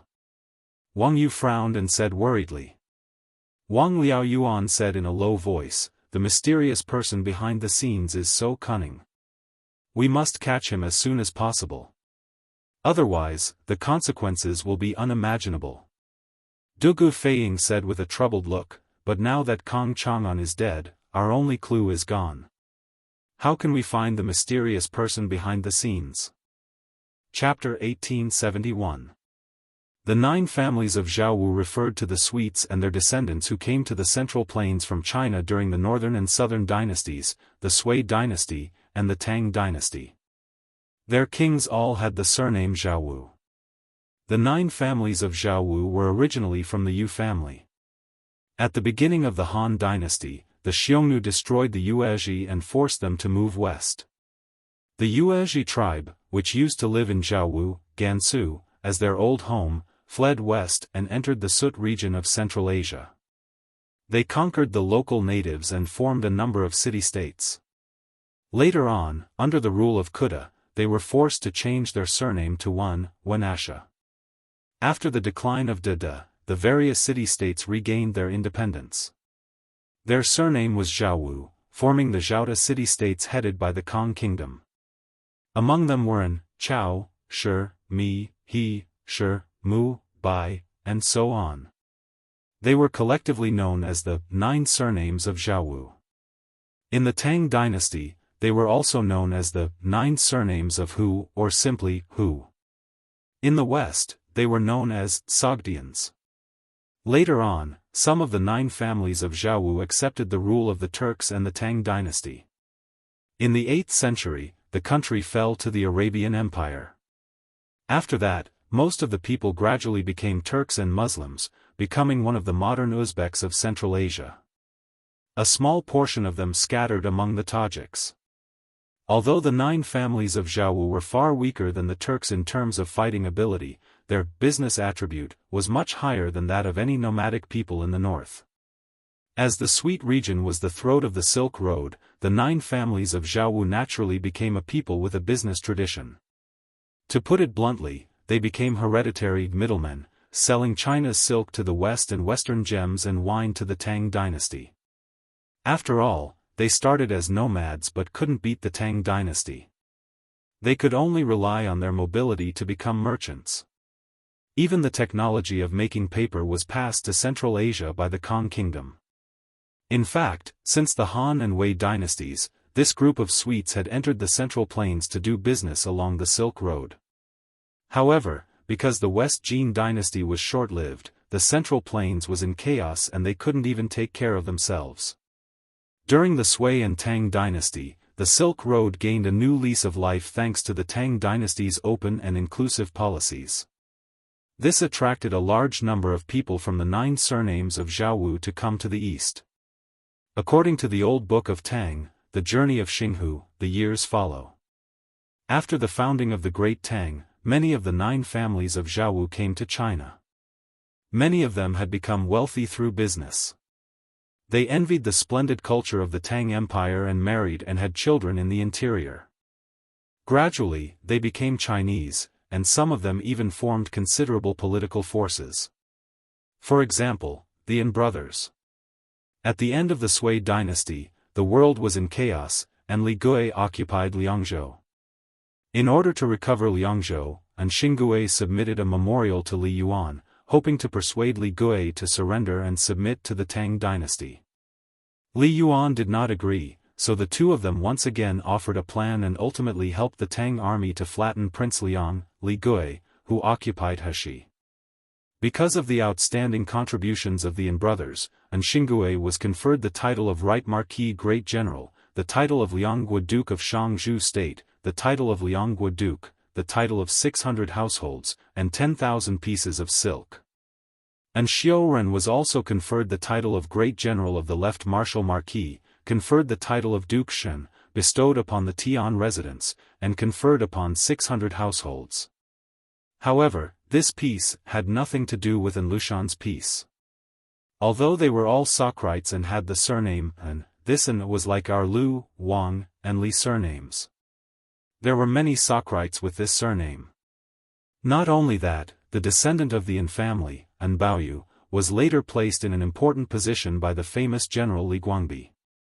He contributed a lot in the fight against the Lushan rebellion, and the imperial court gave him the surname of Li. Li Baoyu's cousin, Li Baozhen, became the Zhe Road Jidushi. In the fight against the rebellion of the Hesua towns, he contributed a lot and was promoted to the position of inspector of the prefectures. The An family could be considered the family of martyrs. In truth, during the Lushan rebellion, there were many who sacrificed their lives for the sake of bringing sugar. For example, Li Guangbi was a Khitan, a standard Hu. Due to the Tang dynasty's policy of opening up, many foreigners became officials in the imperial court, forming the unique foreign soldiers and generals in the history of the Tang dynasty. The 9 families of Jianghu were a power that could not be ignored. In general, the biggest characteristic of the 9 families of Jianghu was that they were rich, very rich. Once a person had money, they would think of ways to obtain a certain political position. The 9 families of Jianghu were no exception. Other than those who entered the imperial court as officials by chance, a large number of the 9 families of Jianghu were doing business in the Tang dynasty while using money to attach themselves to some powerful local forces. Moreover, the 9 families of Jianghu were like branches of the same tree. The 9 families of Jianghu who were doing business outside the Tang dynasty were surprisingly united. It was not an exaggeration to say that, when one side is in trouble, all sides will help. Therefore, the influence of the 9 families of Jianghu in the Tang dynasty could not be underestimated. Not to mention that Kong Chang'an was from the Kong kingdom, the sovereign country of the 9 families of Jianghu. Coincidentally, this guy had connections with the royal family of the Kong kingdom. In this way, Kong Chang'an's death was not just a murder case. It could very well turn into a diplomatic dispute. If the authorities of Taiyuan City could not give a reasonable explanation for Kong Chang'an's death, not only would the Kong kingdom not leave the matter at that, the Kong kingdom or the 9 families of Jianghu in the Tang dynasty would probably not rest. They might cause endless trouble for the authorities of Taiyuan City.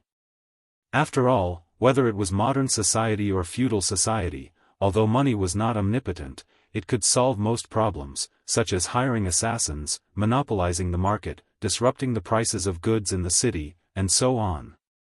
No matter what methods they used, Wang Liaoyuan and the others would not have it easy.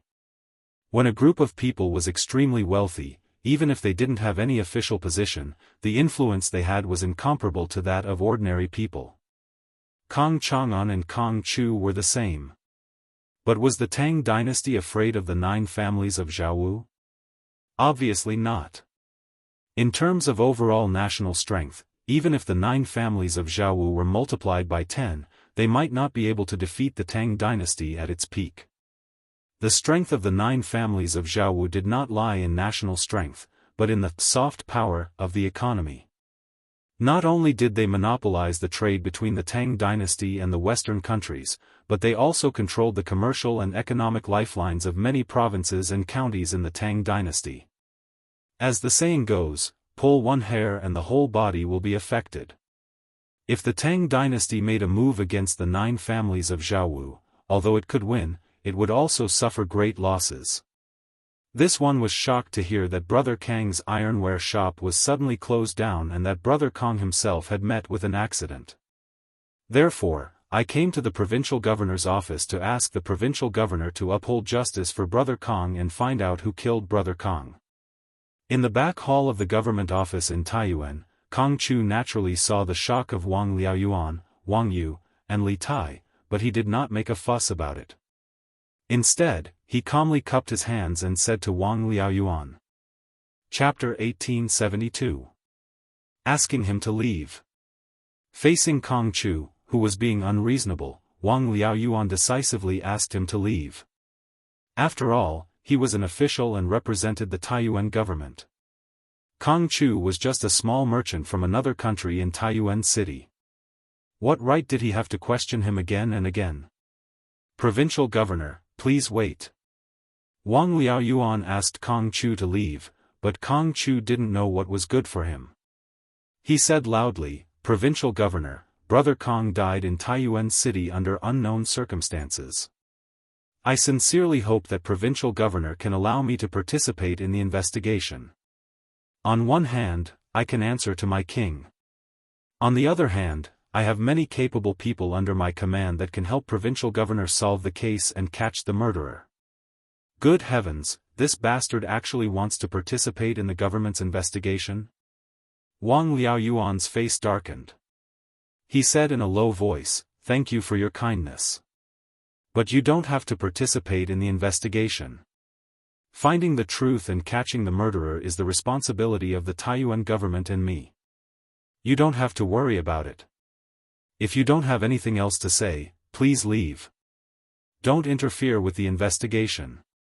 Wang Liaoyuan did not care that Kong Chu was using the king of the Kong kingdom to threaten him. It was impossible for Kong Chu to meet the king of the Kong kingdom. Even if he could meet the king of the Kong kingdom and speak to him, Wang Liaoyuan would not be afraid. That was because the most important thing for the entire Taiyuan officialdom was to eliminate all hidden dangers in the city that were harmful to Li Tai so as to ensure his safety. Apart from that, there was nothing more important than this. Kong Chu was very dissatisfied. He said, Provincial governor, you don't want me to participate in this case. Is there something else? Or are you confident that you can solve the case in a short time? How dare you? Wang Liaoyuan could not hold it in anymore. He shouted angrily, Why should the provincial governor report to you about the investigation? I am paid by the imperial court. I should share the burden of the Tang emperor. Are you questioning the fairness of the imperial court? Even if the king of the Kong kingdom was here, he wouldn't dare to say such nonsense. If you continue to cause trouble here, this official will definitely charge you with the crime of disrupting the investigation. There was a saying that a weak country had no diplomacy, and Wang Liaoyuan's words were a perfect example. The Tang Empire and the Turkic Empire were both extremely powerful countries in Asia. Although the Kong Empire was good at economics and had strong, soft power, its comprehensive national strength was still less than 1/10 of the Tang Empire's. Therefore, Wang Liaoyuan's words were quite forceful. Kong Chu was embarrassed by Wang Liaoyuan's scolding. He bowed and said, Then I request to leave the city. I want to return to Kong country and tell Brother Kang's family about this bad news. Please allow me. Currently, the 4 city gates of Taiyuan were already sealed, which was why he had made such a request. Otherwise, he would have already left the city. Wang Liaoyuan frowned and refused, No. Right now, this official has ordered the city guards to seal the city gates and search for the whereabouts of the assassin who tried to assassinate Kong Chang'an. Before the assassin is caught, no one is allowed to leave the city. If you want to leave Taiyuan, you'd better wait patiently in the city for a few days. Kong Chu said with an ugly face, Brother Kong and I are best friends. Now, I just want to leave the city and return to Kong country to tell Brother Kang's family about the bad news of Brother Kang's death. Why is provincial governor stopping me? Could it be that the provincial governor suspects that I am also an assassin? Chapter 1873. All right. County Magistrate he. I have already sent out everything that you wanted to report to my husband. Lantian County, Yong and Marquis Manor, Main Hall. Han Yushi, Li Jingma, Madam Li, and County Magistrate he were all in the hall. However, Han Yushi was sitting at the table at the head of the hall, and in front of her was a large box. At this moment, Han Yushi stood up and spoke to County Magistrate He. This was the imperial edict that had been sent out this morning. Just as all the officials of Lantian County were in a dilemma and were at their wits' end, County Magistrate He personally visited the Marquis' manor and requested Han Yushi to inform Li Zishuan, who was in the military camp, of the current situation in the county office through the telegraph. Han Yushi was, after all, a married woman.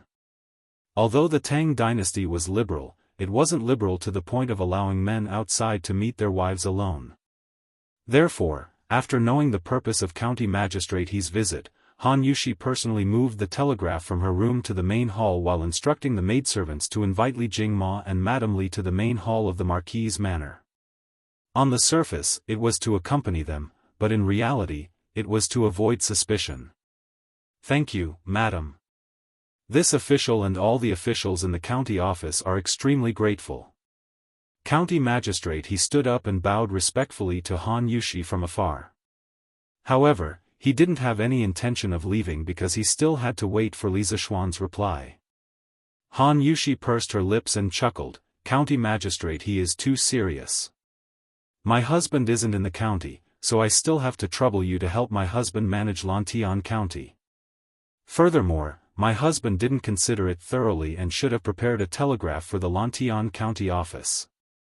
When County Magistrate He heard this, he blushed and said, cough, cough. Madam, you must be joking. Even if Marquis prepared a telegraph for the county office, no one in the county office would know how to use it. He was a scholar and had studied the 4 books and 5 classics. After Li Zishuan took over Lantian County, he worked under Li Zishuan. Although he had received many new ideas and knowledge, he still felt that he couldn't handle a new thing like the telegraph that required a higher professional knowledge. County Magistrate He, you are too modest. Han Yushi smiled faintly, then bowed to Li Jingma and Madame Li and said, Father, Mother, there are still some matters in the backyard, so Yushi will be busy first. I'll have to trouble you to accompany County Magistrate He.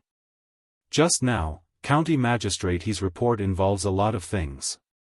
I think my husband will have to think for a while before replying. When the time comes, you can just send someone to the backyard to call me. Han Yushi's thoughts were still relatively conservative. She did not want to get too involved in official matters. Moreover, she felt that it would be rather awkward for her to continue staying here, so she found an excuse to leave. Li Jingma nodded and replied, Good, good, good. Go ahead and do your work. County Magistrate He cupped his hands and sent him off. Black Armored Army's camp, inside the tent. After receiving the telegram that County Magistrate He entrusted Han Yushi to send, Li Zishuan was in a dilemma. Just as County Magistrate He said, if Lantian County's government responded to the Imperial Court's reward policy, Lantian County's business tax revenue would be greatly reduced this year. There was a high probability that they would lose more than half of their business tax revenue. Furthermore, Lantian County was currently in a period of rapid development. Many of the infrastructure in the city were not complete, so they needed a large amount of money to invest in infrastructure. If the business tax revenue was pulled down, it would directly affect Lantian County's development progress. However, if Lantian County's government insisted on its own governance and did not implement the preferential tax policy, the merchants in the county, especially those who attended the donation ceremony yesterday, would definitely feel disappointed. This would not be beneficial to Lantian County's business development. Money, money, money. In the end, it's still a matter of money. Li Zishuan furrowed his brows and paced back and forth in the tent in frustration. In the end, this matter was still a matter of money. If the Lantian County Yamen had a lot of money, they wouldn't have this problem at all. Then give them a discount? What was there to be troubled about? But the problem was that the government had no money now. Before entering the military camp, Li Zishuan had heard county magistrate he mention that the expansion of the city and the laying of electric wires in the city would require a large sum of money. The government had already borrowed a few thousand strings of coins from the Yanhuang Bank and planned to return the money after the taxes were collected. However, now that Li Er's imperial edict was out, if Lantian County followed the imperial edict, Lantian County's government might not be able to repay the debt owed by the Yanhuang Bank this year. If it was Li Zishuan's financial situation in the past, he would definitely be able to help Lantian County's government out of its financial predicament. Why was it in the past? It was because after a few times of squandering, building the medical school, building the protective mountain formation of Yunshan, creating armor and equipment for the Black Armored Army for free, etc., Li Zishuan did not have much cash on hand. This might sound unbelievable, but it was the truth. But then again, even if Li Zishuan had the ability and capital to help Lantian County's government get out of its financial predicament, he would not directly use his own personal funds to make up for the government's financial deficit. This was because a few months ago, Li Zishuan had already made Lantian County's government independent of its finances. The taxes collected by the government did not have to be handed over to him. Similarly, when the government needed a large amount of money to build infrastructure, roads, bridges, schools, medical centers, etc., they could not ask him for help. Money, money, money. That's right. Isn't this a matter of money? If I don't have money, I can find someone to build it for me. Suddenly, a thought flashed through Li Zishuan's mind, and he thought of a plan that could satisfy both sides, and that was, beep, beep, beep, beep, beep, beep. As soon as he thought of it, Li Zishuan immediately returned to the table and started to operate the telegraph machine to send a telegram. After a short wait, someone finally responded. Li Zishuan hurriedly sent his idea in the form of a coded message: order, Lantian County's government will fully comply with the Emperor's decree and implement the corresponding business tax preferential policies in the city. As for the government's financial shortfall this year, with the Marquis and Lantian County's government's name and credit as guarantee, we will apply for a long-term loan of 50,000 strings of cash from Yanhuang Bank. The term of the loan will be 2 years. As for the interest rate, you can discuss it with the King of Shu. This 50,000 strings of cash will be used for the reconstruction of Lantian County's infrastructure, the expansion of the city walls, and the laying of electric wires. Every expenditure must be recorded in detail and no one is allowed to embezzle it. When the reconstruction of the city is completed and the business environment is greatly improved, I believe that Lantian County's business will become even more prosperous. When that time comes, a mere 50,000 strings of cash will definitely be paid off in less than 2 years. This last paragraph was mainly to dispel County Magistrate He's concerns. Otherwise, with County Magistrate He's cautious personality, he would definitely not dare to borrow such a large sum of money from Yanhuang Bank. That's right, Li Zishuan was planning to follow the path of rapid development in most modern cities. That was, the government would invest heavily in infrastructure. On one hand, it would expand domestic demand, because infrastructure required the support of many upstream and downstream industrial chains, as well as many workers. On the other hand, it would improve the city's infrastructure. In fact, it was mainly the transportation facilities that would drive the development of various industries in the city. Chapter 1874. Marquis has ordered us to follow His Majesty's decree and implement preferential business tax policies in Lantian County. As for the county government's financial shortfall this year, we will use the name and credit of Marquis and Lantian County government as a guarantee to apply for a long-term loan of 50,000 strings of cash from Yanhuang Bank. The loan period is 2 years. After receiving Li Zishuan's reply and instructions from the telegraph, County Magistrate he did not dare to delay any further. He immediately left the Marquis mansion and returned to the county government. He gathered County Deputy Meng, Registrar Zhang, County Officer Wang and the rest to the back hall of the county government and announced Li Zishuan's decision on the spot. After he finished speaking, the officials in the room were all shocked. County Deputy Meng even exclaimed, borrow 50,000 strings of cash. So much money, when will our county government be able to pay it back? Registrar Zhang could not help but say, isn't 50,000 strings of cash a little too much? Our county government has already borrowed 7,000 to 8,000 strings of cash from Yanhuang Bank. I feel that if we borrow 30,000 strings of cash at most, it will be enough to support the county government through the major projects in front of us. Furthermore, we are borrowing so much at once for such a long time. Yanhuang Bank may not be willing to lend it to us.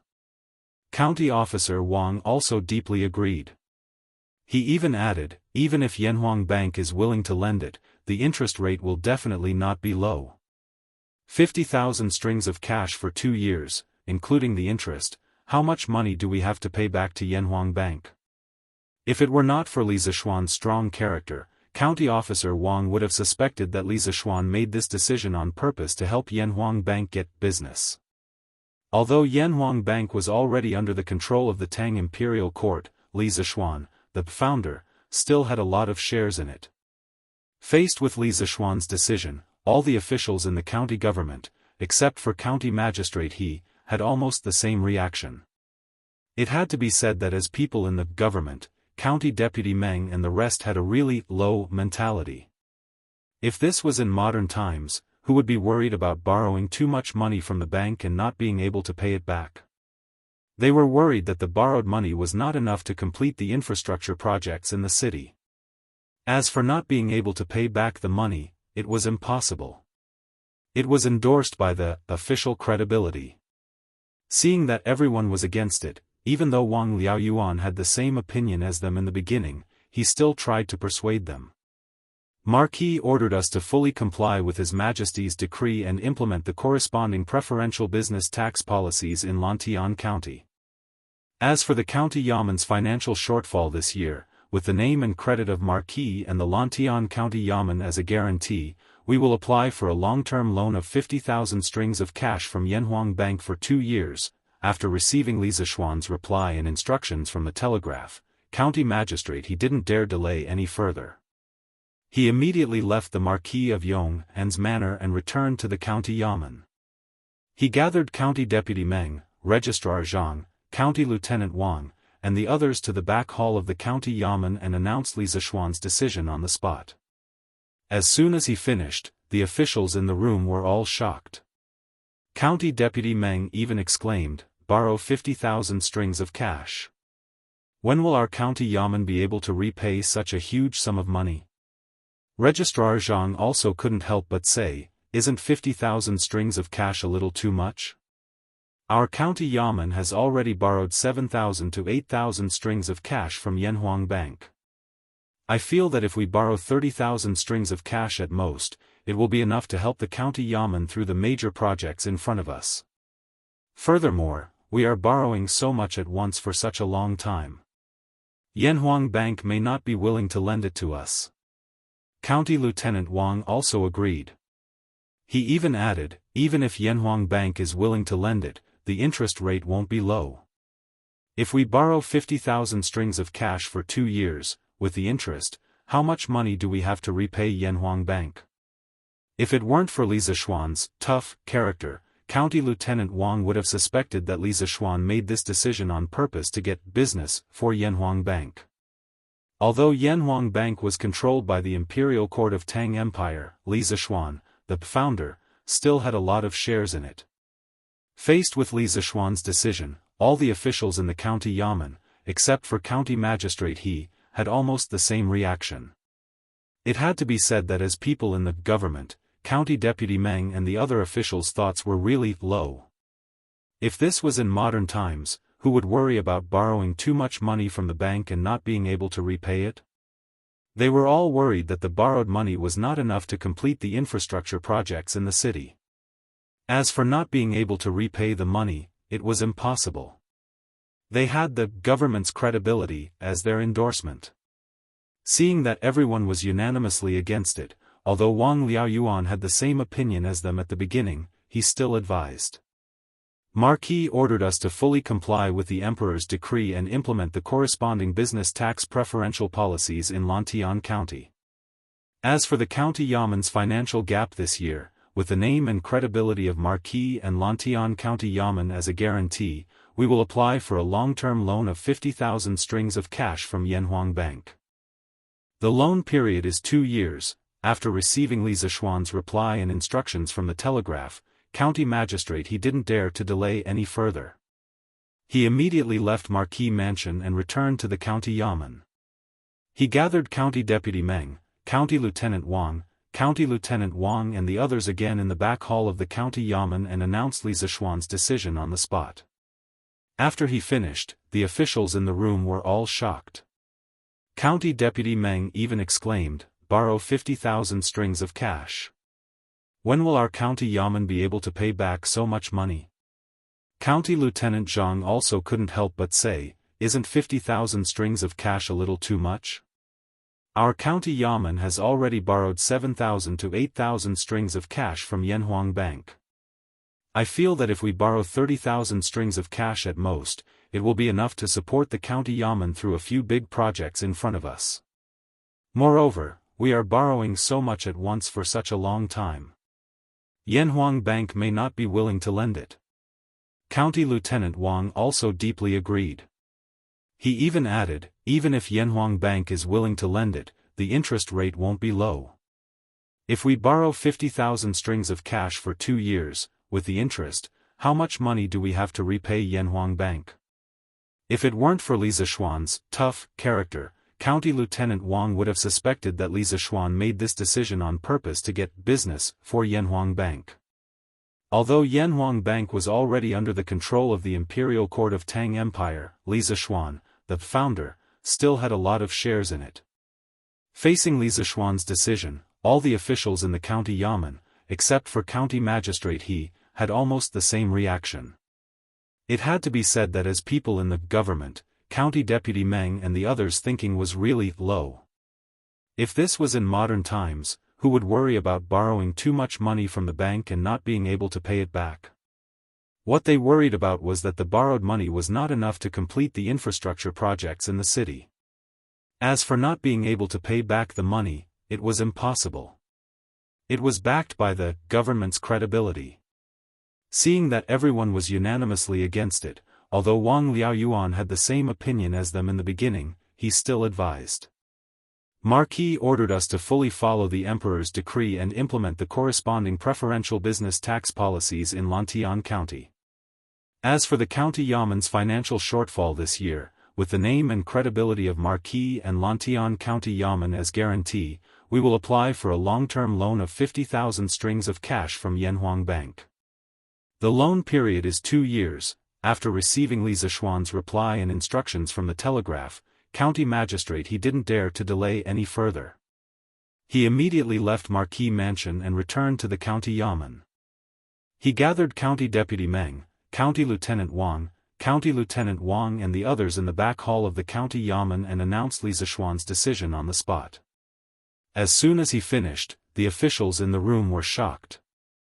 County Deputy Meng even exclaimed, "Borrow 50,000 strings of cash. So much money, when can our County Yamen pay it back?" County Lieutenant Zhang also couldn't help but say, "Isn't 50,000 strings of cash a little too much? Our County Yamen has already borrowed 7,000 to 8,000 strings of cash from Yanhuang Bank. I feel that if we borrow 30,000 strings of cash at most, it will be enough to help the County Yamen pay for the big projects in front of us. Moreover, we are borrowing so much at once, and for such a long time, Yanhuang Bank may not be willing to lend it back." County Lieutenant Wang also agreed and added, "Even if Yanhuang Bank is willing to lend it back, the interest rate won't be low. If we borrow 50,000 strings of cash for 2 years, with the interest, how much money do we have to repay Yanhuang Bank?" If it weren't for Li Zishuan's tough character, County Lieutenant Wang would have suspected that Li Zishuan made this decision on purpose to help Yanhuang Bank get business.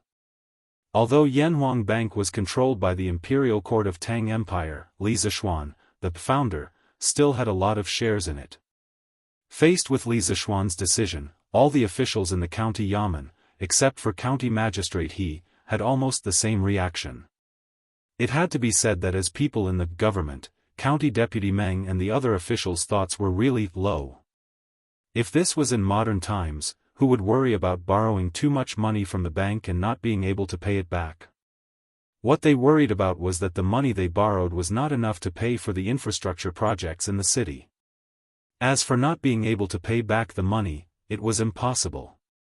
It was backed by the government's credibility. Seeing that everyone was unanimously against it, although Wang Liaoyuan had the same opinion as them in the beginning, he still advised. Marquis ordered us to fully follow the emperor's decree and implement the corresponding preferential business tax policies in Lantian County. As for the county Yamen's financial gap this year, with the name and credibility of Marquis and Lantian County Yamen as the guarantee, we will apply for a long-term loan of 50,000 strings of cash from Yanhuang Bank. The loan period is 2 years. After receiving Li Zishuan's reply and instructions from the telegraph, county magistrate, he didn't dare to delay any further. He immediately left Marquis Mansion and returned to the county Yamen. He gathered County Deputy Meng, Registrar Zhang, County Lieutenant Wang and the others in the back hall of the county Yamen and announced Li Zishuan's decision on the spot. As soon as he finished, all the officials in the room were shocked. County Deputy Meng even exclaimed, "Borrow 50,000 strings of cash. So much money, when will our county Yamen be able to pay it back?" Registrar Zhang also couldn't help but say, "Isn't 50,000 strings of cash a little too much? Our county Yamen has already borrowed 7,000 to 8,000 strings of cash from Yanhuang Bank. I feel that another 30,000 strings of cash will be enough to help the county Yamen through the major projects in front of us. Moreover, we are borrowing so much at once for such a long time. Yanhuang Bank may not be willing to lend it back." County Lieutenant Wang also deeply agreed. He even added, "Even if Yanhuang Bank is willing to lend it back, the interest rate won't be low. 50,000 strings of cash for 2 years. With the interest, how much money do we have to pay back to Yanhuang Bank?" If it weren't for Li Zishuan's tough character, County Lieutenant Wang would have suspected that Li Zishuan made this decision on purpose to help Yanhuang Bank get business. Although Yanhuang Bank was already under the control of the Imperial Court of Tang Empire, Li Zishuan, the founder, still had a lot of shares in it. In the face of Li Zishuan's decision, all the officials in the county Yamen, except for county magistrate He, had almost the same reaction. It had to be said that as people in the government, County Deputy Meng and the other officials' thoughts were really low. If this was in modern times, who would be worried about borrowing too much money from the bank and not being able to pay it back? What they were worried about was that the borrowed money wasn't enough to complete the infrastructure projects in the city. As for not being able to pay back the money, it was impossible. It was backed by the government's credibility. Seeing that everyone was unanimously against it, although Wang Liaoyuan had the same opinion as them in the beginning, he still advised. Marquis ordered us to fully comply with the emperor's decree and implement the corresponding business tax preferential policies in Lantian County. As for the county Yamen's financial shortfall this year, with the name and credibility of Marquis and Lantian County Yamen as the guarantee, we will apply for a long-term loan of 50,000 strings of cash from Yanhuang Bank.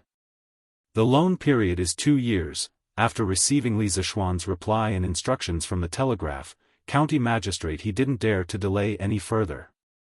He immediately left Marquis Mansion and returned to the county Yamen. He gathered County Deputy Meng, Registrar Zhang, County Lieutenant Wang and the others in the back hall of the county Yamen and announced Li Zishuan's decision on the spot. As soon as he finished, the officials in the room were all shocked. County Deputy Meng even exclaimed, "Borrow 50,000 strings of cash. So much money, when can our county Yamen pay it back?" Registrar Zhang couldn't help but say, "Isn't 50,000 strings of cash a little too much? Our county Yamen has already borrowed 7,000 to 8,000 strings of cash from Yanhuang Bank. I feel that if we borrow 30,000 strings of cash at most, it will be enough to help the county Yamen pay for the major projects in front of us. Moreover, we are borrowing so much at once and for such a long time.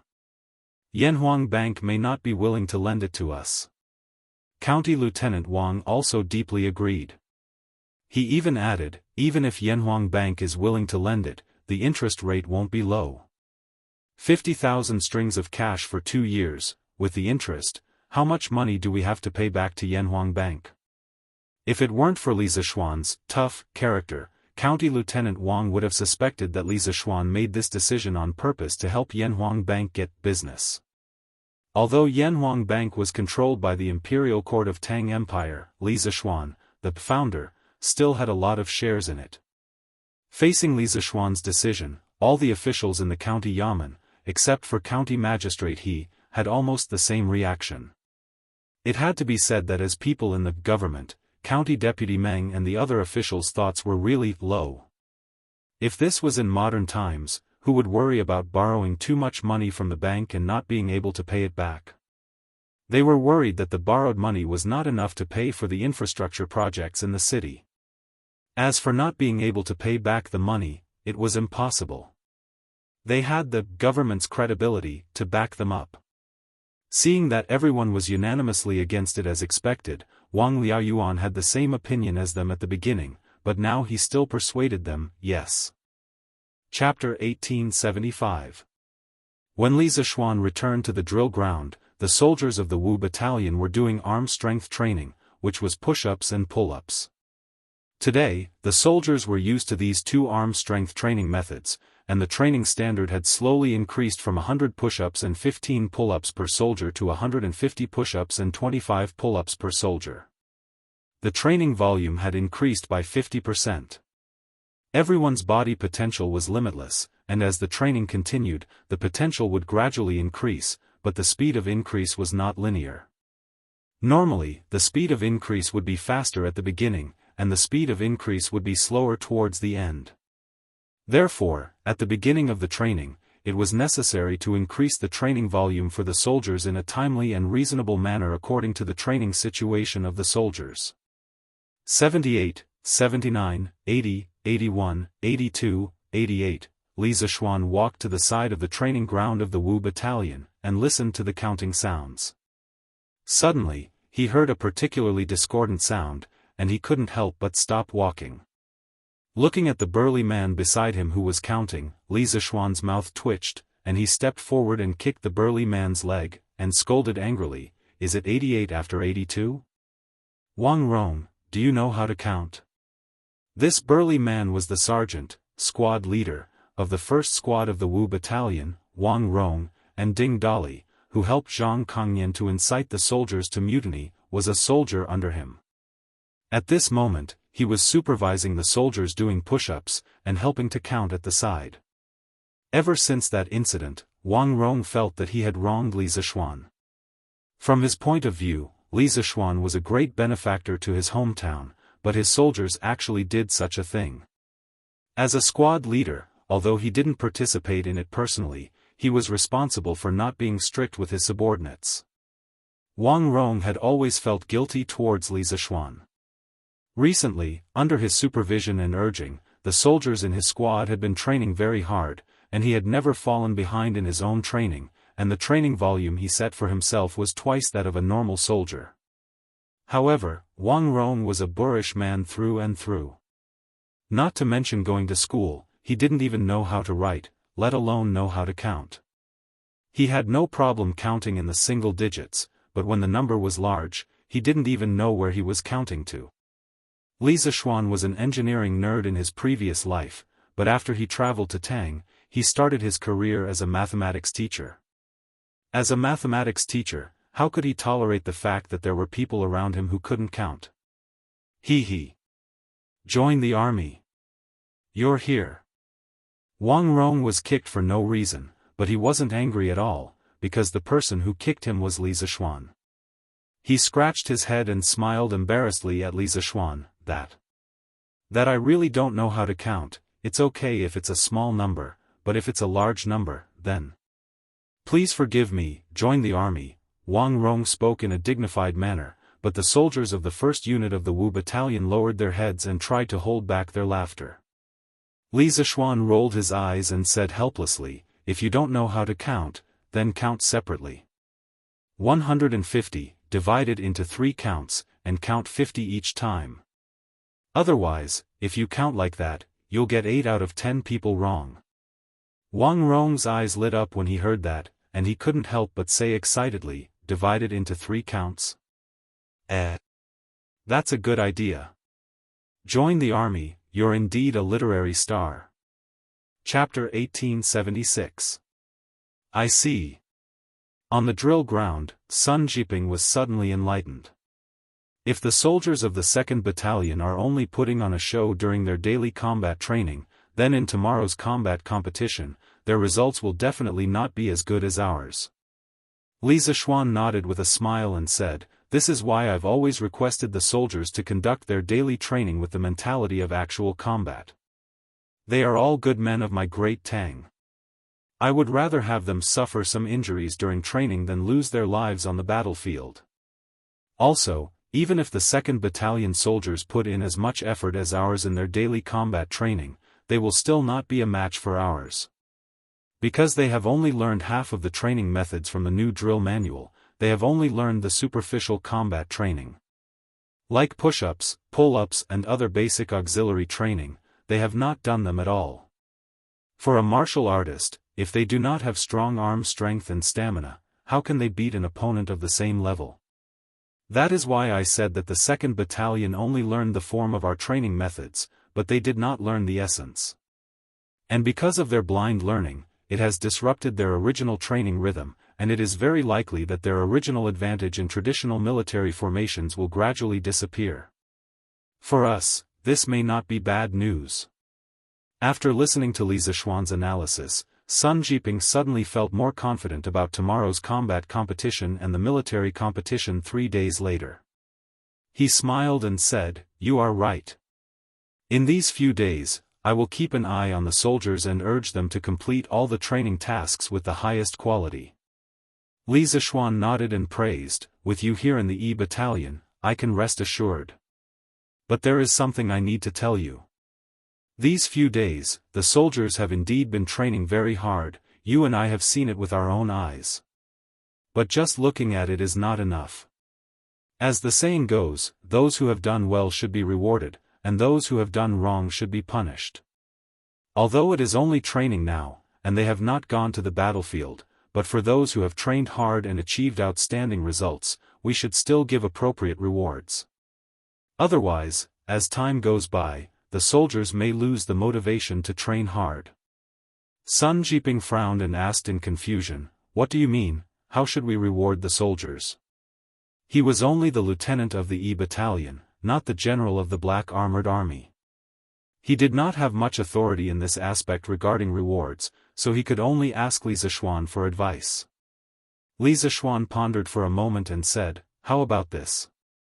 In the next few days, Jiping, pay attention to the soldiers who have been training unusually hard. I want you to pick out a group of outstanding soldiers who have outstanding training and record them in a book. If he is a normal soldier, he can be promoted to a deputy general. If he is already a squad leader, then he can be promoted to deputy general of a battalion. These selected soldiers will lead the training of the brothers in the camp during peacetime. During wartime, I need them to form a special assault team. I want them to take down the enemy's most elite and hard-to-take-down forces on the battlefield. Special Assault Team." Hearing this new term from Li Zishuan's mouth, Sun Jiping was stunned for a moment. After thinking about it carefully for a while, he roughly understood what kind of existence the so-called special forces were.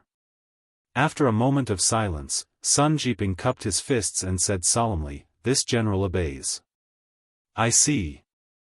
On the drill ground, Sun Jiping suddenly realized what was going on. If the soldiers of the B Battalion are just putting up a show during their daily combat training, then in tomorrow's combat competition, their results will definitely not be as good as ours.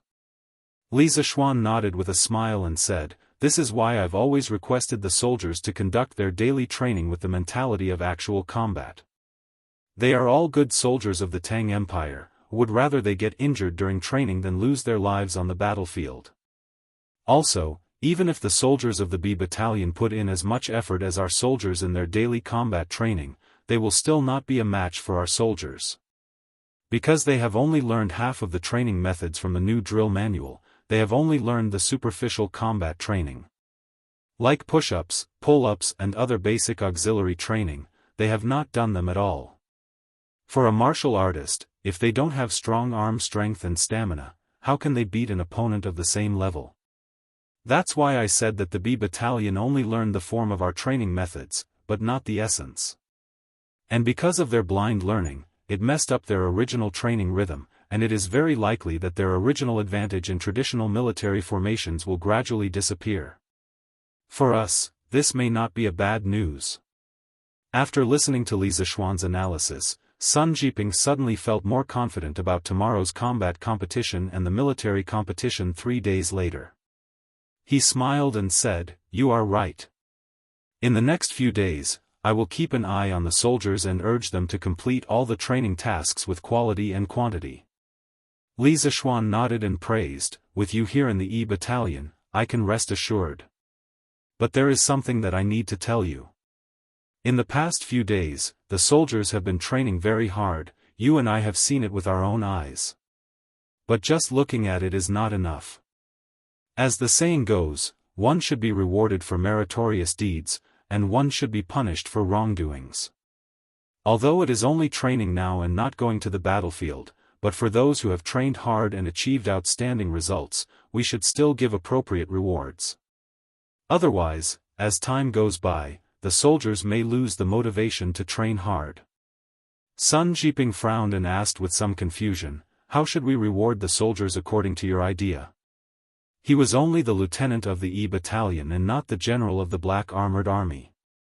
Regarding the rewards for the soldiers, he did not have much authority in this aspect, so he could only ask Li Zishuan for advice.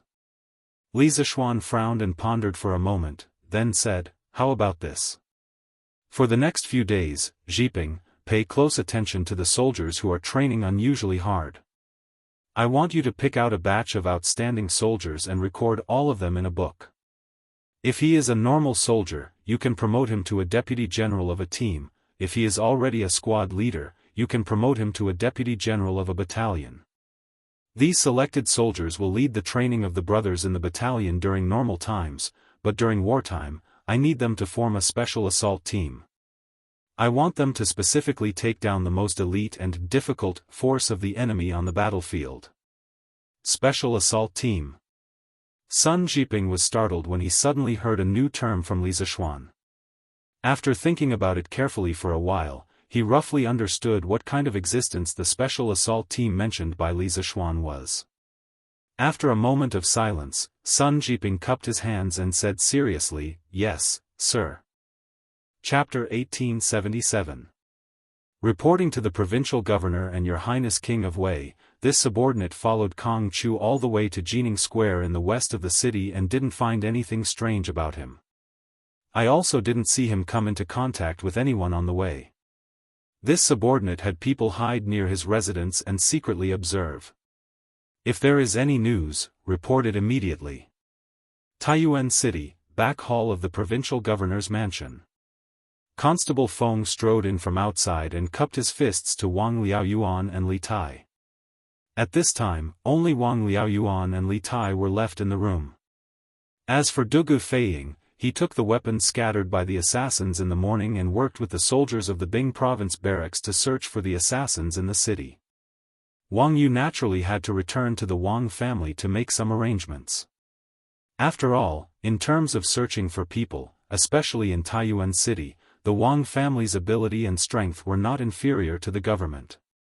The reason why Li Tai hadn't left yet was mainly to wait for news from the people who followed Kong Chu. Wang Liaoyuan frowned and asked, "You're saying that Kong Chu has a residence in Jianghu Square?"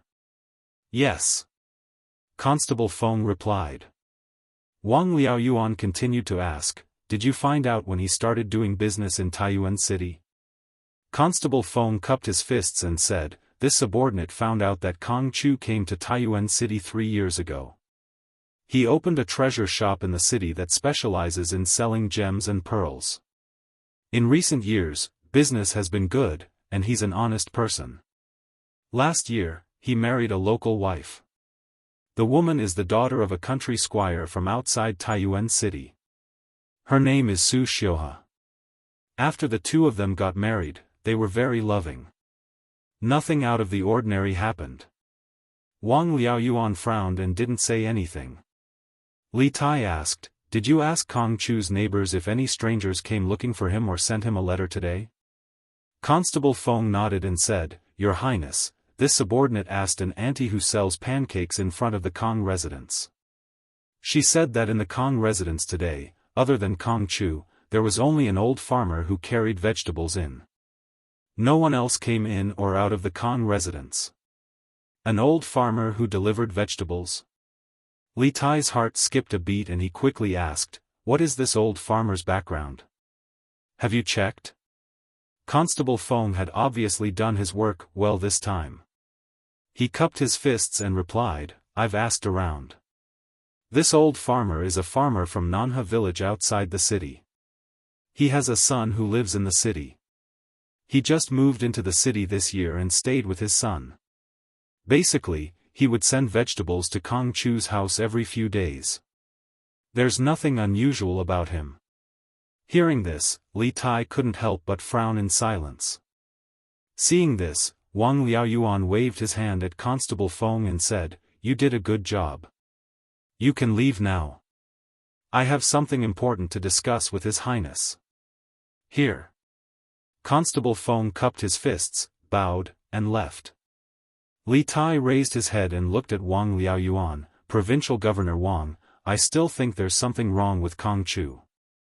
Have someone keep an eye on Kong Chu, report to me as soon as you find anything strange." Although Kong Chu looked normal on the surface, Li Tai's intuition told him that Kong Chu was definitely hiding something. Wang Liaoyuan had been an official for so many years, so he was still alert. He also felt that there was something wrong with Kong Chu. Hearing this, he nodded and said, "Okay. I'll make the arrangements." Li Tai nodded and stood up. "If that's the case, I'll leave this to Provincial Governor Wang. I still have other matters to attend to, so I'll take my leave first." Although Dugu Xian had been assassinated and the hidden assassin in the city hadn't been caught, the Academy's task of building a relay station still had to continue. It might even have to be sped up. This was because Li Tai didn't know how many more obstacles he would face. He wanted to be as quick as possible. Otherwise, he might not be able to complete the task in 2 months. Wang Liaoyuan's heart skipped a beat as he cupped his fists. The hidden danger in the city hasn't been dealt with yet. It's best if Your Highness doesn't go out for the next few days. If Your Highness insists on heading to Dragon Mountain, you can bring the Imperial Guards and the Bing Province barrack soldiers along. Clearly, Wang Liaoyuan could tell that Li Tai wouldn't stop because of the assassin, so he reminded him. Li Tai nodded and said, "Okay. I understand. I'll be careful." With that, Li Tai put his hands behind his back and walked out the door. Taiyuan City was destined to not be peaceful today. In fact, Taiyuan City hadn't been peaceful for the past 2 days. Yesterday, the Wang family's forces on the surface and in the dark had been searching for Zhu Xiecheng and Kong Chang'an in the city. Yesterday, Taiyuan City was buzzing with activity. Today, the 10,000 soldiers of the Bing Province barracks were scattered in every corner of Taiyuan City, searching for something from house to house. After these soldiers entered the houses of the commoners, they didn't ask anything and directly searched the houses. The houses of the butchers and hunters were the main targets of the search. The sabers, arrows, and other weapons hidden in their houses were all found by the soldiers of the Bing Province barracks. Then, one of the soldiers took out a blueprint from his bosom. On the blueprint, there were drawings of various weapons. The weapons were also engraved with a special pattern.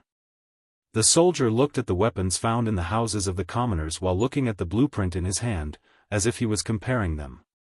After the comparison was completed, if there were no abnormalities, the soldiers would withdraw without a word. If the weapon found was similar to the weapon pattern on the blueprint, the owner of the house would be arrested and sent directly to the provincial governor's manor. Taiyuan City had a total of 56 houses, with a population of more than 400,000 people. For 10,000 soldiers to search from house to house, this project was no small matter. This was the beginning of the Tang dynasty, and the military discipline of the Tang army was very strict. The Bing province barracks was the most powerful barracks in the north of the Great Tang, so its military discipline was naturally very strict. Although the soldiers were searching from house to house, they were very disciplined. Generally, the owners of the houses would gather the women in one place before they entered to search. Thus, although the search of the soldiers caused some inconvenience to the lives of the commoners, on the whole, the commoners of Taiyuan City mostly supported the soldiers' work. Of course, there were always exceptions to everything. Not everyone was willing to cooperate with the search. Some of the rich and powerful families in the city were often unwilling to let the soldiers go in and search. After all, they were all big families and businesses. If the soldiers went in and damaged something during the search, the losses would be great. Moreover, the great clans had many secrets. If the soldiers discovered something shameful about the owners of the houses during the search, wouldn't they suffer a great loss? Thus, when the owners of the great clans heard that the soldiers were coming to search, they couldn't help but order their servants to stop them. However, the search warrant today was jointly issued by the Bing Province Provincial Governor Wang Liaoyuan and the Bing Province Barracks Commandant Fang Gongteng, the two highest-ranking military and political officials in Bing Province. The soldiers would carry out this search warrant unconditionally. The servants and guards of the great clans who wanted to stop the search were all knocked to the ground. If the owners of the houses still didn't know what was good for them, they would be arrested and sent to the provincial governor's manor along with those who had hidden suspicious weapons in their houses. Thus, for a moment, Taiyuan City could be said to be in chaos.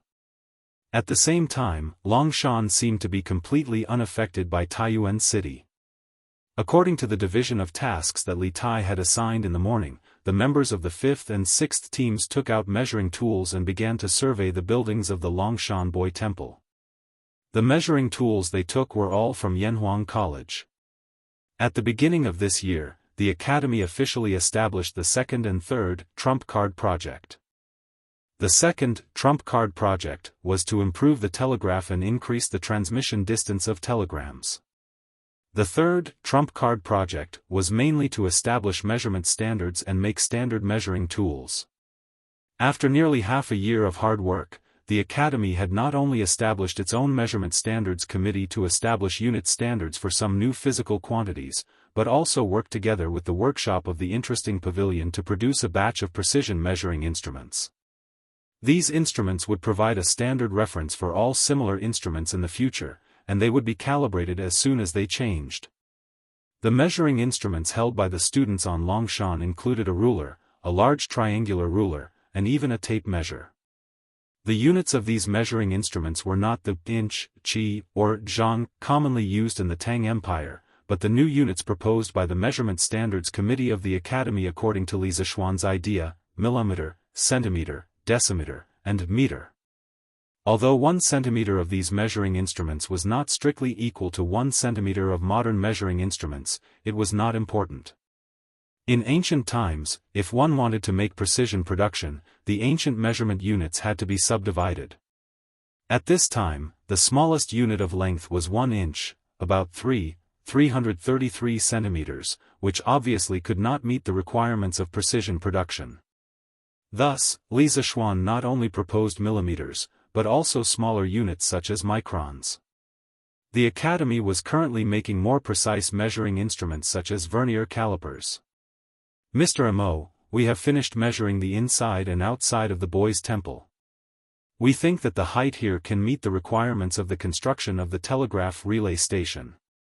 We can even directly build the telegraph relay station in the meditation room on the 2nd floor of the boys' temple.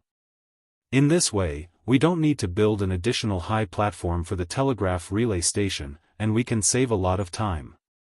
Near noon, the 8 students of the 5th and 6th groups found Mo Chui. One of the students handed the drawing in his hand to Mo Chui and reported seriously. Mo Chui took the drawing and looked at it carefully. The students had drawn the structure of the boys' temple according to a certain scale when they were surveying the area. They had marked the dimensions of the key areas. Those who knew the new engineering drawing method invented by Li Zixuan would be able to understand it at a glance. Yes. Very good. Your judgment is right. Based on the height of the Boys' Temple and Dragon Mountain, it is completely feasible to build the telegraph relay station in the meditation room on the second floor. But where should we put the generator? Have you thought about Pangsheng? After glancing through the drawing, Mo Chui nodded with a look of approval. Then, he asked another question. The telegraph machine needed electricity, and the telegraph relay station naturally needed electricity as well. And they definitely couldn't use batteries. After all, batteries could only provide limited endurance, so they could only place their hopes on a small power station.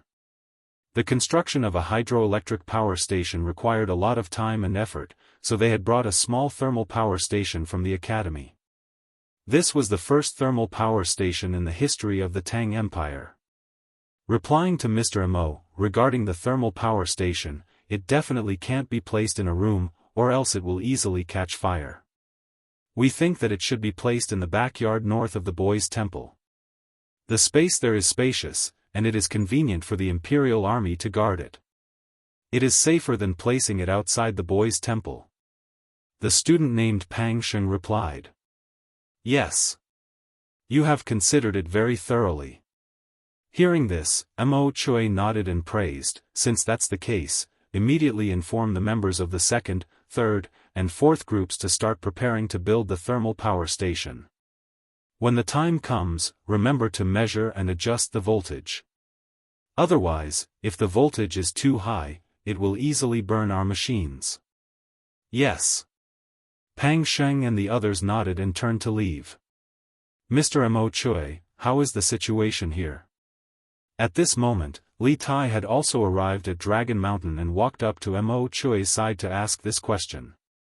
After leaving the provincial governor's residence, he did not even return to the courier station. Instead, he rushed straight to Dragon Mountain with a dozen Imperial Army guards.